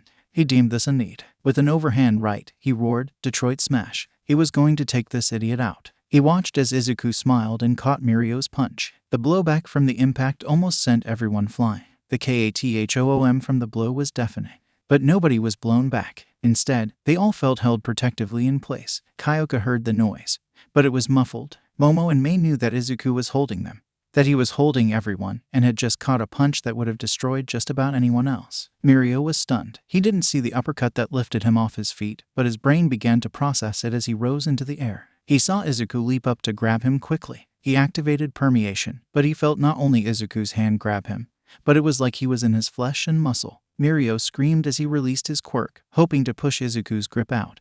But he found himself flying through the door he had burst in from and crashing into the hallway in a thunderous noise cacophony. All Might. When his phone exploded in his hand, he didn't have time to react when another explosion came from the hallway. He busted out of prep room 23. Immediately turning to where the sound had originated, he saw Mirio spider-webbed into the way opposite one of the manned prep rooms. The door had been blown off its hinges. He saw Izuku Midoriya emerge from the room floating. A thin line under him was being burned into the ground. Young Midoriya, stop. All Might roared and rushed to put himself between Mirio and Izuku. Melissa came stumbling into the hallway as more people filled the hall. All Might and Melissa could see Izuku's eyes burning with fire. Small fire trails began to trail out in wisps from the corners of his eyes. Don't make me stop you. All Might nearly growled. You can try, Izuku said coldly. Take your little sycophant and get out. The fire died away, and he floated back to the ground. He then saw Melissa and could feel that she was upset. Are you all right, Mel? All Might watched in near horror as his niece ran over and hugged Izuku. Society doesn't need a single pillar. It needs hundreds, thousands, if not millions. You choose him, I choose Izuku. He doesn't lie to me, believes in me,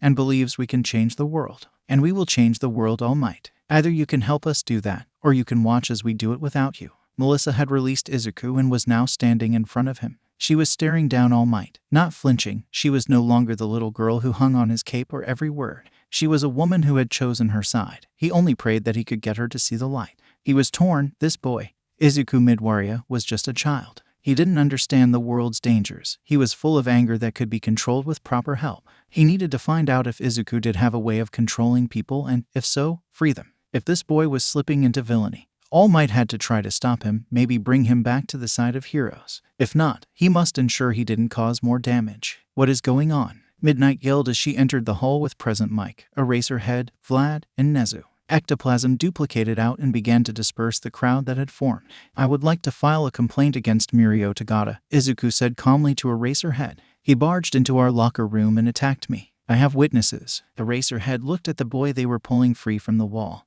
then at the group that had emerged from the locker room. Is that true? He asked them. They all nodded. Okay, we will get your statement a little bit later. Is anyone hurt? He was pleased when they all said no. Then report to the field. The second event is about to start. Izuku and his group nodded and left without incident. We will check the cameras to see if we can corroborate with anything, Nezu said, looking towards All Might, who wasn't looking at anything but Izuku Midoriya as he walked away. Get Mr. Tagata to the infirmary. When he wakes up, he will be confined to his dorms pending an investigation. That statement brought All Might's attention back to the situation. Surely, you must be kidding, Nezu. I can personally vouch for Mr. Tagata. There is a reasonable explanation for all this. Then he should be cleared quickly once we launch the investigation, Nezu said. He is a student in my school, All Might, and I will not tolerate a third year attacking a first year. We have made enough mistakes as of late, and I will not compound that situation even more. Nezu looked at the rest of the faculty. You heard me. Now move. The second event is to start on time. The faculty nodded and began to move immediately. All Might glared at Nezu as he took Tagata to see Recovery Girl. UA Sports Festival second round. Welcome back from break, all my little listeners. Present Mike's voice roared over the speakers as the crowd cheered. Now, to explain the contest rules, is one of my best friends and fellow booth mate. Let's give it up for the king of the underground, the master of nap, the man with a stare only a cat could love. Eraserhead. Really, Aizawa sighed. He was thankful that he had fully recovered from whatever Izuku did in Recovery Girl.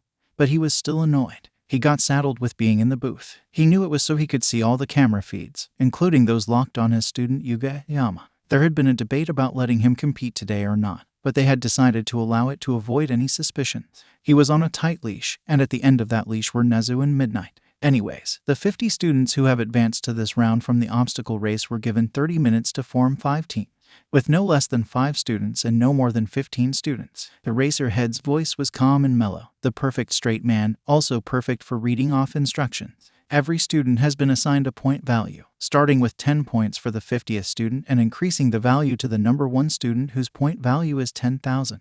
Melissa's face flashed on the screen. Her point value was more than most of the lower ranks and more than the combined higher rank, with only the top 5 under her coming close to her score. She felt the nerves flutter in her stomach, but then she felt Momo and Mei grab her hands, numbers 4 and 17, respectively. The rest of her team smiled at her. Ochako mouthed, "We got you." It couldn't help but make Melissa smile at the girl's declaration. Her face lit up the screen. 80% of each member of the team's score will be assigned to the flag at the top of each team's castle. The remaining 20% will be assigned to the contestant as an armband. Should a contestant lose their armband, forcefully or forfeited, whoever has captured the armband must return it to their base for that point total to be added to their castle flag. If your armband has been taken, you can regain your points by infiltrating the opposing team castle, taking an armband from the treasury, and escaping past the outer walls. The top 2 teams at the end of the hour will advance to the 3rd round.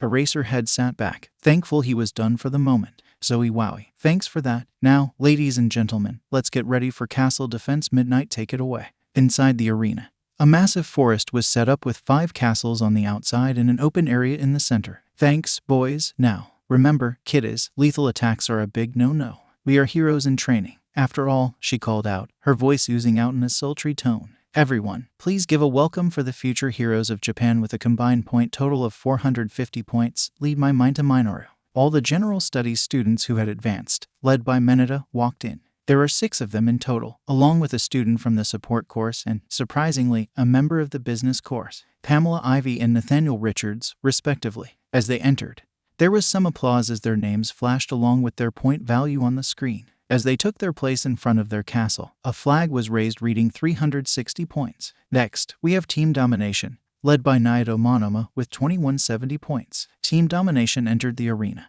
and the applause grew louder. Nito was waving to the crowd, trying to curry favor. His team was all 1B, and he was slightly annoyed at how members of his class had sided against him and decided to go on their own for this. Anjiro, Yosu, Sen, Kosai, Juzo, Bondo, Ibara, Tagaru, Jiroda, Tetsu, and his ace Shinhai were all by his side as they were ready to destroy 1A. Their flag was raised in 1736. Now, entering the arena, we have the mighty Thunder Lizards. Midnight announced, a massive smile on her face. Setsu and Tagata leads them.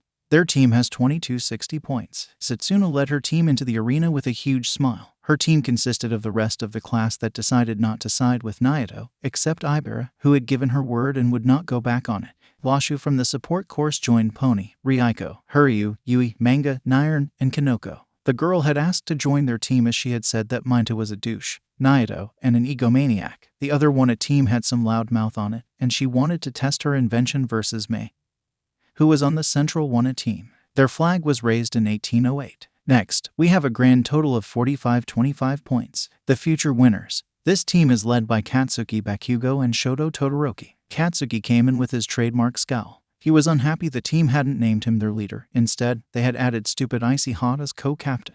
He just stomped towards their castle, the flag raised at 370 points. And our final team, co-captained as well by the obstacle course winner.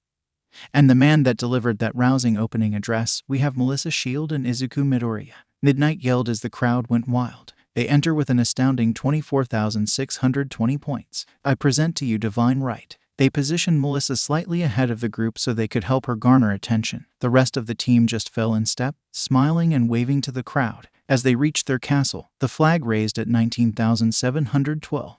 Now, teams, you have 15 minutes to enter your castle, prepare your plans, and retrieve your armbands from the treasury. Support course students, you can now retrieve your inventions from the staging area. At the end of the 15 minutes, the battle will begin. Divine Right, would you be so kind as to bring in our gear? Mei said sweetly, batting her eyelashes at Izuku, who laughed. They are on their way, he said. The group entered the base and familiarized themselves with the layout, as they figured it should be similar to the other bases.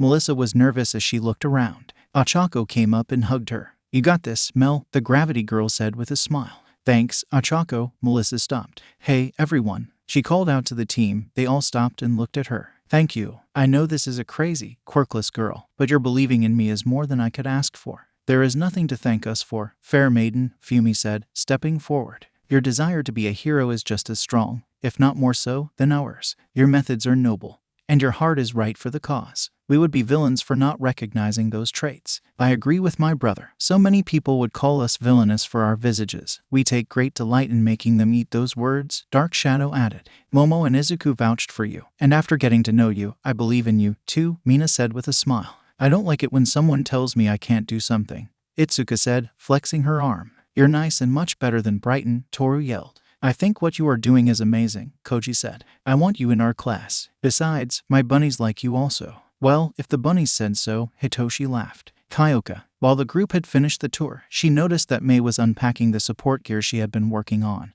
and Melissa was getting her gear initialized and ready to go, but Izuku was missing. She wandered outside the base and saw him there. He looked out to the forest, seeming lost in thought. She walked up, making some noise so as not to startle him, before she placed a hand on his shoulder. Penny for your thoughts. Sometimes I wonder if they are watching, Izuku said, looking around. Who? Your parents, she said quizzically. Yes, he smirked. In a way. I hope they are so I can rub it in their faces. Part of me wants to scream and yell, asking them if they can finally see me. I don't know if I want to tell them to F themselves or... It's complicated, she said, her hand still on his shoulder. I am not going to stand here and try to say that I understand your situation or offer some sage advice because you got the wrong girl standing here for that. She smiled when he laughed a little. What I do know is that after the USJ, they didn't reach out, and if they do now, it is because they see what we see, and the world now sees. What is that? He said, looking over his shoulder at her. That you are a strong, caring guy with a brilliant future ahead of you. Kyoka smiled at him tenderly. You are going to go on to amazing things, Izuku.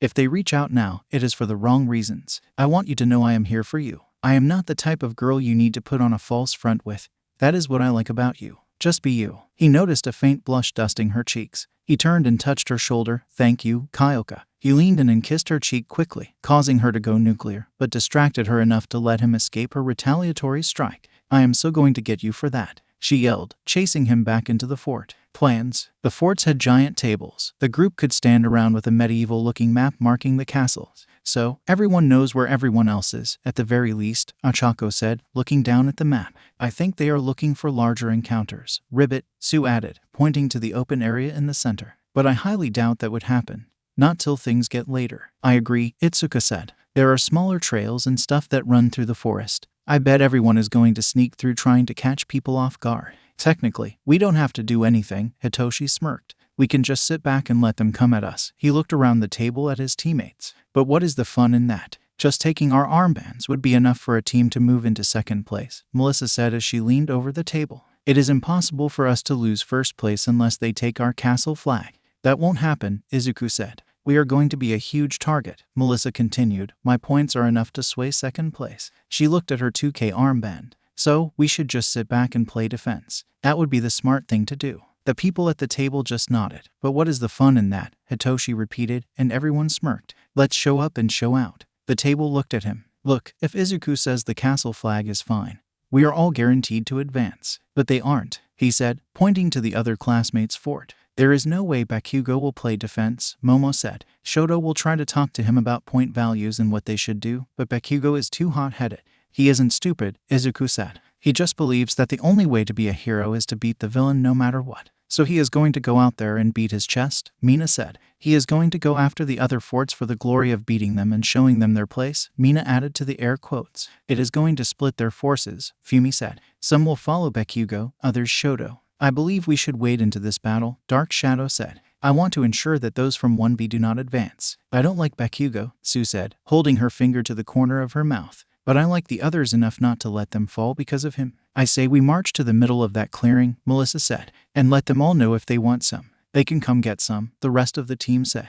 Are you okay sitting back and just guarding the fort? Mina said, looking to Izuku, who just nodded. I am sure I won't be bored too long, he smirked. I am sure that someone will try and attack the castle. Oh, I hope so. I have some babies I am dying to try out, Mei said with a devilish grin. And I have some things for all of you. Mei gave Izuku a wink as a crate floated in. First, we have some rocket packs, 5 to be exact, an electro-disc launcher. She held up a futuristic-looking rifle. Each of these babies will fire an electromagnetic disc that, once it attaches to the target, 2 wires will trap the target then zap the shit out of them. Mei's eyes began to gleam. Nothing that will kill them but should immobilize them for a minute. Each disc has 2 charges. You can trigger the second charge by hitting this button on the rifle. It will trigger for all the discs you have out. Then we have some standard smoke, percussion, and sonic grenades. Mei opened a box revealing earbuds, communication and sonic protection. She replied, Mina, I made some grenades for you to store some acid in. Kyoka, I created some special for your sweet cheeks. Mei opened a box with 3 metal orbs and a bracelet that she handed to Kyoka. Put that on. Mei opened her laptop and started typing some things. The orbs sprang to life and started hovering around Kyoka. Sonic amplifiers, Mei said with a smile. You can plug into them and amplify your sound. Careful, they can be pretty devastating. Kyoka began to grin. Itoshi, Mei said, handing him a mask. Artificial vocal cords are non-electric, so they will help you mimic someone's voice, and you should be able to use your quirk with it. Careful, that is the prototype Melissa and I whipped up. The plates should help you, but we are unsure how long they will function, or the best estimate is 45 minutes. Hydraulic bracers are a support item that detects incoming enemies and extends a telescopic metal pole to push the wearer out of harm's way. And hover soles, boots with turbines implanted inside, allow you to hover. Mei sat back with a huge smile. Holy shit, Mei, Itsuka said. Did you make enough stuff? Oh yeah, that is just what I brought for you guys. Mei cackled with just enough hint of an evil scientist to make everyone slightly worried. Izuku, for some reason, found it hot. Everyone was looking at the gear and dividing it up, though they did leave some of the rifles at the base. Koji looked at Melissa, wondering where her gadget was. Melissa took a metal band from a box, fitted around her head, and then put a kabuki mask over it. There was this rumble from the staging area as a 55-gallon metal drum fell over, and all these white diamond shards came rolling out. Some moved over and lifted 2 more drums, bringing them over to her. A group of small robots started gathering around Melissa's feet. They clustered together to form what looked like a flowing white cloak, complete with a golden sash and trim around the hood and cuffs. As more of these microbots appeared, they began to take on the appearance of white kitsune tails with golden tips, swaying and flowing behind Melissa, making it seem like she was standing on a golden cloud. Koji whispered, "Wow, that is effing cool," Itsuka said, reaching out to touch one of the tails only to dip away from her. "You can't just go grabbing a girl's tail like that," Melissa said with a sultry tone. "You have to buy a girl dinner at least first." Melissa was thankful for the mask to hide her blush when she heard Itsuka mutter, "I will be sure to remember that." "You look pretty like that, Melissa," Ochako said. "Like a fairy tale come to life." Sue put her finger by her mouth. "When you debut, that look will make you popular. Is there anything we need to keep an eye out for?" "The only one I can say for sure is Denki," she replied. "The bots are insulated from an attack such as his, but I am unsure how they will respond if he goes all out. Same with Shoto. And depending on the size of the blast, Bakugo. But we are not fighting them, or we shouldn't be. We don't know what our opponent's quirks are, so we need to be careful," Momo said. "Mei, were you able to get any security features on the guns?" "Yep." She tapped her laptop, and all the handles lit up. She placed a palm scanner down. "Everyone put your hand on the scanner even if you are not taking a rifle, so if you need to use one in the field, you can." After they were done, Mei asked Izuku, "Can you help me with my gear?" "Of course," he said, looking at the rest. "Good luck. If you need me, I am on the comms. You are all going to do great." As he went to walk away, he squeezed Mina's hand. "You will be wonderful out there, I just know it." Mina blushed and returned the squeeze.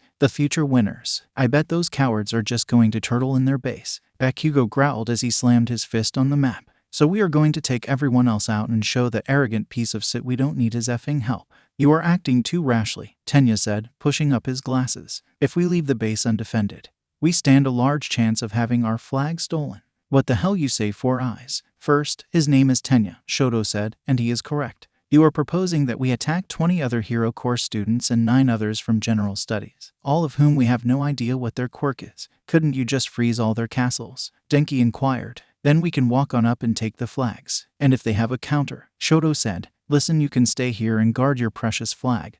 Bakugo yelled. I am going to go, those bastards. What the hell happens when you mess with 1A? Are any of you pansies coming, or are you too scared? I will follow you into battle, Mona Mai, Yuga declared. Denki, Sato, and Ijiro agreed to go with Bakugo, leaving Tenya, Mizo, and Shoto on defense. The mighty thunder lizards. Okay, so I just checked with Midnight, and there is no rule that says we have to keep our flag at the top of the castle on the pole. But it does have to stay in the castle, Set said as she walked into the planning room. I think we should hide it up behind a beam or something, Hiryu said, or maybe within a wall. I can remove one of the stones with my quirk, and we can place it there, Ryuko said, looking at the wall. The only problem will be the missing motor, but if we do it in the ceiling in a darker corner, it could cancel it. Kanoko returned. I have booby-trapped the grounds. Once we leave, I will activate the trap. She giggled wickedly. And our resident mad scientist? Manga questioned. That girl had portable autocannons that she is setting up.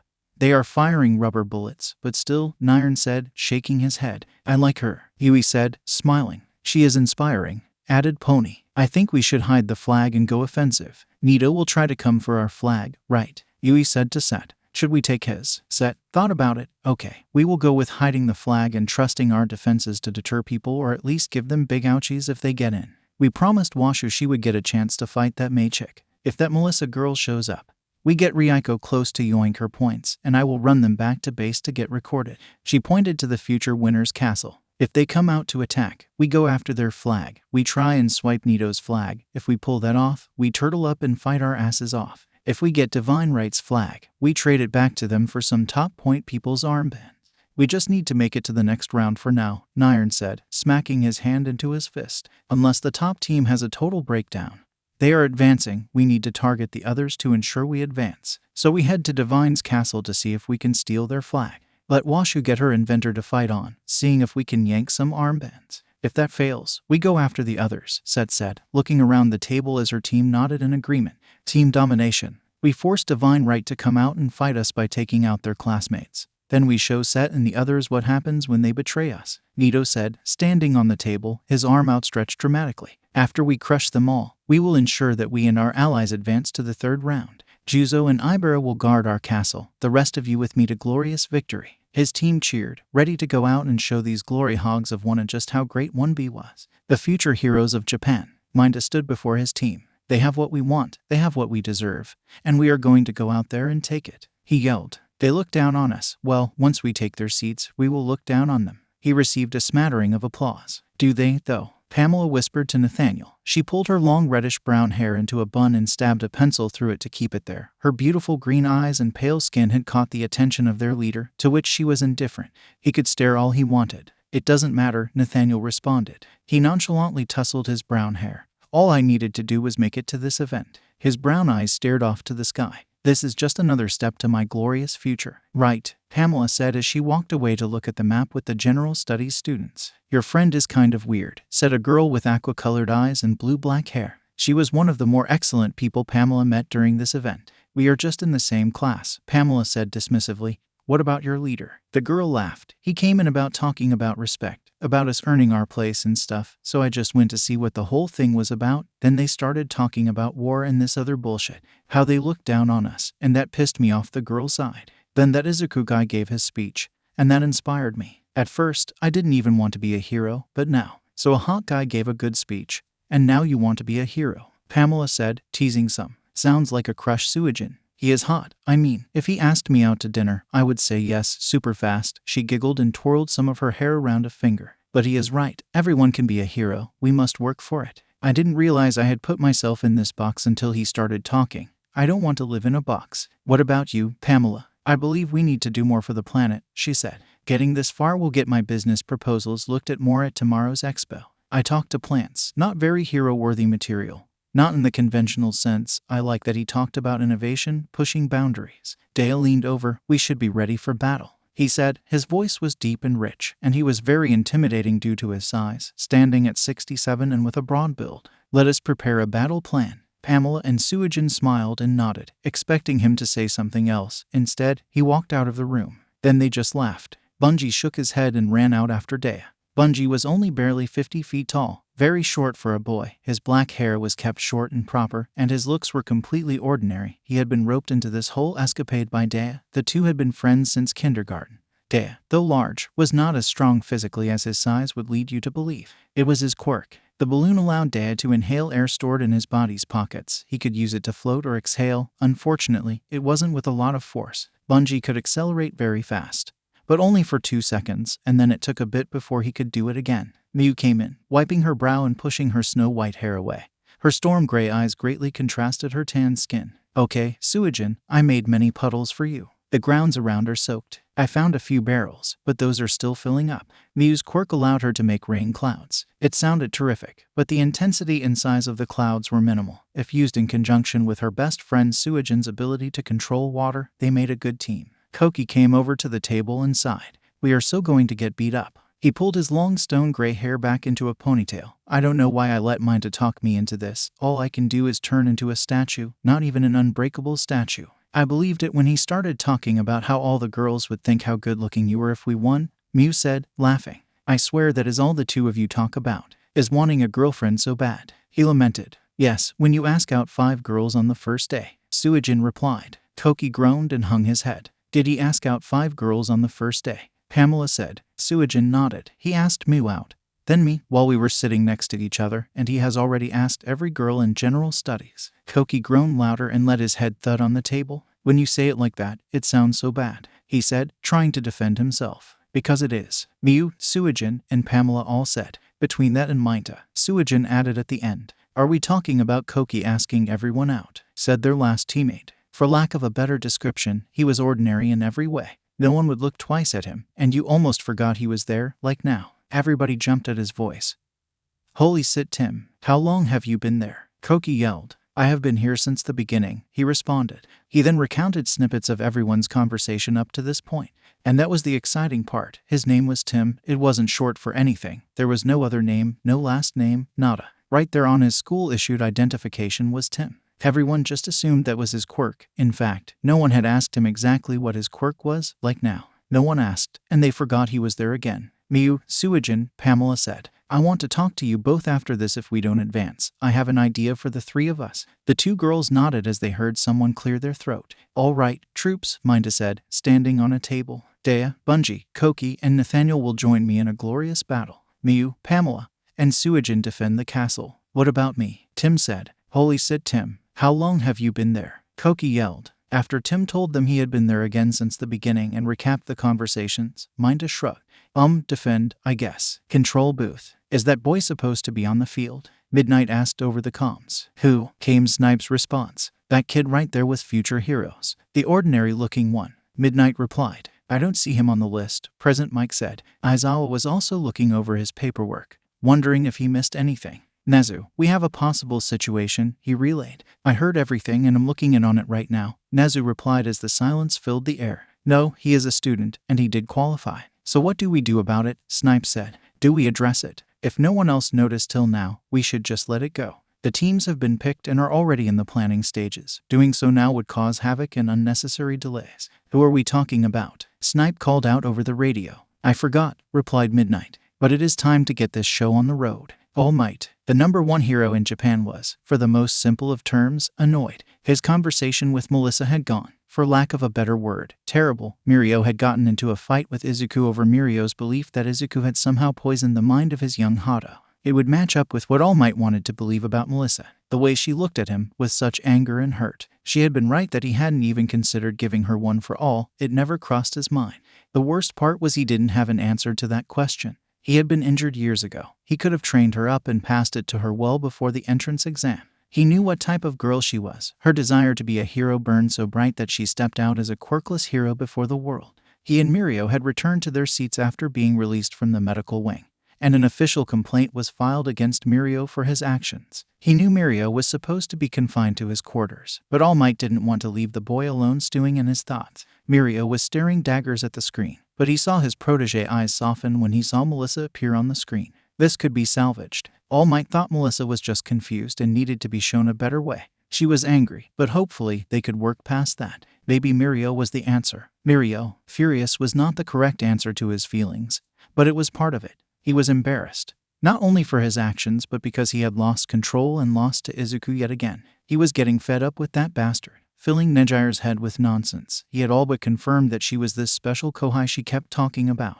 He was doing all he could to learn more about the people on Izuku's team. And this Melissa Shield. She was quirkless and still wanted to be a hero, which he could respect. He felt terrible because she had fallen under the spell of that bastard, much like Nejire had. He had to figure out a way to free them both. She could be inspiring properly. She just needed someone to show her the way. When the bell tolled for the start of the second round, he turned his attention to the big screen. Like his mentor, David Shield, and so many others worldwide, he was stunned when Melissa came floating out of the castle, followed by her team in what could only be described as a hero outfit, and floating on a cloud. Wait, isn't she quirkless? He thought. No, ladies and gentlemen, you are not deceived. That is Melissa Shield of the UA Support Course. Our little Katsune is using an invention of her design and manufacturing to allow our support course students to show off some of their designs.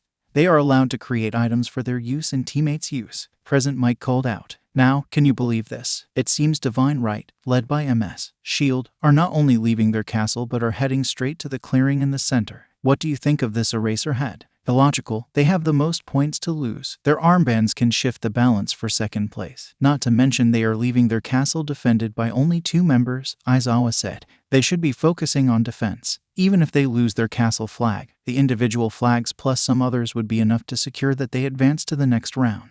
Wow, this is a treat, folks. He is overwhelmed with a case of the blabbermouth. Of course, you boys don't get it, Midnight said, interrupting them. These kids are not going just to sit back and wait for the great evil to come to them or a hero to appear. They are going out to meet their enemies head on, laying it all out online, like heroes who want to change the world.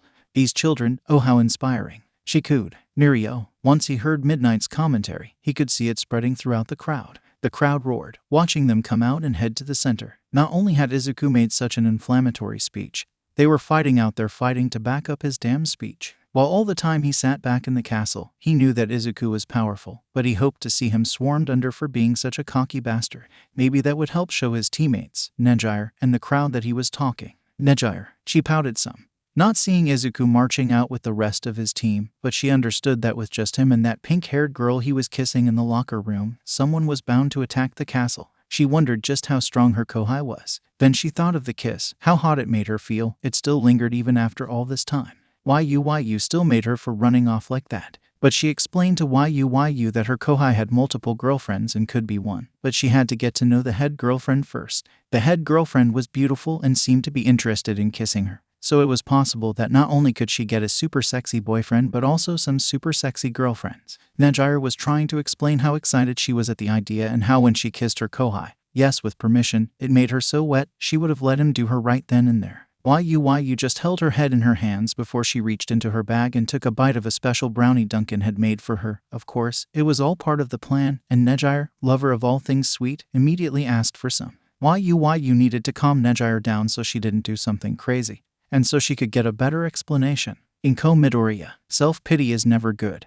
But that was all she could feel now. She had tried for years to get him to accept the reality that he was quirkless, to open up about the bullying and the problems he was having, but he just didn't. He wouldn't let go. The teachings told her he was worthless but still her son. She tried to get him to join a quirkless community where he could live out his days in peace. Hasashi had wiped his hands off Izuku after the diagnosis. He had even mentioned just giving Izuku up. She had just grown tired of his constant talk of heroes and how he wanted to be one. His constant denial of his reality had just become too much to the point where 2 ships passed at night. Hasashi called her and still loved her. They would meet when he was in Japan, and her world was good again for those few days or hours. His passion would reignite the spark and carry it off. He always asked her to come with him, and the last time, she said yes. Izuku was old enough to handle himself. He would go to whatever fate awaited him, and she would live her life again. She followed up after hearing about the accident. No need to rush back was music to her ears. There are no lasting injuries. More fantastic news is that his being an invalid and quirkless was just a step too far. Then she had found out she was pregnant. He had called to say he had recovered, and Hasashi made a clean break. They would start over, and he would do whatever he would do. But that was not supposed to entail developing a quirk, growing so big, strong, and handsome looking. Not only did he make it into the UA, but he also scored the highest on the entrance exam, survived a criminal attack, and found at least one beautiful girlfriend. That was even worse when she started researching who the girl was. Momo Yaoyorozu was the only daughter and heiress to the Yaoyorozu Corporation. An heiress, her son was dating an heiress. In his damn speech, he just about came out and said quirks should be used freely. She had never talked to them about the ideals of the meta liberation. But he was standing in front of the whole world. No wonder Hisashi had been called back. There was going to be a lot of questions. They could get Izuku to return to them, especially if they introduced him to his little sister. She hated it more as she thought about it, manipulating him so, but their new life was now in jeopardy. A screw-up of this magnitude was bound to cause problems. Not to mention this quirkless girl on the screen. Now looking like a divine kitsune with the aid of technology, this was shaping up to be a bad day for her, just simply terrible. She looked at the ceiling and wondered what she had done to deserve such a thing. She prayed that another member hadn't already gotten to Izuku before they did. David's shield. Microbots. His daughter was using microbots. All Might wasn't answering his phone.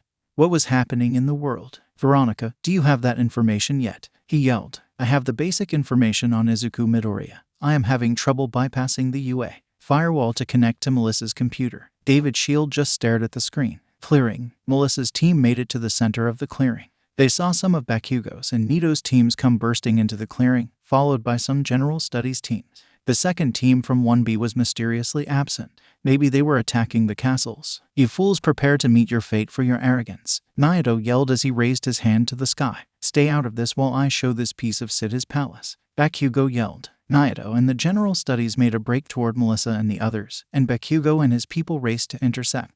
Well, Captain, Ochako said with a smirk. Melissa looked at the faces of her team. They were ready to follow her lead. I say we show the world that we are the heroes of tomorrow.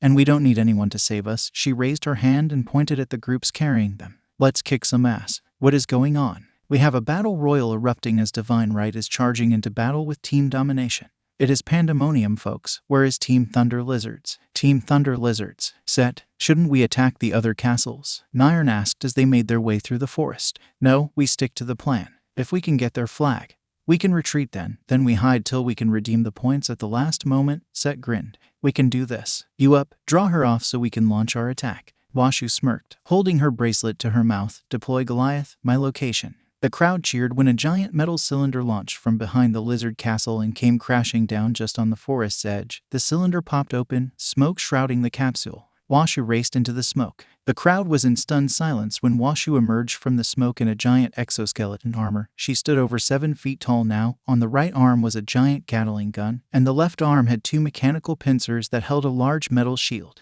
Come and fight me, Meihatsu, so you may bow down to your better. She yelled over the machine's speakers. The stadium cheered but quieted down quickly, waiting for the response. Giant tendrils emerged from the top of the castle and launched Mei from the top to just outside the castle walls. She landed with the other 2 rising. Metal shield, how quaint. Mei held 2 black metal cylinders in her hands. One ignited into a fantastic blue energy shield, the other in the other. Mei smirked triumphantly. Know you're better. A blue energy saber ignited.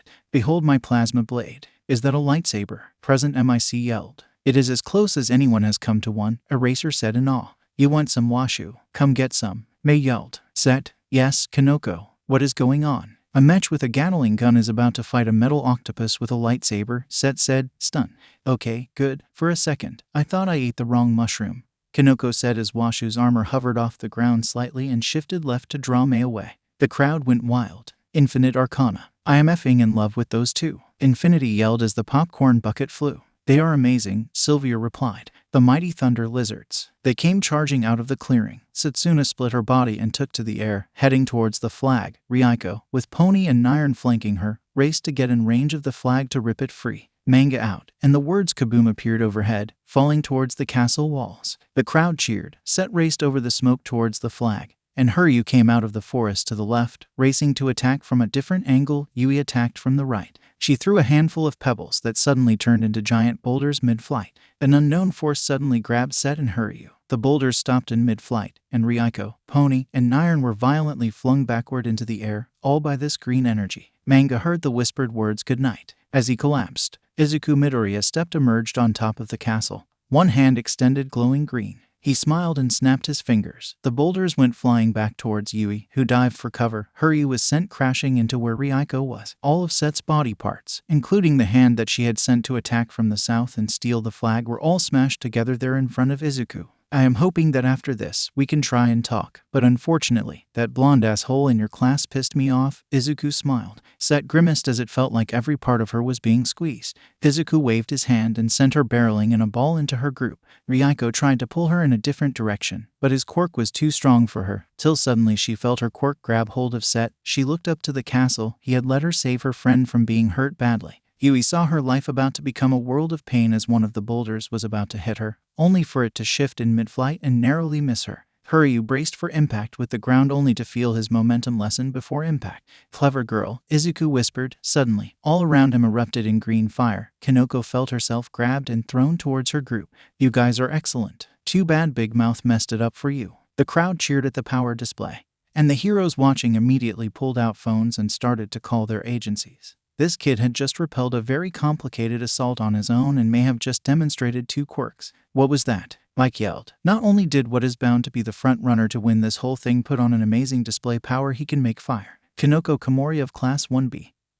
Her quirk is Mushroom. She had launched a sneak attack hoping to have some mushrooms probably make their way over to Izuku before she activated them, probably incapacitating him. He was able to notice, and what you saw was another aspect of his quirk. He can agitate things on a molecular level, thus creating fire. Aizawa smiled behind his scarf. Aizawa. He had been there when Izuku was pulled aside for the second practical, and he didn't like it. He didn't like it when he saw Mirio and some retired old pro enter the arena. He didn't know anything about the pro, but Mirio had been and still was one of the most promising young heroes to come through the halls of UA. In recent years, he had trained his quirk into a fine-honed weapon and had started to add strength to his already terrifying abilities. Mirio had a bright future ahead of him, so sending him to fight an examinee didn't sit well with Aizawa, especially when it sounded personal between the two. Then Izuku destroyed them both and calmly walked away. Aizawa knew something was wrong with this kid and went to the kid's file. That made Aizawa even more curious. The kid had undergone a drastic change in over a year, raising some questions. He didn't see any information about the parents, and as he dug deeper,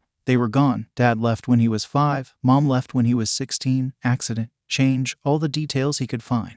Then he saw him when he became a student, dating Momo, a top student, friends with 2 girls in the support department, and beef with Bakugo and Brighton. Well, the second one was well warranted, but Bakugo, it seemed deeply personal. They always seemed to be on the edge of violence. He had told All Might not to put them together for the battle trials, but he did anyways. Aizawa watched the video of the battle. It was deeply personal. There was no audio, but Aizawa could read lips. He had learned that being underground, he didn't always have the luxury of a boom mic or a surveillance fan. He read over the file, which was extremely late in development, seemingly due to the accident. Near-death quirk triggers were extremely rare but had been known to happen. So this kid had lived most of his life quirkless until recently but had fantastic control. After reading the kid's written exam, Izuku was brilliant. He had incredible displays of power and a chip on his shoulder, but he didn't go out of his way to overshadow his teammates. He didn't need Mina in the battle trials. After watching what he just did, he was certain Izuku could probably steal everyone's armbands and flags, the way some of the other teachers would look at him. All Might in particular. Now Mirio is attacking him before the match. There was so much potential, even in his exciting speech, calling heroes and people to stand up and improve. Not to mention the USJ. Some things weren't adding up. Maybe he would get his answers if he just asked. Asashi. He sat alone on a private plane en route to Japan as images of his son surrounded by green fire were on the screen in front of him. The images flickered between the massive brawl, the match battle, and Izuku's power display. He looked down at his phone. Messages from Inko, messages from the army. He grabbed his phone and considered returning Izuku to his side. Maybe he would blame Inko or use Izumi. There had to be a way to turn this to his advantage, even if Izuku were to lose now. After that, display intern offers would come flooding in. Maybe he could steer Izuku to a member of the MLA. Yes, he could salvage this. When he did, he would see his position rise. He would just need to bend Izuku to his will. It shouldn't be that difficult. Bakugo launched himself into 1B with his quirk. He was airborne when a young man with messy gray hair and thick eyelashes ran up like he was jumping. Bakugo fired off a blast as the boy leaped at him. Through the smoke, the boy emerged but was now shining as if made of metal. He barreled into Bakugo, spearing him from the sky. Denki and Mizo moved to intercept as 2 members of 1B peeled from the attack group and ran towards Bakugo. The first was very tall, over 6 feet. Holy cow, ladies and gentlemen. Bakugo launches himself in a full assault into the ranks of 1B. Only to be intercepted by Tetsu, who activates his quirk and spears him out of the air. Bondo and Ajiro have peeled off to back up their ally, only to be intercepted by Sato and Denki. Sato moves to engage Bondo, only to be intercepted by Ajiro, who lands a hardtail hit, sending Sato tumbling away. Bondo evades, still on a direct course for the downed Bakugo. Tetsu is making a grab for that 150-point armband. Oh no, he left himself wide open as a double-handed explosion sent him flying. Bondo fires his glue wildly, but he misses. Bakugo is on his feet. Denki latches onto Ajiro's back in a surprise move after avoiding a spin kick. Ooh, he unleashes his quirk that electric shock has to hurt as Ajiro lets out a scream. Sato has a hold of Bondo and delivers a massive back suplex. Bakugo follows up, devastating right to the face. Bondo drops his guard. Sato is cinching in a rear naked choke. Bakugo snatches Bondo's armband. Tetsu is up. He fires a wild left only to meet his brother from another mother. Hijiro Kirishima tanks the Metal Masher's fist with his rocky face. Hijiro returns fire, and Tetsu fires back. Look at them go, people, trading blows like they fight in a phone booth. We have a real slobber knocker. Left, right, rights, look at them go, people. Yuga goes after Ijiro's arm. The lad is still out cold from that electric shock. Denki is a little unstable but still moving and is looking to see how conductive Tetsu is. The rest of the team Domination has engaged Divine Right. Nito Monoma slides to stop and slams his hand to the ground. What is this? The ground under Divine Right appears to be softening. Have they fallen into a trap? Look at that, some of them are now hovering over the ground, including our resident Kitsune. The majestic Melissa shield seems unhindered. A devastating kick lands Nito bloodied as he falls, and Jiroda comes to the aid of his fallen commander. Oh my, he is launched into the air by Melissa's cloud. Tsuyuasui pushes off the ground like a rocket. My, does that girl have hops? She is higher than Kite right now. Oh, she is reversing. My summer nights, is that a rocket pack? Asui changed direction, she is coming down. Achako Uraraka, who hasn't stopped watching Tsu fly. Oh, is she deactivating her quirk? Tsu is a Miss Slee coming down.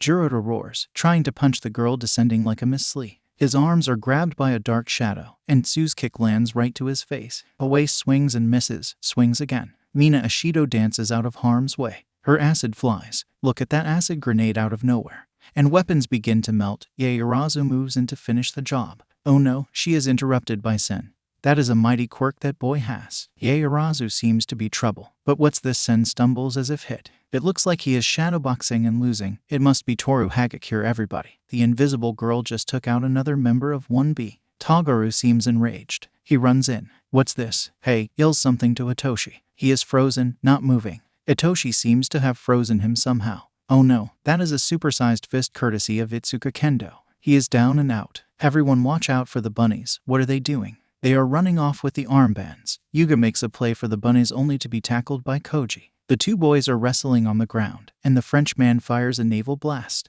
Koji is hurt, but he is not out. Yuga looks like he has seen a ghost and runs away with Koji in hot pursuit. Jiroda is going down. Folks, Dark Shadow and Sato are just too much for him. Fumikage gets yanked into his shadow by Shihai. That isn't good. Aizawa interrupts Mike's play-by-play. Ladies and gentlemen, that was Eraserhead with the amazing insight. Tetsu is fighting desperately 2-on-1. Oh, what is this? Denki is trapped in an air prison courtesy of Kosai Tsuburaba. Unable to defend himself, Kosai takes advantage of the situation and drops the electric quirk user with a brutal combination. He is going for the armband. What are those orbs? Those appear to be floating speakers. I need to get me some of those, baby. Can you hear her heat beating everyone? The crowd roared as Kosai fell to his knees and passed out. Kyoka gyro for the save. That poor boy, his head will maybe ringing for days. Achako tags Tetsu, but he isn't floating. What is happening? That is new, Aizawa says with a hint of surprise. They don't call him the best color man in the business for nothing, folks. No one calls me that. He is being pulled down.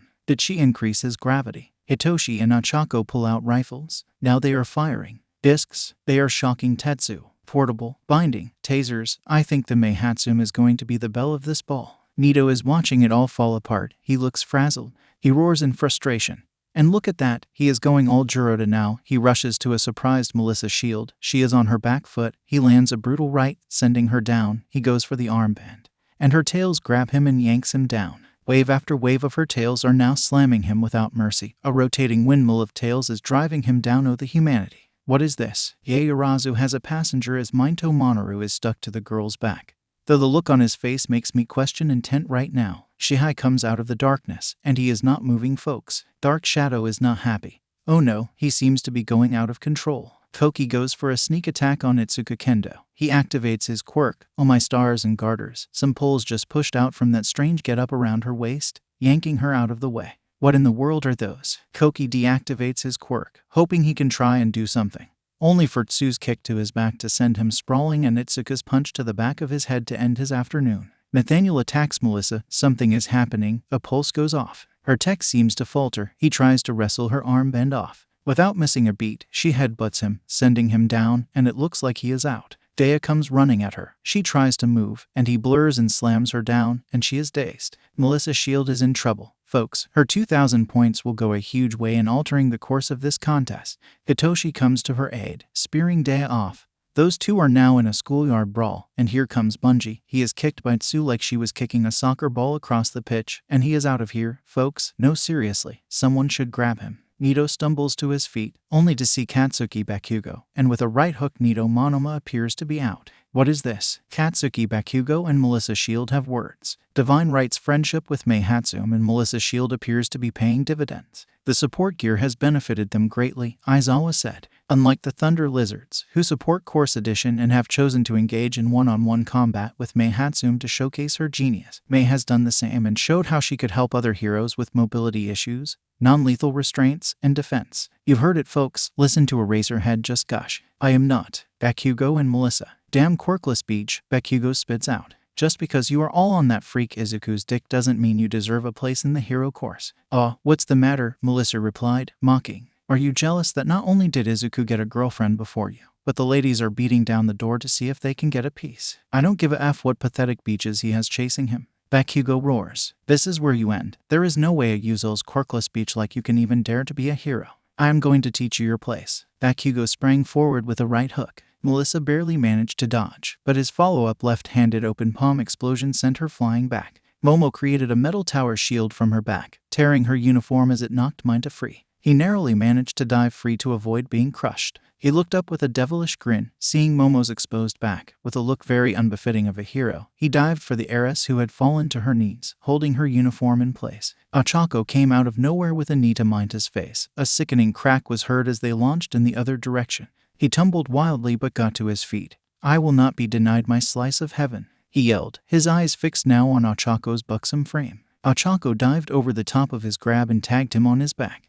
As she rolled to a crouch, she couldn't help the look of disgust she gave the little man. He crashed hard into the ground, his gravity increasing. Kyoka ran up and jammed her jacks near his ears and unleashed her heartbeat, sending him into unconsciousness. Ochako released her quirk and fell to the ground, holding her head. Bakugo propelled himself airborne again, hoping to land a devastating knee to Melissa. Melissa's eyes came into focus as he was descending. Her hand flew out as the nanobots raced out to intercept her attacker. The sudden halt and redirection of his momentum drove the air right out of Bakugo as he was pushed higher into the air. Desperately, he grabbed the spike, pushed him, and blasted it, forcing it to explode. Dea and Hitoshi are still trading blows, but Dea is in the lead. Hitoshi tries to raise his arms to defend himself when he suddenly sees Dea grab his neck and yank back. Hitoshi scrambles free as he witnesses Dea getting choked out. Toru, he asks hesitantly. He knows he is right when he sees Dea get shifted off to the side. Yeah, it's me, she calls out. They both look up at the sound of the explosion, seeing Bakugo begin his free fall. Bakugo growls as he goes to fire his blast in front of him to slow his momentum, when suddenly both his arms are wrapped by two golden tails. Before he can fire off his blasts, they are yanked forcibly behind his back, earning a yell of pain. The crowd watches as Melissa's tails yank Bakugo to the ground, slamming him hard before lifting him and doing so again. Bakugo tries to say something as she drags him face first, filling his mouth with dirt. Denki rushes Melissa, but before he can activate his quirk, he is tripped up and wrapped up by an insulated blanket courtesy of Momo. Mina, Hitoshi, and Toru descend on him with a flurry of punches and kicks, eventually knocking him out. Dark shadow rises over the battlefield, ready to descend upon everyone. Fumi desperately tries to rein in his partner. Bakugo, severely dazed, is yanked forward again. The last thing he sees is Melissa's fist wrapped in white coming towards him. Come to me, little fox. Dark shadow roars as his massive fist comes hurtling toward Melissa. She reaches back, and a spear of light forms up from her hand, to the crowd's delight. It flies forth, piercing through Dark Shadow, who yells in pain, as does Fumi. But thankfully, it allows Fumi to pull Dark Shadow back as he falls onto his hands and knees, grimacing in pain. Melissa stumbles as the cloud under her feet wavers. She looks and sees Momo still holding her uniform in place. Quickly, she creates a dome over her friend, allowing her to fix her clothing. Tenya and Mizo. They stealthily make their way through the forest toward the fort of the mighty thunder lizards. Seeing that most castles have little to no defense, Shoto encourages his 2 teammates to see if they can increase their point total. I only see 2 of them, Mizo reports. I don't know who they are though. Tenya pushes up his glasses as he peeks out from behind cover. Can you describe them? He listens as Mizo does just that. Ibara Shizaki and Juzo Honuki. He responds, did you memorize the team compositions? Mizo replies, somewhat stunned. Yes, Tenya says, rubbing his chin, what can I extrapolate? Ibara's quirk has something to do with her hair. I am guessing those vines on her head extend and can be used as binding. Their captain, Nito, displayed different quirks, but they appeared to be those of his teammates, so he must be able to copy them somehow. Since none of the others he displayed had the ground softening effect he used in his initial attack, I hypothesized that he used Juzo's quirk. That sounds reasonable, Mizo responded. That softening could be a real problem for both of us. Neither of us fly or float. If he can only soften the ground, then we may be able to use our quirk assessment test to our advantage. Tenya smiled. I will make a frontal assault and attempt to long jump past their softening field and make my way towards their flag. You come in from the side and see if you can do so from outside the castle. I always wanted to scale a castle and steal a flag, Mizo said, a twinkle in his eyes. What an odd thing to want to do, Tenya said, utterly deadpan. It was a joke, Mizo said, and as soon as he said it, he saw Tenya's corners twitch into a smile. Give me 2 minutes and then launch your attack. Mizo shook his head and moved off. Tenya broke cover. Racing towards the castle, Juzo emerged from inside, placing his hand on the ground. Tenai leaped, narrowly avoiding the attack, and Juzo dived to the side to avoid being crushed. He approached his feet quickly. Tenya greeted him with a pump kick, sending him sprawling. Tenya whirled and raced into the castle. Ibara took position at the top of the stairs, her vines racing into the castle, hoping to trap the intruder. Tenya kicked off the wall as a vine raced past him. He dove to the side, narrowly escaping the second, but the third snagged his arm, yanking him down the stairs. Got you, Ibara called out. Ibara didn't want to be here defending Nito's castle. She wanted to be with Setsuna's team, but she had already given her word to Nito and would honor it. Juzo sprinted back inside to see Tenya collapse in a heap of vines at the foot of the stairs. Pull your vines back, he yelled. Tenya, dazed, tried to get his bearings. He turned to run, only for his foot to sink into the ground, and the others soon followed. He engaged his quirk to try and pull himself free, but the softened stone floor suddenly became solid, causing him to fall forward. He kept his head from hitting the floor by using his hands to brace himself. The process quickly repeated, and he was now completely trapped.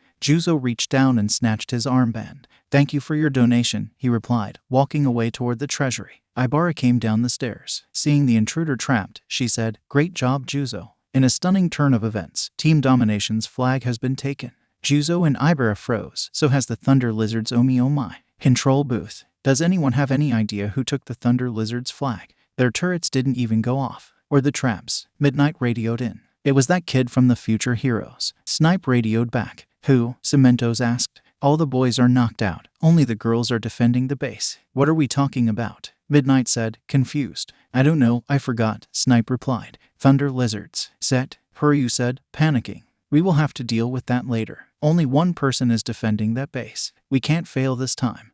Their points are enough to get us in, Setsuna said to her team. We cannot fail. Besides, Domination's flag is heading right for us, theirs, and this one. We got second place locked up. Sorry guys, I failed to get the drop on Izuku, and my shrooms failed to keep our flag safe, Kanoko said, sounding a bit crestfallen. And our assault against their castle ended in utter defeat, Set replied. Hey, stuff happens, crew. We need to adapt and overcome. We need to get points so that we will do that. The group cautiously approached Shoto and the flag, carrying all they needed to secure second place. Armored scientists. Washu tumbled to the side as the energy sword came slicing through the air. She rolled to crouch and brought her minigun to bear. She watched the barrel spin as the rubber bullets fired forth. One of Mei's robotic arms pushed her to the side while another took up the shield, which expanded in size, blocking the hail of gunfire. The crowd cheered at all the action around the arena. Mei shouted a command as 2 energy rifles sprung from the black box on her back. One landed in her hand, the other in one of the robotic arms, returning fire. Washu raised her shield.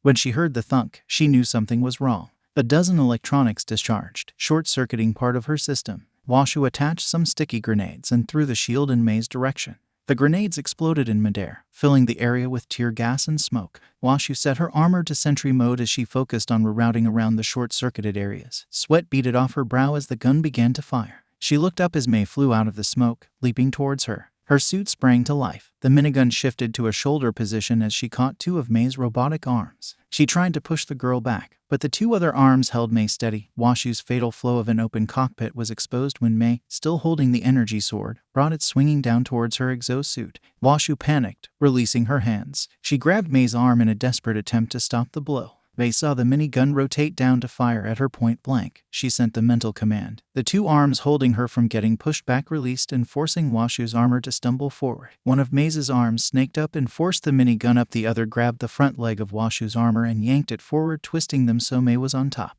Washu tried to issue a command, but a solid punch to the stomach knocked all her air out of her. She didn't expect to defend this way from Mei. Washu's grip on the energy sword broke when another punch landed on her rib cage, making her attempt to yell in pain. The sword came slicing down, hacking off one of Washu's suit's arms. Once that happened, Mei's captured tentacle was free to join the fight. It tore the other arm from the suit. Washu managed to punch Mei in the face, but it was too late. Her harness was ripped off, and Mei grabbed her and yanked her out of her armor, sending them tumbling across the ground. Washu stumbled to her feet. Mei smiled, raised her rifle, and fired. Washu felt the impact against her, sending her down. The binding fired, securing her in place. "I win," Mei yelled. Washu grumbled in defeat but was smiling. "Izuku, well, hello, who are you?" Tim froze. Someone had noticed him. "It is okay if I stand still. He will forget, and I can get their flag." Izuku blinked as the guy stood still as if Izuku were a T-Rex, and his vision was based on movement. "I said hello. Who are you?"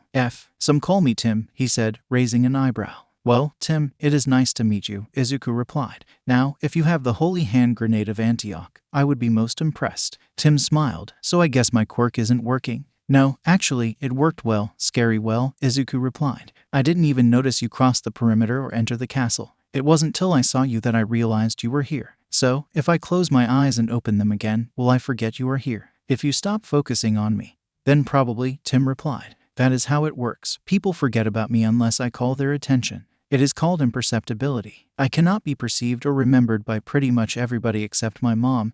Tim smiled fondly. "She always remembers me but can't forget anything. That is her quirk." "That is amazing but terrible." Izuku nodded. Tim could only shrug. "So, do people forget you exist?" "All the time," he replied. "It sucks. Can't make friends, not really." Izuku closed his eyes, and he could feel it slipping away. If it wasn't for his cosmic sense, he knew he would forget about Tim. He opened his eyes. "You're right. I could feel it start to slip away. But you still remember me?" Tim said curiously. "Hold on a second." Tim walked back downstairs and then back up. "Sup, Tim?" Izuku responded with a smile. "Well, I guess stealing your flag is out of the question." "Yeah, sorry, man, I can't allow that," Izuku smirked. "But I won't toss you out or anything if you leave peacefully." "This is going to sound weird," Tim responded nervously. "If you remember me after this, do you want to hang out?" "I would love to, Tim." Izuku smiled. Tim could only smile in response as he turned to walk away. "But Tim, I will need the Thunder Lizard's flag you stole before you go." Tim froze, flashing Izuku a sheepish grin. "I will take it if you like." Izuku raised an eyebrow. Tim sighed and pulled the flag out. Izuku pulled it to him. "Thanks, Tim." "Yeah, no problem," he sighed as he descended the stairs. "But don't hurt the girls at my base if you are going to take our flag as well. We don't believe Minta's bullshit." Izuku nodded, extending his hand. And the flag on top of the future hero's base ripped free and flew to his hand. "Would you look at that, folks? Izuku Midoriya has added 2 team flags to his treasure room." President Mike called out. "I am beginning to think that this is just not fair." Nowhere near the fighting, Yuga yells as Koji catches up to him, delivering shoulder blocks that knock him into a tree. The Frenchman regains his sense to dodge a right hook and fires his naval laser, striking Koji in the stomach. It lifts him and sends him crashing back. "You do not understand," Yuga cries out. Koji gets to his feet. "I understand. I know what you did." He rushes Yuga again, another laser shot. Yuga's eyes widen as the Koji nimbly sidesteps it before punching Yuga in the face. The Frenchman staggers back, blood flying from his mouth. "You fed them information about us." Koji comes in with a wild swing, and Yuga ducks under. He lands a knee on Koji's stomach, then another and another. He raises his hands high above his head, clasping them tight, and brings them down in an axe-handle smash. It drives Koji to the ground. He turns to run, but Koji's hand snakes out and trips him. Yuga claws at the ground to escape, but Koji recovers faster. Koji grabs Yuga and drags him back to himself. Another laser blast hits Koji, and he falls back. "He threatened my parents." Koji stumbles. "Why didn't you ask for help? We have freaking All Might as a teacher." "I couldn't." Yuga cries out desperately. "Yes, you could have." Koji tackles him to the ground. "So you put the rest of us in danger." We are sacrificed on the altar instead. Yuga tries to answer back, but a hard right cuts him off, and his head jerks to the side from the blow. He tries to fire his naval laser again, but Koji is expecting it and dives away. I know why your stomach hurts. Yuga stops, but Koji doesn't. He punches Yuga in the ribs. We would have tried to help you. We are supposed to be heroes. Damn it. Sato nearly died trying to save you. I know, Yuga screams, tears falling. I know, a lot of you almost died because of me. My parents needed me to have a quirk because I needed to have a quirk. I know I should have asked for help. I know I shouldn't have betrayed you all, but I was scared. Yuga falls to his knees. Koji stomps over to him. Yuga looks up at him, but he makes no move to defend himself. But no blows fall. Koji drops to his knees before Yuga and hugs him. All of Yuga's anguish, guilt, and pain flood out as Koji holds him. I am going to get you help, he hears Koji tell him. I know someone who will make it all right. I know they can. Who? Yuga manages in between sobs. Someone else with a secret, is all Koji says. The battle at the castle. Shoto saw them burst from the trees, from the front and sides of their castle. Setsuna, Pony, and Huryu from the front, Manga, Nairon from the left, and Ryuko, Yui, and Kanoko from the right. He stomped his foot, sending ice rocketing down through the castle, sealing it off. He dove for cover as boulders came flying, crashing into the side of the castle and rocking it. Remember what he saw at the Izuku counter. He threw fire into the air, seeing some spores ignite. He scrambled out of the way, narrowly avoiding a horn strike from a flying pony courtesy of Setsuna. Pony dropped atop the castle, rolled to her feet, and charged at him. Shoto raced to engage. He spun towards her, fire whipping around his body, making her tumble to the side. As he landed, he grabbed the flagpole, placing it in ice, trapping one of Setsuna's hands. Pony regained her balance and drop-kicked him in the back, sending him sprawling face first. A floating leg kicked him in the ribs as he struggled to his feet. Pony came in with a clothesline attempt. He ducked under and threw her off the top of the castle using the girl's momentum. He heard Set yell her teammate's name. He turned and located her head in the sky. He sent off a fireball, forcing Set to retreat. Shoto created an ice dome, hoping to encase the top of the castle, only to see a giant word bubble appear over it. Crack, it read. He watched as the dome did just that. When pieces started to glow and fall towards him, he braced as he let loose as powerful a jet of fire as he could. The super-cooled air collided with the sudden heat, and kaboom, the entire arena went quiet. Before the crowd erupted, Shoto couldn't tell because his ears were ringing. When the explosion went off, he was thrown back into part of the battlement. Not only was he deafened from the blast, but he couldn't focus to see appropriately. As his vision came back, he saw a girl bleeding from the head stumble over and tag the flagpole. He watched as it shrank. In midair, he saw it glow and go sailing off over the edge. No, he yelled, stumbling after it. The girl's shoulder-length, bob-shaped hair side-swept to her right, with shorter strands hanging above her eyes. Blood flowed down her face, marring her fair skin, athletic build, and cerulean eyes. He could see their determination and passion radiating as she stumbled towards him and landed a right on his face. He fell against the parapet, blocked her follow-up left, countered with a right to her jaw, snapping his head back, left to the body, and rocked her back. She countered with a front leg kick, sending him down to one knee. She pushed forward with a knee strike, and he barely managed to move his head to the side, avoiding the blow. He grabs a hold of her and takes her to the ground. He quickly lands an elbow on the side of her head, knocking her out. He noticed she was smiling. He stumbled to the side to see a girl with pale gray hair stumbling toward the forest. He tries to call on his quirk, but his head is screaming at him, making it impossible. She is almost away when she is pretty laterally speared out of her shoes by Mizo. He can faintly hear the crowd cheer. Ryuko's head bounces off the ground, knocking her out. He scrambles to grab the miniature flagpole. He starts racing towards the castle when suddenly enormous mushrooms spring from the ground and explode, sending him cartwheeling through the air. As he lands in a heap, Huryu and Nairon descend, trying to wrest the pole from his possession. Huryu spins at a yell emerging from the forest.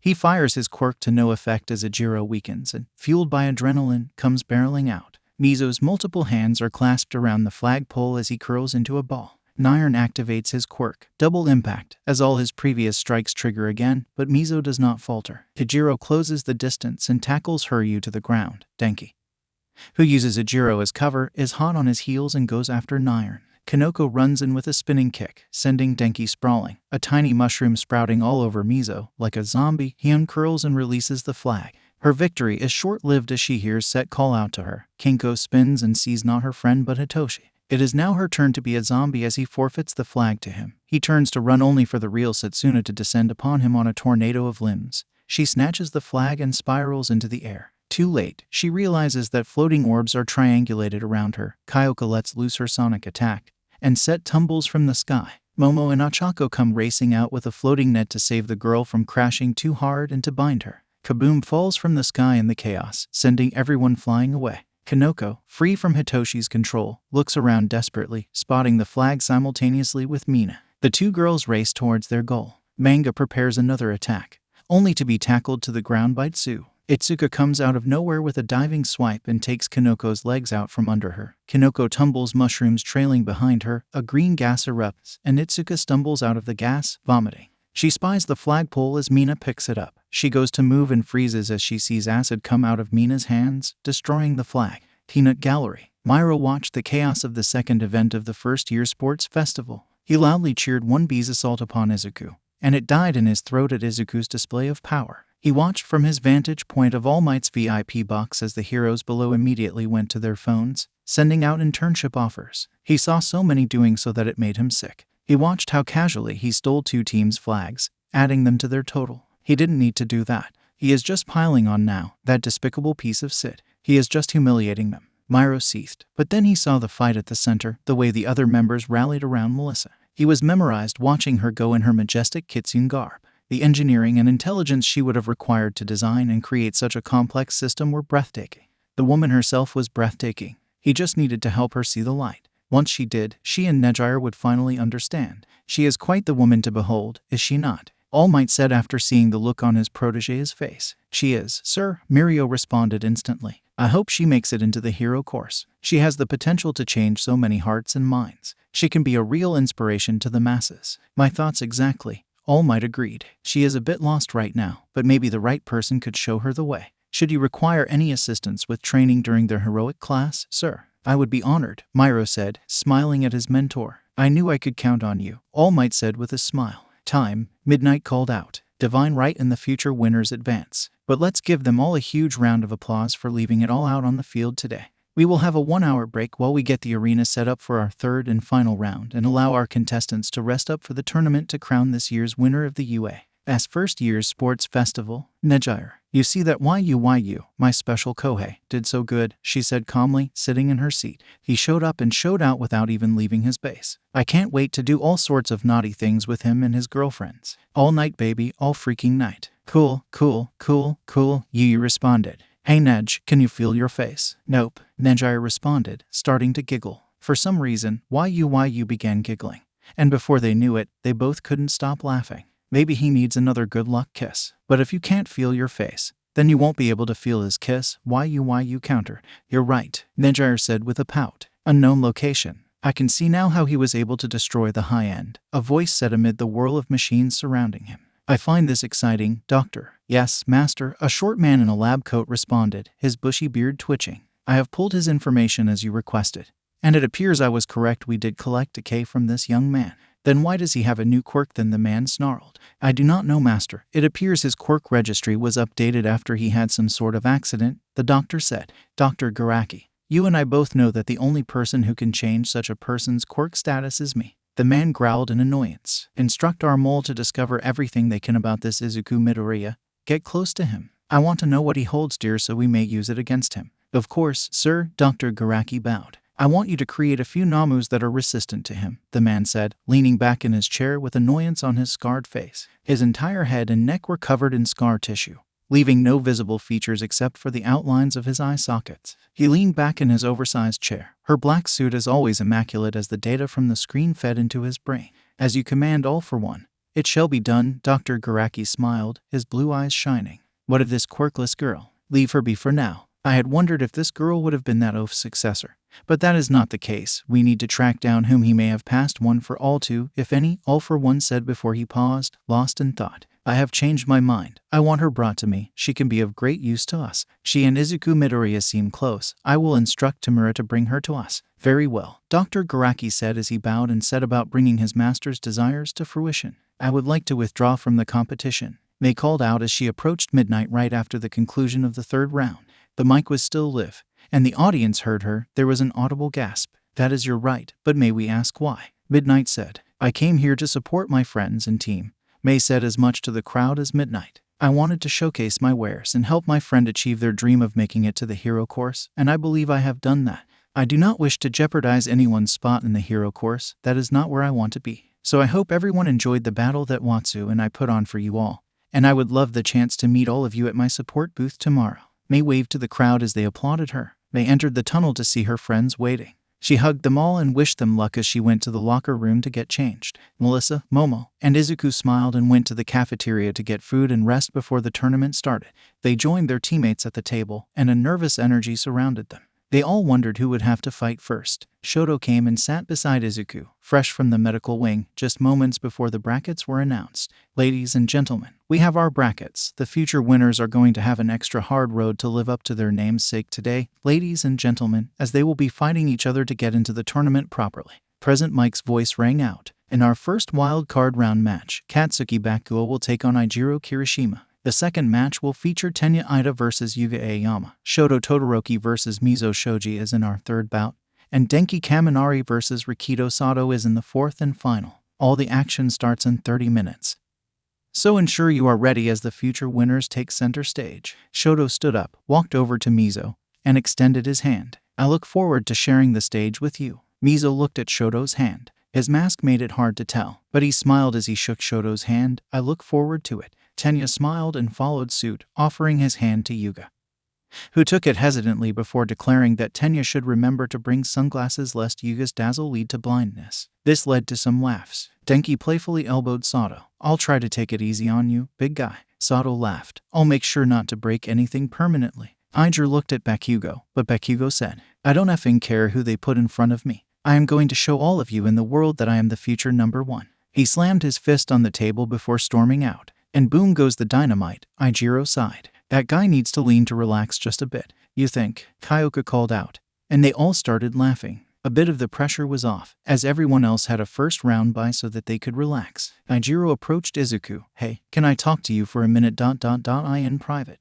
Izuku tilted his head slightly before he got up and followed Ijiro down the hall to his locker room. I just have a couple of questions you can answer or not. But I would appreciate it if you told me as much as you are comfortable, Ijiro said as soon as the door was closed. I'll do my best, Izuku said, wondering if he was about to get into a fight. Were you always so strong? Ijiro said as he turned around. No, Izuku said. I didn't get my quirk until super late. It took an accident to trigger. How long have you known Bakugo? Ijiro took a seat, motioning for Izuku to do the same. Once he sat down, all my life. You wanted to be a hero, even when you didn't have your quirk? Huh. Ijiro wasn't looking at him. Instead, he was staring at the floor, wringing his hands. I did, Izuku said calmly. I bet he was always good with his quirk. Everyone told him how amazing it was, Izuku said. Did he used to pick on kids with weaker quirks? Ijiro said, finally looking up. Did he bully you because you didn't even have one? Izuku took a deep breath. Yes. Then you have your accident and unlock this super amazing quirk. Show up to UA.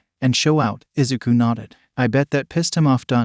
Well, even more than he normally is. Something like that, Izuku replied. What is this about Ijiro? I thought maybe he was going to calm down. After we fought together in the USJ, I thought that. I don't know that maybe he and I could be cool, Ijiro sighed. I used to be afraid of stuff a lot. I kept my head down, didn't speak up, and wasn't hero-like. When I would imagine myself different, imagine myself better, I hate to say it, but I was kind of like Bakugo, the tough guy, you know. Ijiro looked at Izuku. So I reinvented myself, tried to become the person I wanted to be. Hit the gym, started doing things to improve. He sighed heavily. But I can't stand bullies. I hate the fact that I honestly don't think he knows our names despite all the bullshit. Not that he can't learn them or isn't smart enough, but because we are not worth his effing time and effort. Izuku could hear the anger rising in Ijiro's voice. I know I can't win this thing. If I managed to beat him, I couldn't beat you or Shoto, but I know that after that fight, you would respect me enough to shake my damn hand and say my effing name. I sided with him during the team fight because I stupidly thought I had earned his respect. Ijiro was gripping his hands so tightly together they were shaking. But I was wrong. Even after that bullshit, he is still effing a hole. Ijiro took an intense breath. Thank you, Izuku. You are a good guy, and I am sorry I wanted to be anything like that prick. I know what I am going to do now. What are you going to do? Izuku said, getting to his feet to shake Ijiro's extended hand. I am going to make that mother effer say my name, Ijiro sneered. Class 1B locker room. If you had just listened to me, none of this would have happened. Nito yelled at Setsuna, who was upset about the team battle's results. Yeah, if you all had just followed the plan. Ijiro seconded. Stupid 1A. At least Ibera and Juzo came to their senses. I did when I sided with Setsuna, Ibera said, tossing her hair over her shoulder. I had already given my word to aid your team and would not back down. I thought you were all stupid from the beginning, Juzo sighed. You got all crazy about them stealing glory and went to pick a fight. It sucks we lost, but maybe now you will get your heads out of your collective buttholes. If said, Nito yelled. Oh, shut the F up. Pony yelled, startling everyone. You went and picked a fight for the entire class because they almost died. Look what happened, Nito. You were among the first to go down.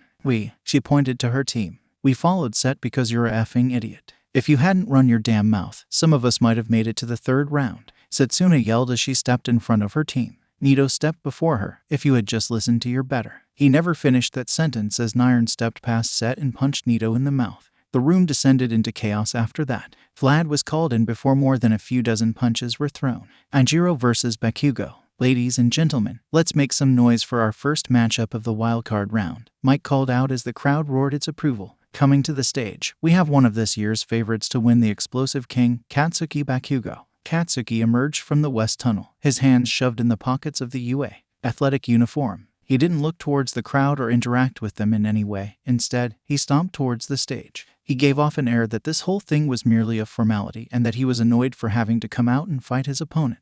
He only shot a glare toward where his class was sitting, locking eyes with Izuku and attempting to murder him with his mind. His opponent here to demonstrate his conviction, Bakugo's teammate in the team fight, the stone man, Ijiro Kirishima. Idrio came out. He gave a nervous smile and waved to the crowd before he waved to his class. Then he locked eyes on Bakugo standing in the ring, not even looking at him. It was easy to see the shift on Ijiro's face. A mask of pure determination locked into place as he stepped onto the stage. Well, we are about to start our third round, and we have our first matchup. Both students are members of your Wanna Hero course, Eraserhead. It must feel good to have every member of your class make it to the third round except the majestic Melissa Shield, who, of course, is vying for that empty seat, Mike said. Who do you think has the edge in this first matchup? Well, Kirishima is powerful in terms of defense. He has so far demonstrated very little in terms of offense capabilities. In contrast, the exact opposite can be said for his opponent. Mike sat stunned at the torrent of words from his usually silent friend. I think you will see Kirishima attempt to weather the offensive onslaught that Bakugo is no doubt about to unleash to see if he can close the distance to inflict some damage.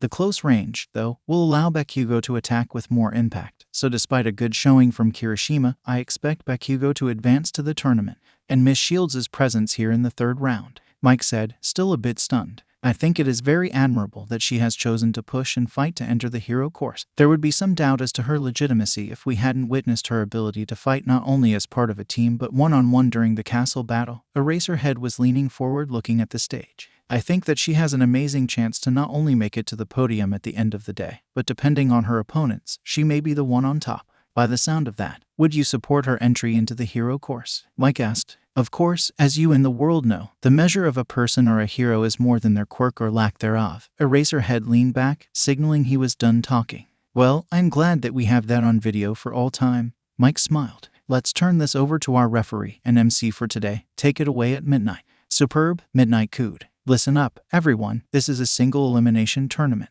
The win conditions are as follows. Forcing your opponent out of the ring with both feet touching the grass, verbal submission, or if they cannot continue. You stop when I say stop. If both parties cannot continue, then both will be eliminated. Shake hands, bow if you wish to do so. If not, go to the starting position and, on my mark, show the world what you are made of. Do you both understand? Both nodded. Ijiro extended his hand, and Bakugo clicked his tongue and turned his back to go to the starting position.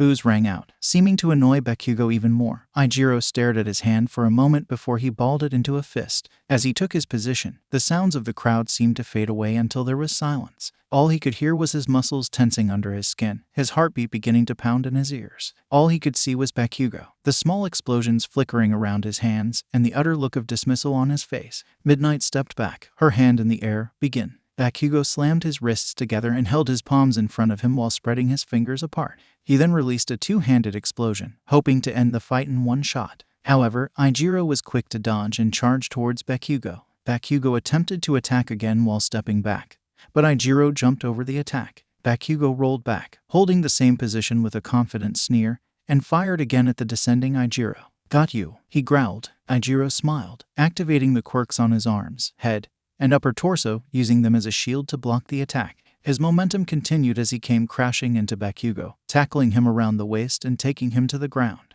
Bakugo quickly placed his palms on Ijiro's sides and fired, but there was no effect. Ijiro quickly landed an elbow on Bakugo's temple. With his quirk engaged, the jagged point created a gash across Bakugo's forehead and bounced his head off the pavement, stunning him. He managed to take his arm that was no longer pinned as another forearm shot fell to block the blow. He grunted in pain from the impact. Bakugo got his legs free and trapped Ijiro's legs, keeping him from advancing his position. Bringing his bruised arm up and around the back of Ijiro's head and pulling him down. He turned his face to the side, made sure to have the palm near Ijiro's head, and fired off an explosion. He telegraphed his attack in hopes that Ijiro wouldn't notice Bakugo's hand on his thigh. As soon as he fired the headshot, he fired the shot at Ijiro's thigh. Ijiro's grunt of pain was enough for Bakugo to get his legs underneath Ijiro and push him off. He scrambled to his feet, blood coming down his face, making it hard to see from one side. The crowd was roaring at the intense start of the match. Ijiro heard nothing but himself and his opponent on the stage. Ijiro pushed off, stumbling from the damage to his leg, and tried to close the distance. Bakugo surprised everyone by placing his arms behind his back and launching to meet his attacker. Bakugo came in with a knee strike as Ijiro's face and arms hardened, ready to take the impact and maybe drop Bakugo. Bakugo fired off another explosion at the last second, this time straight down, sending him flipping over Ijiro's head. As he went over the top, he repositioned and fired a shot into Ijiro's lower back, sending him crashing down. A wicked grin crossed Bakugo's face, and he went at Ijiro. As he came down, he fired two blasts, one at the back of Ijiro's leg and the other at the back of his head. Kirishima is in trouble, Eraserhead said, leaning forward. Bakugo has figured out he can't harden every part of his body. With his strong quirk, ruthless aggression, and ability to think on his feet, it's no wonder he is ranked so highly and is a favorite for this year's event, Mike added. Bakugo continued his assault, firing again at two places, hoping to weaken Ijiro further. Ijiro yelled in pain and frustration as he swung an elbow back as hard as he could, catching Bakugo in the ribs. Both boys heard a crack. As Bakugo fell off holding his side, Ijiro rolled and tried to push off, but he stumbled again, giving Bakugo a chance to recover. Ijiro hardened the skin around the injury on his leg as an improvised brace. He pushed forward, closing the distance. Bakugo let loose a large explosion, blowing off Ijiro's top and revealing his muscled chest to the crowd. That was such a huge explosion, Mike's voice called out. It didn't do much damage. He did it to expose Ijiro's skin, Eraserhead said, his voice calm. This way, he can see definitively where Ijiro is defending easier. That was smart, Mike said. I think it is only a matter of time now. Ijiro gritted his teeth and charged in. Bakugo sidestepped the attack, and instead of retaliating right away, he punched the solar plexus, followed by a palm explosion to Ijiro's face, driving him back. Bakugo advanced, landing a vicious leg kick, dropping Ijiro to one knee. Another blast to Ijiro's head, a kick to his ribs. You're done, city hair, Bakugo roared. No, I am not, Ijiro responded. You haven't said my name yet. F off, Bakugo yelled and went to continue the assault. Ijiro's hardened hand shot out and grabbed the palm strike explosion. He grunted as the kick landed, but he came up and yanked Bakugo forward into a hardened headbutt. Bakugo stumbled back, but Ijiro didn't release his grip.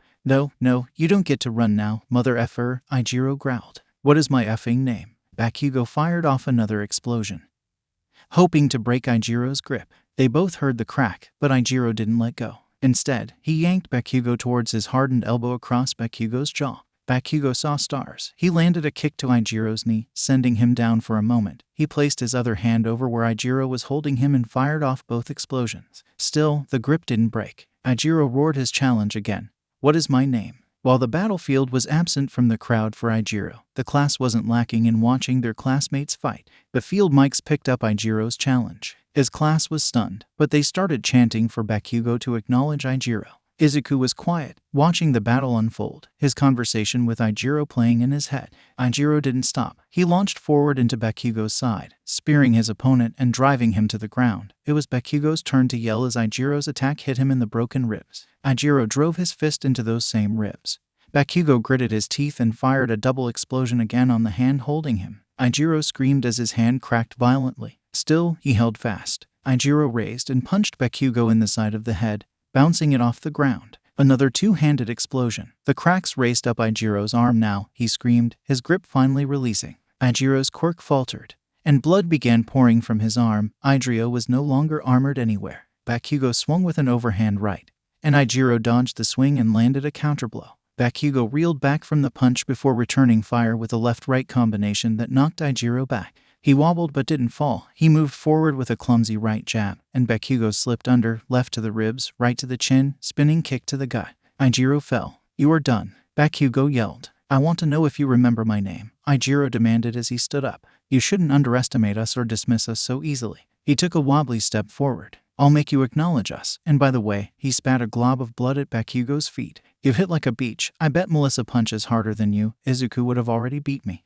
Bakugo's face twisted with anger, and he charged towards Ijiro. He managed to slip past Ijiro's defense and landed a solid left hook, which sent Ijiro staggering backward. Bakugo continued his attack and attempted a spinning back fist, putting all his rage into the swing. However, his punch hit a solid object that felt like a rock. Bakugo screamed in frustration and tried to retract his hand, but Ijiro's fist connected with the back of his head, causing him to stumble. Ijiro took advantage of the situation and grabbed Bakugo around the waist. He then threw him over his head, causing Bakugo to crash into the ground. Ijiro then leaped into the air and hardened his arm, preparing to deliver the knockout blow. However, when he landed, he missed Bakugo and struck the concrete instead. Bakugo dodged and struck Ijiro with a knee to the face, following up with a left-right combination. A double explosion impacted Ijiro's chest as he flew through the air. As the crowd gasped, Bakugo stumbled back. He was bruised, battered, and had blood running down his face. He then ordered Midnight to call it. However, Midnight raised her hand but stopped as the crowd gasped again, this time seeing Ijiro pushing himself up to his feet. He slowly pulled himself up by sheer will. His arm was dripping blood in a gnarled mess, his face was swollen, and burn marks littered his body. You don't call Sid off, he said to Midnight. I am not done with him yet. What the F do you want? Bakugo yelled. You are going to acknowledge me. You are going to acknowledge our class. You don't get to effing stand there and not remember our names, he said. You don't get to belittle us. You don't get to ignore us. Now, what is my name? He roared, and with a sudden burst, maybe brought on by adrenaline, he sprang and landed a solid punch to Bakugo's face. Bakugo reeled and stumbled, taking a step back. We almost died together. We fought together. We survived together. You will say my effing name. Bakugo's rage sparked his quirk. It sparked in his hand. Everyone watched as he closed his fist and swung back. For example, when Ijiro was fighting Tetsu in the team fight, there was no dodging or defense. You hit me, and I hit you. Let's see who is still standing. Ijiro returned fire. Acknowledge me, he roared. Bakugo gritted his teeth and punched back. F you, Bakugo yelled back. Acknowledge us, Ijiro swung. Bakugo just swung back.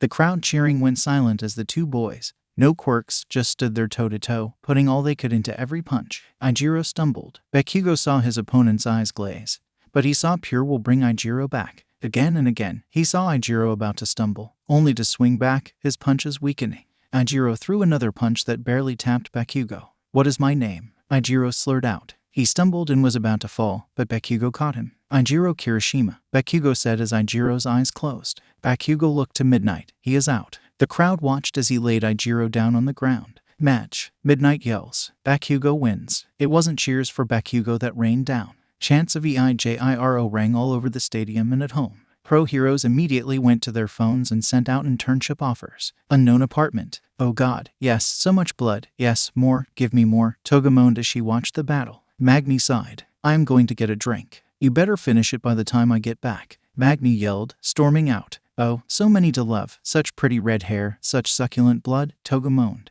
I will scream your name all night long. Peanut Gallery. It would seem that there is something between that rage-head Bakugo and Midoriya from that taunt during their match, Mirio said as he and All Might watched the fight. Yes, indeed, but I am most impressed with young Kirishima. That boy went into that battle seeking a different type of victory. All Might rubbed his chin. I can only imagine the disrespect he must have felt to fight in such a manner, Mirio replied. Mr. Aizawa's class has been troubled this year, and I think I know who is at the heart of it all. Yes, it seems so. I fear I should have noticed more while I was with them, All Might sighed. I have failed them. If I had been more attentive, I might have foreseen the troubles with Mr. Freedom and Melissa. I should speak with the class after the festival. Maybe my words can reach those still on the fence or dissuade Mr. Midoriya from polluting the class. If anyone can do it, I believe you can, All Might. Mirio pumped his fist. As much as I don't like him, I think you can even get Midoriya to pull his head out of his ass. Melissa is just confused. Maybe I can talk to her. I knew I could count on you, Mirio, All Might smiled. Tenya versus Yuga. The crowd was spent as the next match began. The brutality and emotion of the first match was a hard act to follow.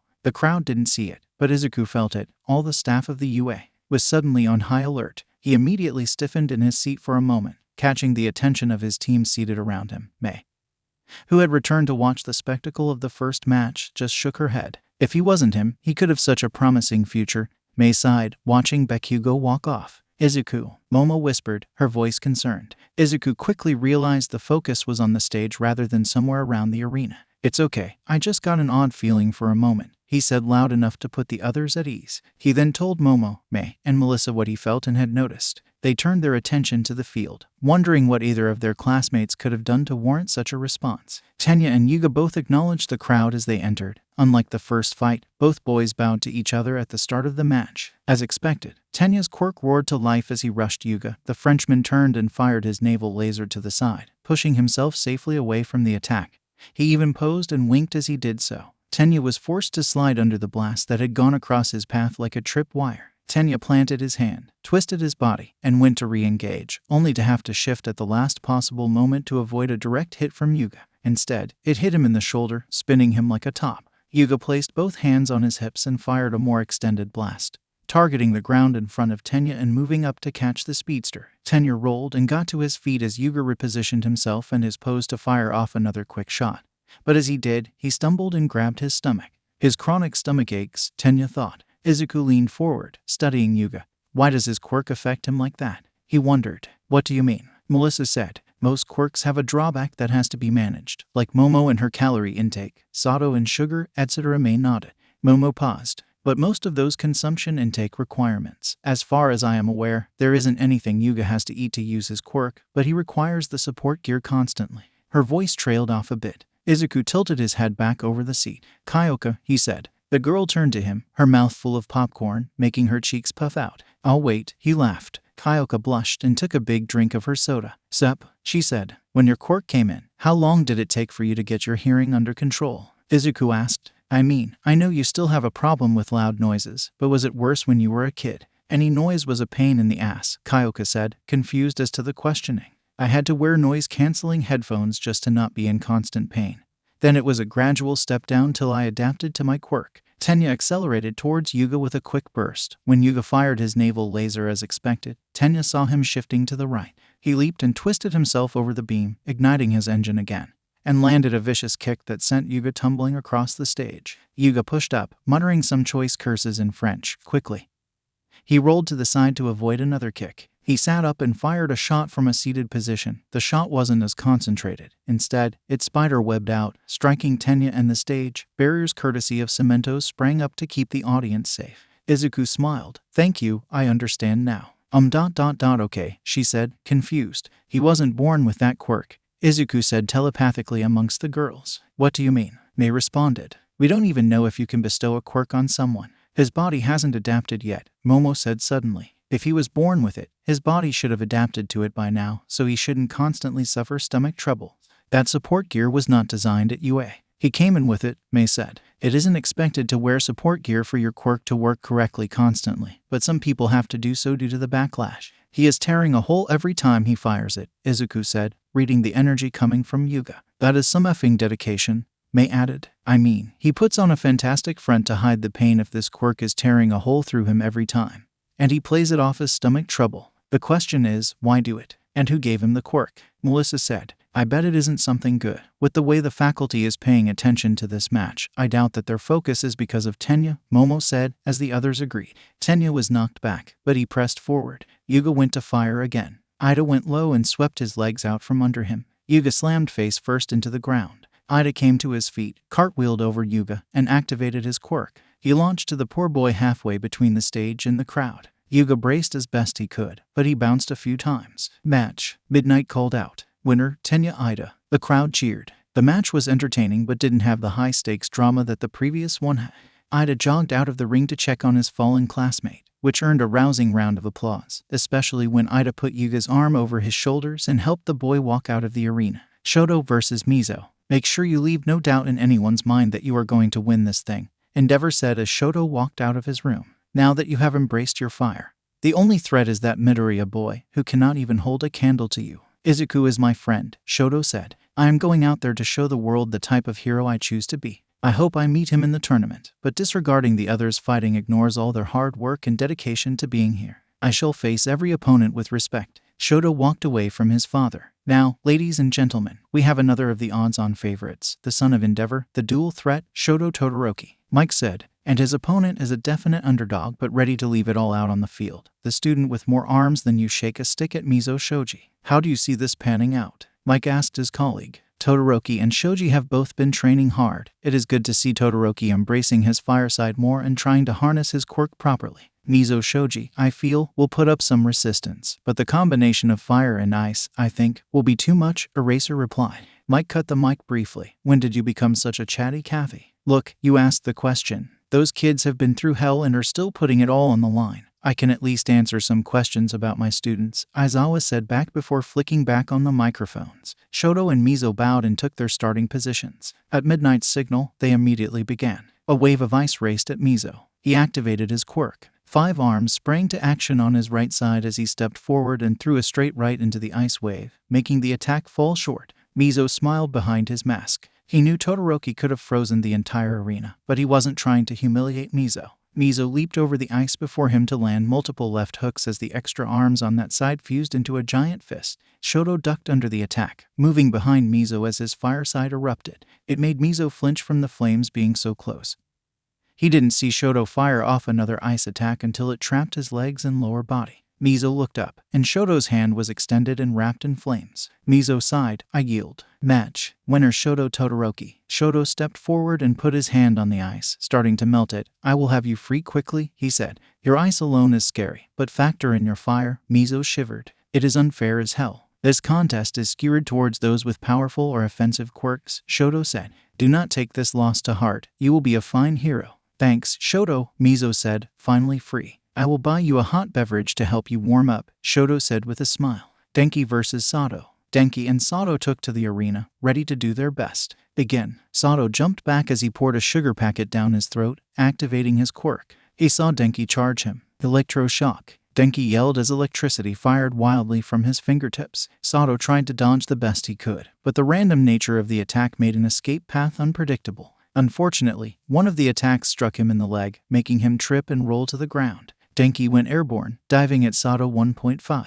He began to yell out, only to be silenced by Sato, pushing off the ground and slamming Denki's mouth shut with a leaping uppercut that stopped Denki in midair and sent him flying backward. To the reaction of the crowd and the cringes and pain of his classmates, Denki fell crashing to the ground and rolled but stopped short of going out of the ring. Still conscious, he stumbled to his feet. Oh, you brought my he said. Sorry, not sorry, Sato yelled as he landed and rushed Denki. Though internally, Sato did feel a bit bad about breaking his classmate's jaw. As he rapidly closed the distance, he went for the shove-out instead of another hit. Denki dropped into a ball at the very last second. 1.5 Phil undoled Hawk. Sato tried to stop or jump back, but it was too late. As the electricity racked through him, he felt himself go airborne and then nothing. He was unconscious before he hit the ground. Denki looked up at Midnight as he lay half on the stage and half on the grass. His lower half, still on the stage, gave her a thumbs up. Way, he said with a most unflattering look on his face, which was captured by the world. Laughter and cheers erupted from the stadium. It could even be heard in Midnight's voice. Match, winner Denki Kaminari. Midnight waited until the boys were collected and removed from the stage. Now, everyone, we will have a 15-minute break before the tournament officially begins. It's not that we have our final 4 seeds, but let us look at the matchup. Take it away, Present Mike. Booyah, ladies and gentlemen. First on the Northwest bracket, we have Itsuka Kendo versus Tsuyu Isui, followed by Ochako Uraraka versus Katsuki Bakugo. Class 1 eagerly stared at the screen. The crowd owed and awed with each announcement. Ochako took a deep breath. She had to fight Bakugo, and she knew that he wasn't about to take it easy on her, but she wouldn't let her family or Ijiro down. She had worked her entire life to get her. At the very least, she deserved to be respected enough to call her by her name. In the Southwest, Kyoka Jiro versus Hitoshi Shinso and Tenya Iida versus Melissa Shield. Well, Kyoka and Hitoshi both said in unison. You better not hold back, Kyoka yelled. I would appreciate it if you did, Hitoshi countered, getting some laughs. Melissa and Tenya just exchanged smiles and nodded at each other. In the Northeast, we have Mina Ashido versus Shoto Todoroki, and Izuku Midoriya versus Toru Hagakure. Please be gentle, Izuku, Toru said. This is some bullshit, she sighed, leaning back in her seat. Mina took her friend's hand. Hey, just because the cards are stacked against both of us doesn't mean we give in. I have to fight Todoroki. Let's see if we can figure something out. Yeah, Mina, let's show those boys who are boss. Toru suddenly hugged Mina. Shoto looked at the matchup. If he beat Mina and Izuku beat Toru, they would be the two of them in the next round. In our final bracket, out of the southeast, we have Koji Koda versus Fumikage Takoyami and Denki Kaminari versus Momoye Urazu. The first matchup should report to their locker rooms and prepare for competition, Mike said as the 15-minute timer appeared on all the screens. Fumi and Koji shook hands and wished the other luck. Momo looked at the board. If she wanted to make it to the finals, she would have to face stiff competition, possibly Fumi and Shoto, or Izuku. Katsuki. He was finally released from medical after the matchups were announced. He grumbled under his breath about how he wished he could change the matchups. He just had to destroy Round Face. Then either Frogger or Big Hands, then hopefully he could get his hands on that dumb blonde beach and destroy her before he got to show Izuku who was top dog. He would prefer to get down Icy Hot and Ponytail to ensure Izuku knew his place. At least that dumb goggled beach had the smarts to drop out at the beginning. These damn extras were barely worth his breath. If they wanted his respect, they needed to earn it. He was Katsuki Bakugo, the next future #1 hero, and he was not about to share that title with any of these damn pebbles, especially not Deku or his effing whores and hangers-on. He looked at the hospital bed that Ijiro was in. At least one of them had some stones to stand up, he thought. Unfortunately for them, I am very good at crushing stones that get in my way. England. Finally, these bloody games take forever. Ashcroft sighed as he popped another chip in his mouth. You must admit it has been rather entertaining, Emma replied. I wonder how he will handle battling with his teammates. He may have to fight his little girlfriends at some point. I bet he lays down for them, Ashcroft said. I bet £100 he doesn't, Emma said with a smile, placing the money on the coffee table. You are on. Ashcroft grinned. Plane ride. Asashi looked at his watch and the screen displaying the sports festival. He would land nearly in time to make it to the stadium, but I would be very late when he did land. He would have planned to see Izuku before meeting with his superiors. It would be easy to turn his son.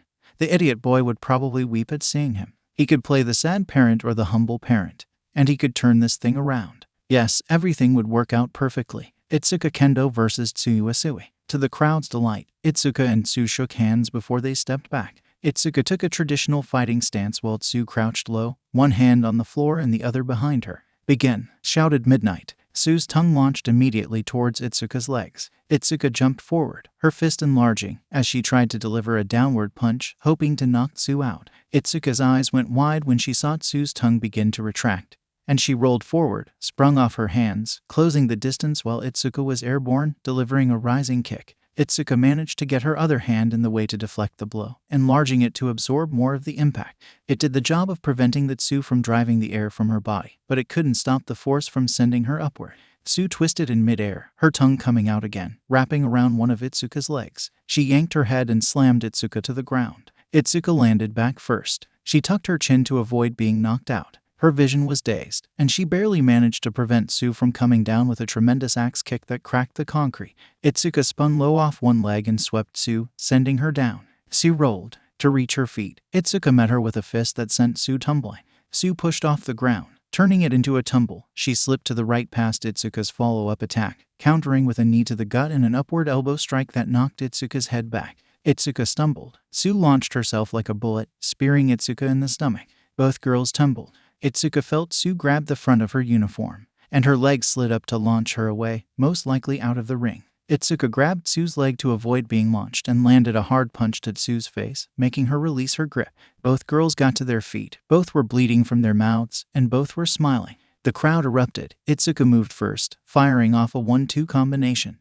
Tsu ducked under and sent a counter uppercut. Itsuka slid her head to the left and landed a hit to Tsu's ribs and a kick to the side of her leg that sent Tsu down to one knee. Itsuka grabbed one arm and rolled to lock in an arm bar. In the heat of battle, she didn't expect Tsu's legs to be able to bend almost 90 like a contortionist. Tsu's legs were so powerful that she broke Itsuka's grip, nearly separating her shoulder. Tsu's legs wrapped around Itsuka's upper body in a triangle. Tsu was in the top position and started dropping elbows. Itsuka enlarged her to block the blows and try to push Tsu off. Tsu would not let go. Itsuka was now sitting with Tsu's legs around her head. Tsu's tongue came out and wrapped around Itsuka's neck and yanked back violently. Itsuka had to brace herself from being pulled back, but it did nothing to stop Tsu from choking her. She struggled to her feet, and when her guard dropped, Tsu started landing blows to her face. Everything was getting dark. Itsuka got to her feet. The crowd was at a fever pitch. Tsu was aloft. She kept firing more and more blows, and Itsuka staggered. She grabbed Tsu's tongue near her mouth with her other hand under Tsu's chin.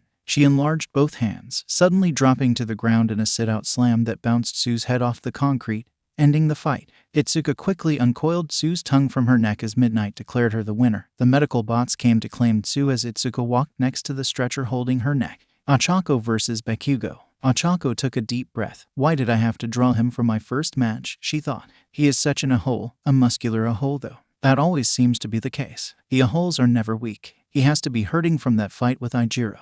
There is no way he is at 100%. He isn't even thinking about me, probably looking past me. I don't know if this will work, but I don't think I can win in another way. All right, Bakugo, in the words of Ijiro, what is my name? And his opponent, the girl that gravity forgot, also from Class 1A, gave it up for my favorite Ochako Uraraka. Mike called out as her signal to head to the stage. She saw Bakugo. He wasn't even looking at her. He was looking towards the stands, staring straight at Izuku. A fire in her belly burned even brighter. Don't look past me, you ahole. I am going to be a great hero just like everyone else. When she extended her hand, he clicked his tongue. Don't cry too much, round cheeks. You are just in the way, he said, stepping back. Ochako's eyes narrowed as she glared at him. Okay, she said as she went to the start position. At the call to start, she went in. He smiled and fired off a blast, forcing her to dodge to the side. She rolled and kept moving forward. He fired high. She slid underneath. As she got to her feet, he dashed forward and landed a knee to her face that sent her tumbling back. He jumped with the aid of his quirk and fired a double hand blast where she had landed. She barely managed to avoid the hit but was sent to the ground from the explosion.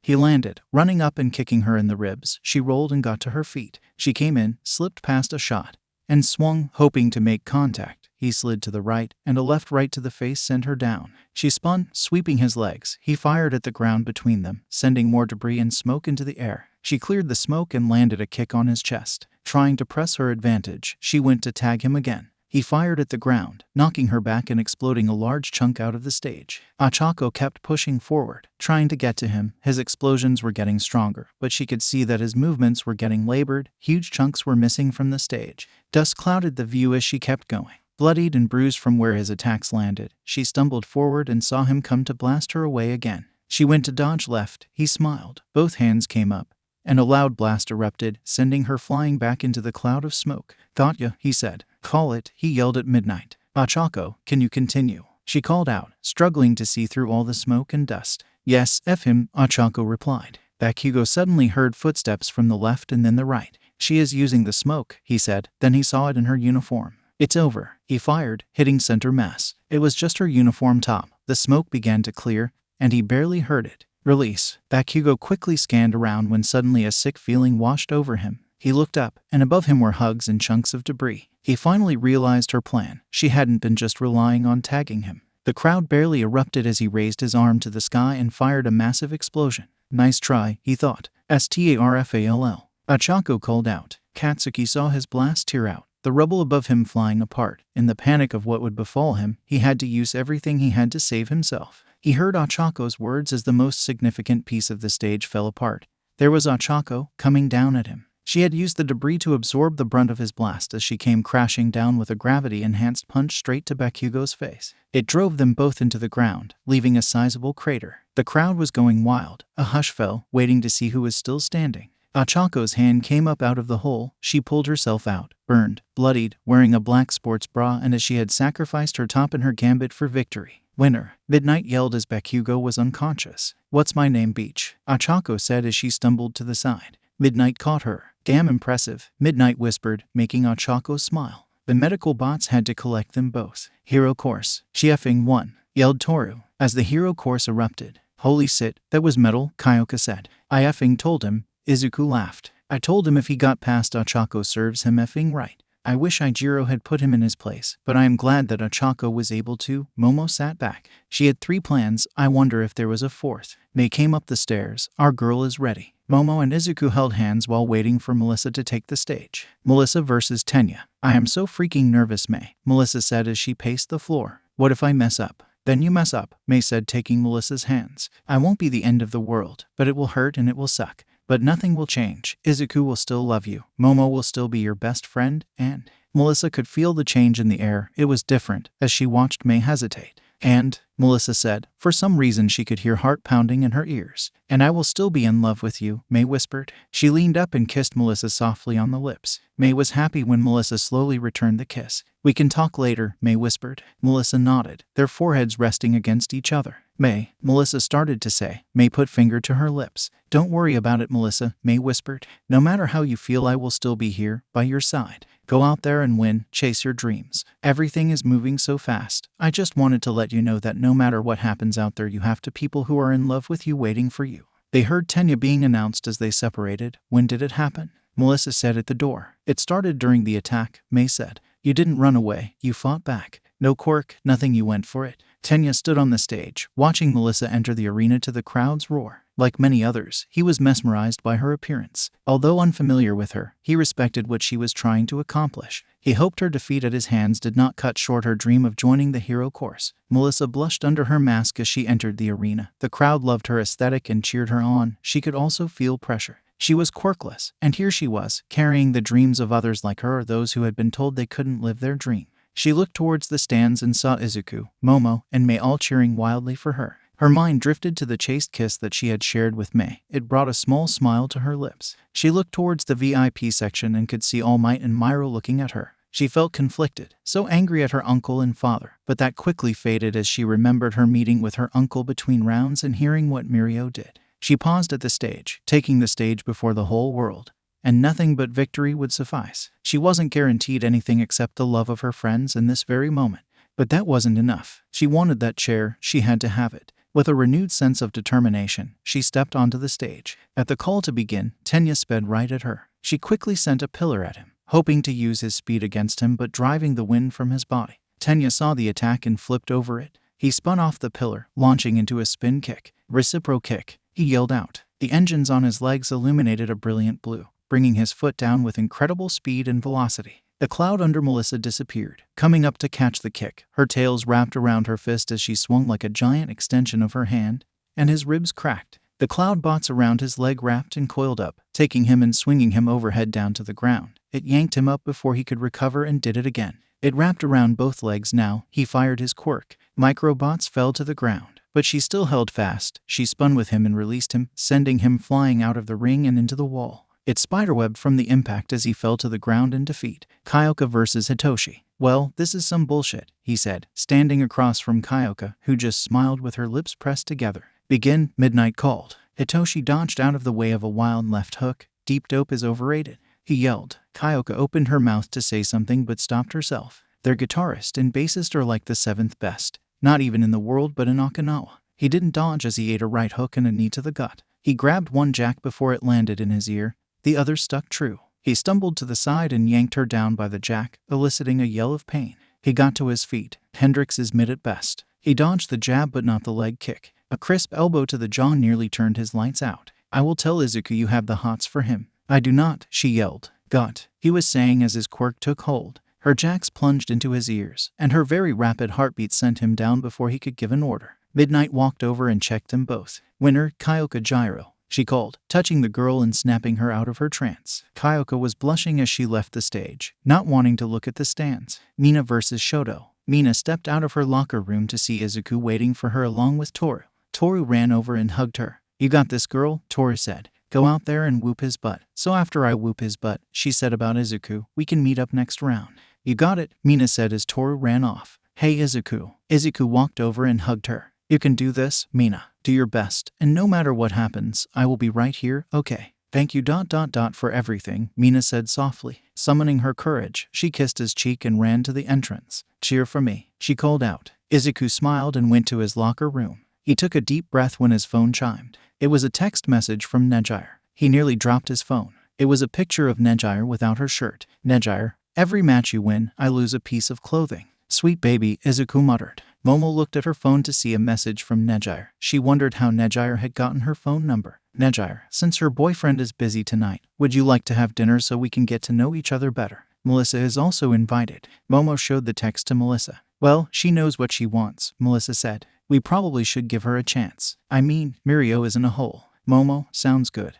Let's discuss the details after the tournament. Our next match features one of the favorites to win the tournament this year. Now entering the arena, the son of the number 2 hero in the country, the master of cold, the sultan of hot. Give it up for Shoto Todoroki. Mike called out. Getting a little more creative. I see, Aizawa said. Got give the people what they want. Oh yeah. Present, Mike said with a grin. And his opponent, not to be taken lightly. Everyone's favorite pink-skinned, alien-loving, tough as nails, queen of acid, Mina Ashido. Mina, thankfully, wasn't blushing as severely as she had earlier when she had stepped out of the tunnel and made her way to the stage. Mina was glad she wasn't facing someone like Bakugo, and at least Shoto was nice. They shook hands and stepped back, waiting for the signal to begin. Once midnight gave the signal, both parties sprang into action. Shoto created a large ice wave to try to trap Mina quickly. Mina dashed forward, using her acid to coat her feet, and threw as large of a concentrated wave of acid as she could straight at the wave. The two collided. Her acid started to melt the ice, creating an opening for Mina to skate out of the attack straight at Shoto. Shoto's eyes went wide as he dodged the leaping punch. Mina was quick and agile as soon as she landed.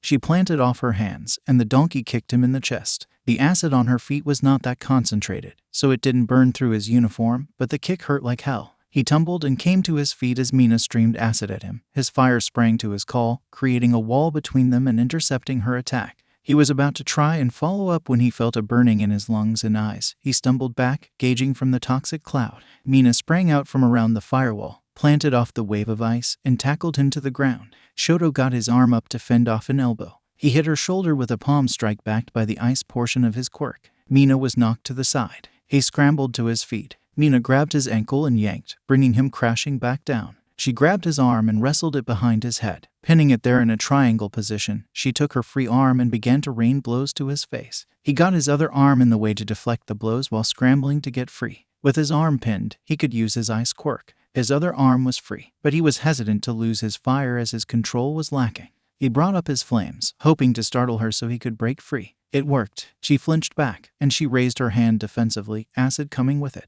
He hissed as the wild spray hit his arms. He turned his head as some of the spray hit the side of his head. He let her grip loosen, turned on his back, and kicked her away. She tumbled, and he slammed his hand on the ground, sending his ice quirk racing toward Mina. It got her before she could move, trapping her. Midnight. He called out his victory as the crowd cheered. The crowd gasped as the stage was suddenly covered in a cement dome. The television feed replayed the fight. The announcement that due to a wardrobe malfunction, the stage had been sealed earned a laugh. Shoto turned at his ice shattering and saw Izuku at Mina's side, cradling her in his arms as she trembled and cried. Shoto felt his heart drop as he approached slowly. Mina. She was determined to win. She wanted to prove to herself and anyone watching that she had grown and was strong. She knew what they were saying, that Shoto Todoroki would steamroll over her, that it was a bad draw, that was all. They would have to fight if she won and Izuku got past Toru. She wanted that match to show Izuku that everything he had done for her wasn't for a lost cause. He had taken his precious time to be with her. She understood time was precious, and if what she had seen was any indication, he could be spending it with Momo or maybe even Melissa. She had caught them kissing one night under a tree, but Momo was right there,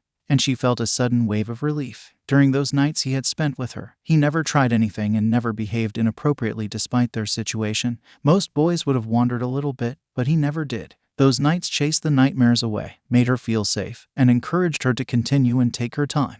There was also the way he made her feel alive. When the nightmares were chased away, other dreams took place, and dreams of death were replaced with dreams of life. She had woken up before him, and looking down at his peaceful face, she had found herself a mere inch from kissing him before she pulled back. She wanted to tell him. She was going to tell him when she met him in the next round. Win, lose, or draw, she was going to tell him. Momo had been studying how to combat her possible opponents, all she knew about them. She knew she had a chance against Shoto, that her acid could melt his ice. Then, her acid hit Shoto's skin. The smell immediately flooded her. It overrode everything. She wasn't in the arena of the UA Sports Festival. She was on the street of the USJ. Broken, battered, alone. She could see all of them around her, crawling towards her, eyes missing, throats gone, limbs, and whole chunks of them. The smell of their burning flesh and tormented cries assailed her like fists, driving her down, breaking her. She couldn't move, and her body wouldn't respond. What Mina had to do to survive haunted her, and what steps she was forced to take tormented her. She knew it was them or her, that it wasn't some exercise, it was more than a fight, it was a war. It made it easier during the daytime when they would come.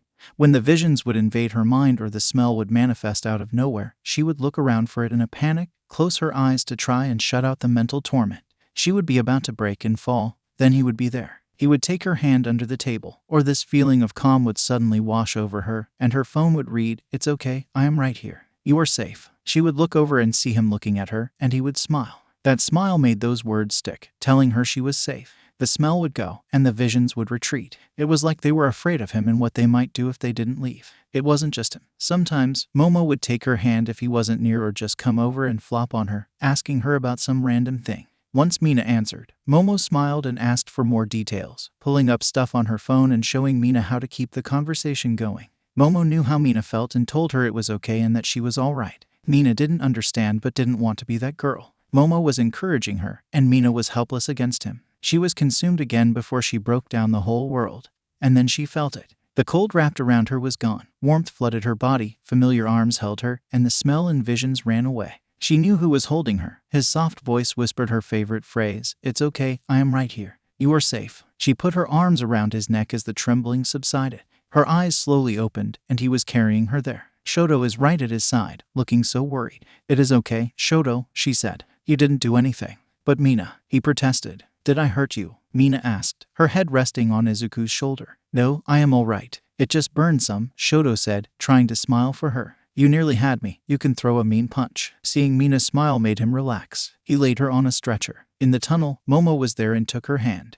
"I have to go. My match is coming up. Cheer for me, okay?" He smiled. She held onto his hand a second longer than she probably should have before letting it go. Momo escorted her and Shoto to the medical wing. "Nezu, sir, she is freaking out. Can you cover the stage?" Midoriya's voice rang in his head. Quickly, he gave the order to Cementos and relayed the cover story to the mic in midnight. He didn't even see Midoriya cross the field to the stage.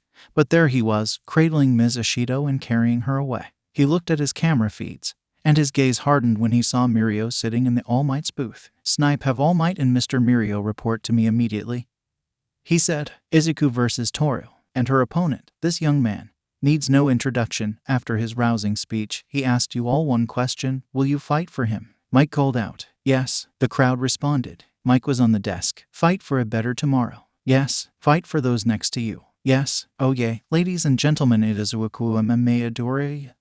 Mike was bent back, yelling into the microphone. "Yes, yes." Chants erupted. Izuku stepped out, a bit embarrassed as the crowd chanted at him and cheered. He stepped onto the stage. Toru felt a bit envious of the reaction he had received, seeming him be embarrassed about it, and not walking out to the stage as he owned it was good. He was a good person. She figured she was out of her depth. Her uniform was visible, she didn't have the drop on him, and it would be over quickly. She thought I could make it a step or two if lucky. It seems that Ms. Hagakure is outclassed in this event. Her quirk would give her an advantage, but her sports festival uniform negates that, Mike said, sitting again. And with the power demonstration that Mr. Midoriya demonstrated during the second round, I feel this will be over very quickly. What are your thoughts, Eraser? Eraserhead was leaning forward, his elbows on the table, staring down at the stage. How are you going to handle this? He muttered. Eraser, Mike said, trying to get his friend's attention. Eventually, he had to poke him in the side to do so. Sorry, I missed the question, Aizawa said, glaring at his friend. I was saying that this match should be over quickly with the abilities that Midoriya showed during the second round. Mike repeated. That is the million-dollar question. It should be, Aizawa said, looking down at the field. Should, Mike said, confused. Normally, a student that had demonstrated such power would end the fight quickly, use their overwhelming quirk, and claim victory. Aizawa paused, rubbing his forehead. But Mr. Midoriya, while he did show off in the first and second rounds, you noticed that he didn't take first place in the first round, nor did he go into direct battle. I believe if the Thunder Lizards had not attacked, he would have never left the base. He let Miss Shield take first and so forth. Ms. Hatsum stood back to defend and withdrew from the third round so as not to jeopardize anyone's position. She made her point and knew she didn't need to do anything more. What does that have to do with Mr. Midoriya? Mike said, stunned at the flood of words coming from his grumpy friend. I believe that Mr. Midoriya is not going just to humiliate Ms. Hagakure, Aizawa said, leaning forward. He wants her to shine, the invisible girl that no one can see to be seen. Poetic, Mike said. He carefully looked over his friend. Something about Aizawa felt different. There is the start. Toru charged. 1 step ... 2 steps. He is in a defensive posture, she thought. F it. She threw a jab, followed quickly by a right cross and a spinning heel kick. Izuku managed to dodge the jab but not the cross. The kick landed, sending him stumbling back. The crowd was stunned as a murmur ran through the crowd. Toru didn't know what he was playing at, but the surge of adrenaline pushed her forward. She tried to land a leaping knee but missed. The spinning backhand hit nothing. He cracked her in the ribs, slipped his arm under her armpits, lifted her with ease and slammed her to the ground. Toru tucked her chin to avoid being knocked out. She rolled backward, twisting and trapping his arm up at a very awkward angle. The crowd had started to cheer. Her hand held his head down. She yanked as hard as she could as he went to get free. She heard his shoulder pop out of the socket, grunt, roll, and hit her with a sidekick while they were both on their knees. They got to their feet. She winced seeing his shoulder pop into place but didn't stop as she changed levels at the last second and tackled him to the ground. She felt him immediately pull guard. She popped her head up and landed an elbow across his forehead. He pulled her back down. She couldn't overpower him. He ground his forehead against the side of her face. She felt his guard loosen. She pushed up to pass. His leg shot under her. He kicked back and off, sending her flying. The outline of the side of her face could be seen now that his blood was on it. The world could see the corner of her mouth turned up as she charged back in. She ducked under a straight left. She threw a wild uppercut, hoping to take him down, and hit nothing but air. He landed an elbow strike across her jaw, another shot to her body, and then a huge thrust kick sent her tumbling away. She got up and wiped her mouth, looking at the blood. She smiled and came back in. He checked her leg kick, leaned out of reach of the spin kick, and came back with a right-left combination that she couldn't dodge. She shifted slightly to the right, and her uppercut rocked his jaw. She tried to take him down, but he countered it with a sprawl, and he landed 2 considerable shots to her ribcage. She scrambled to get free, and he had her down and drove a vicious knee straight into her shoulder. She heard it crack. She tried to roll to the side, but he spun over her back and started driving his knee into her side as he held her down. She tried to protect herself with her arm. He grabbed it, taking her back, his other arm under her chin. She tried to fight out, but one-handed she was done for. He was too strong. His legs locked her body in place when he released his hold on her hand behind her back and grabbed his bicep. She knew she was done. She tapped his arm before she was put to sleep.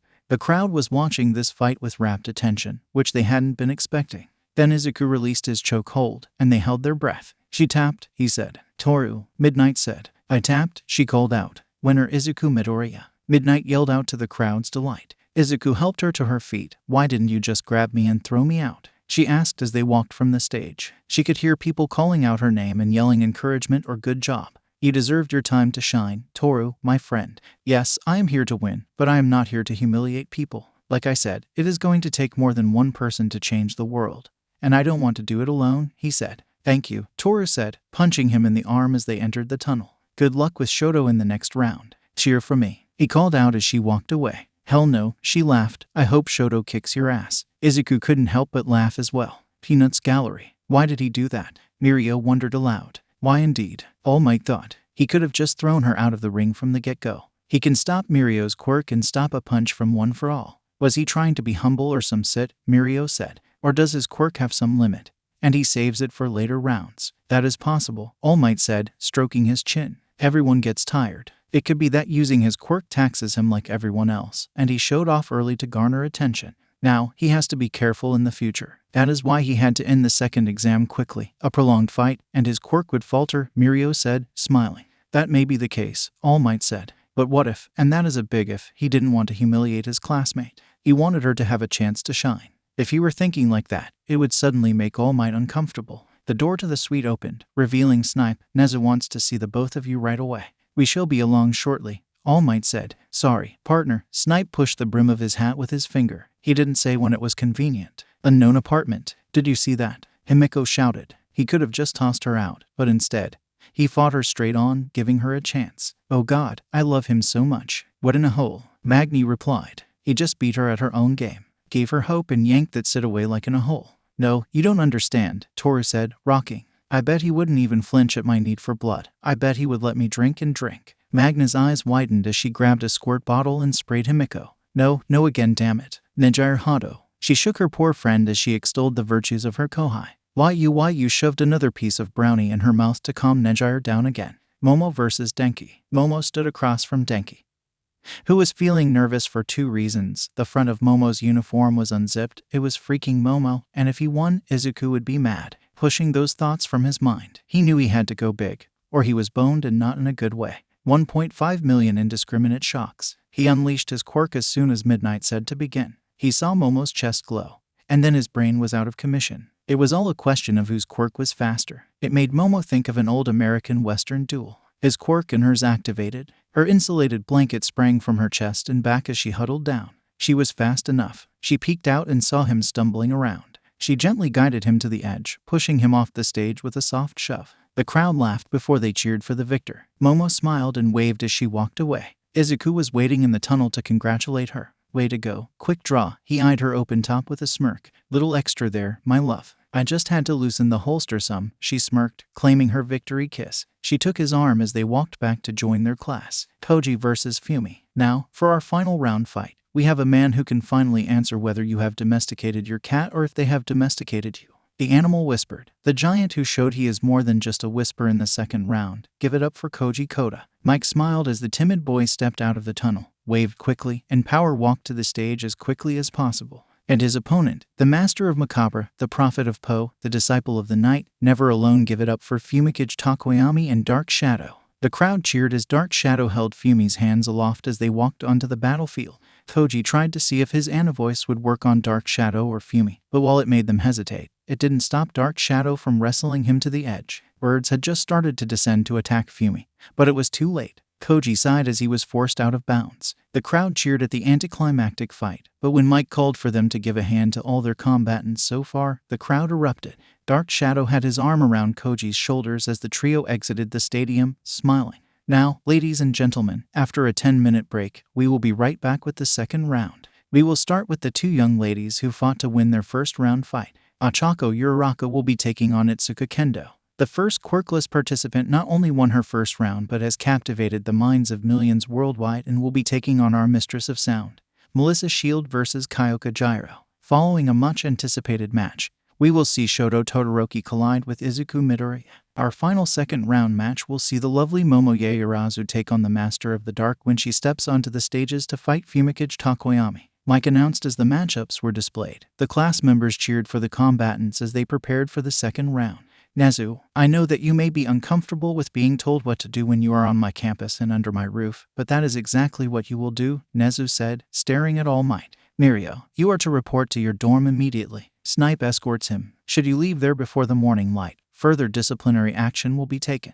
A formal letter of discipline will be entered into your file, and you will spend the week with the cleaning crew. Sir, Mirio began to protest. At what point did you think this was a discussion? Nezu said. Nezu, All Might said. Young Mirio was following my instructions. Then you are also suspended for a week, Nezu said. You can't, Mirio said. But All Might placed his hand on his protege's shoulder. Mirio glared at Nezu before he exited the room with Snipe. What is this about, Nezu? All Might said. This grudge with Mr. Midoriya has to stop, Nezu said. I am guilty of chasing the story rather than judging the person. He held up his paw to stop All Might's protest. There are questions that need to be answered, but this is not how to get those answers. Nezu the boy is complicated, All Might said. The ideals he is putting forth are dangerous. No, Toshi, they are different, Nezu said. They are not how you think things should be accomplished. And you agree with him? All Might said, stunned. I never said that. While some things in his speech are inflammatory, and the wording is a bit troublesome, there is no reason to believe he has ties to the MLF, Nezu said.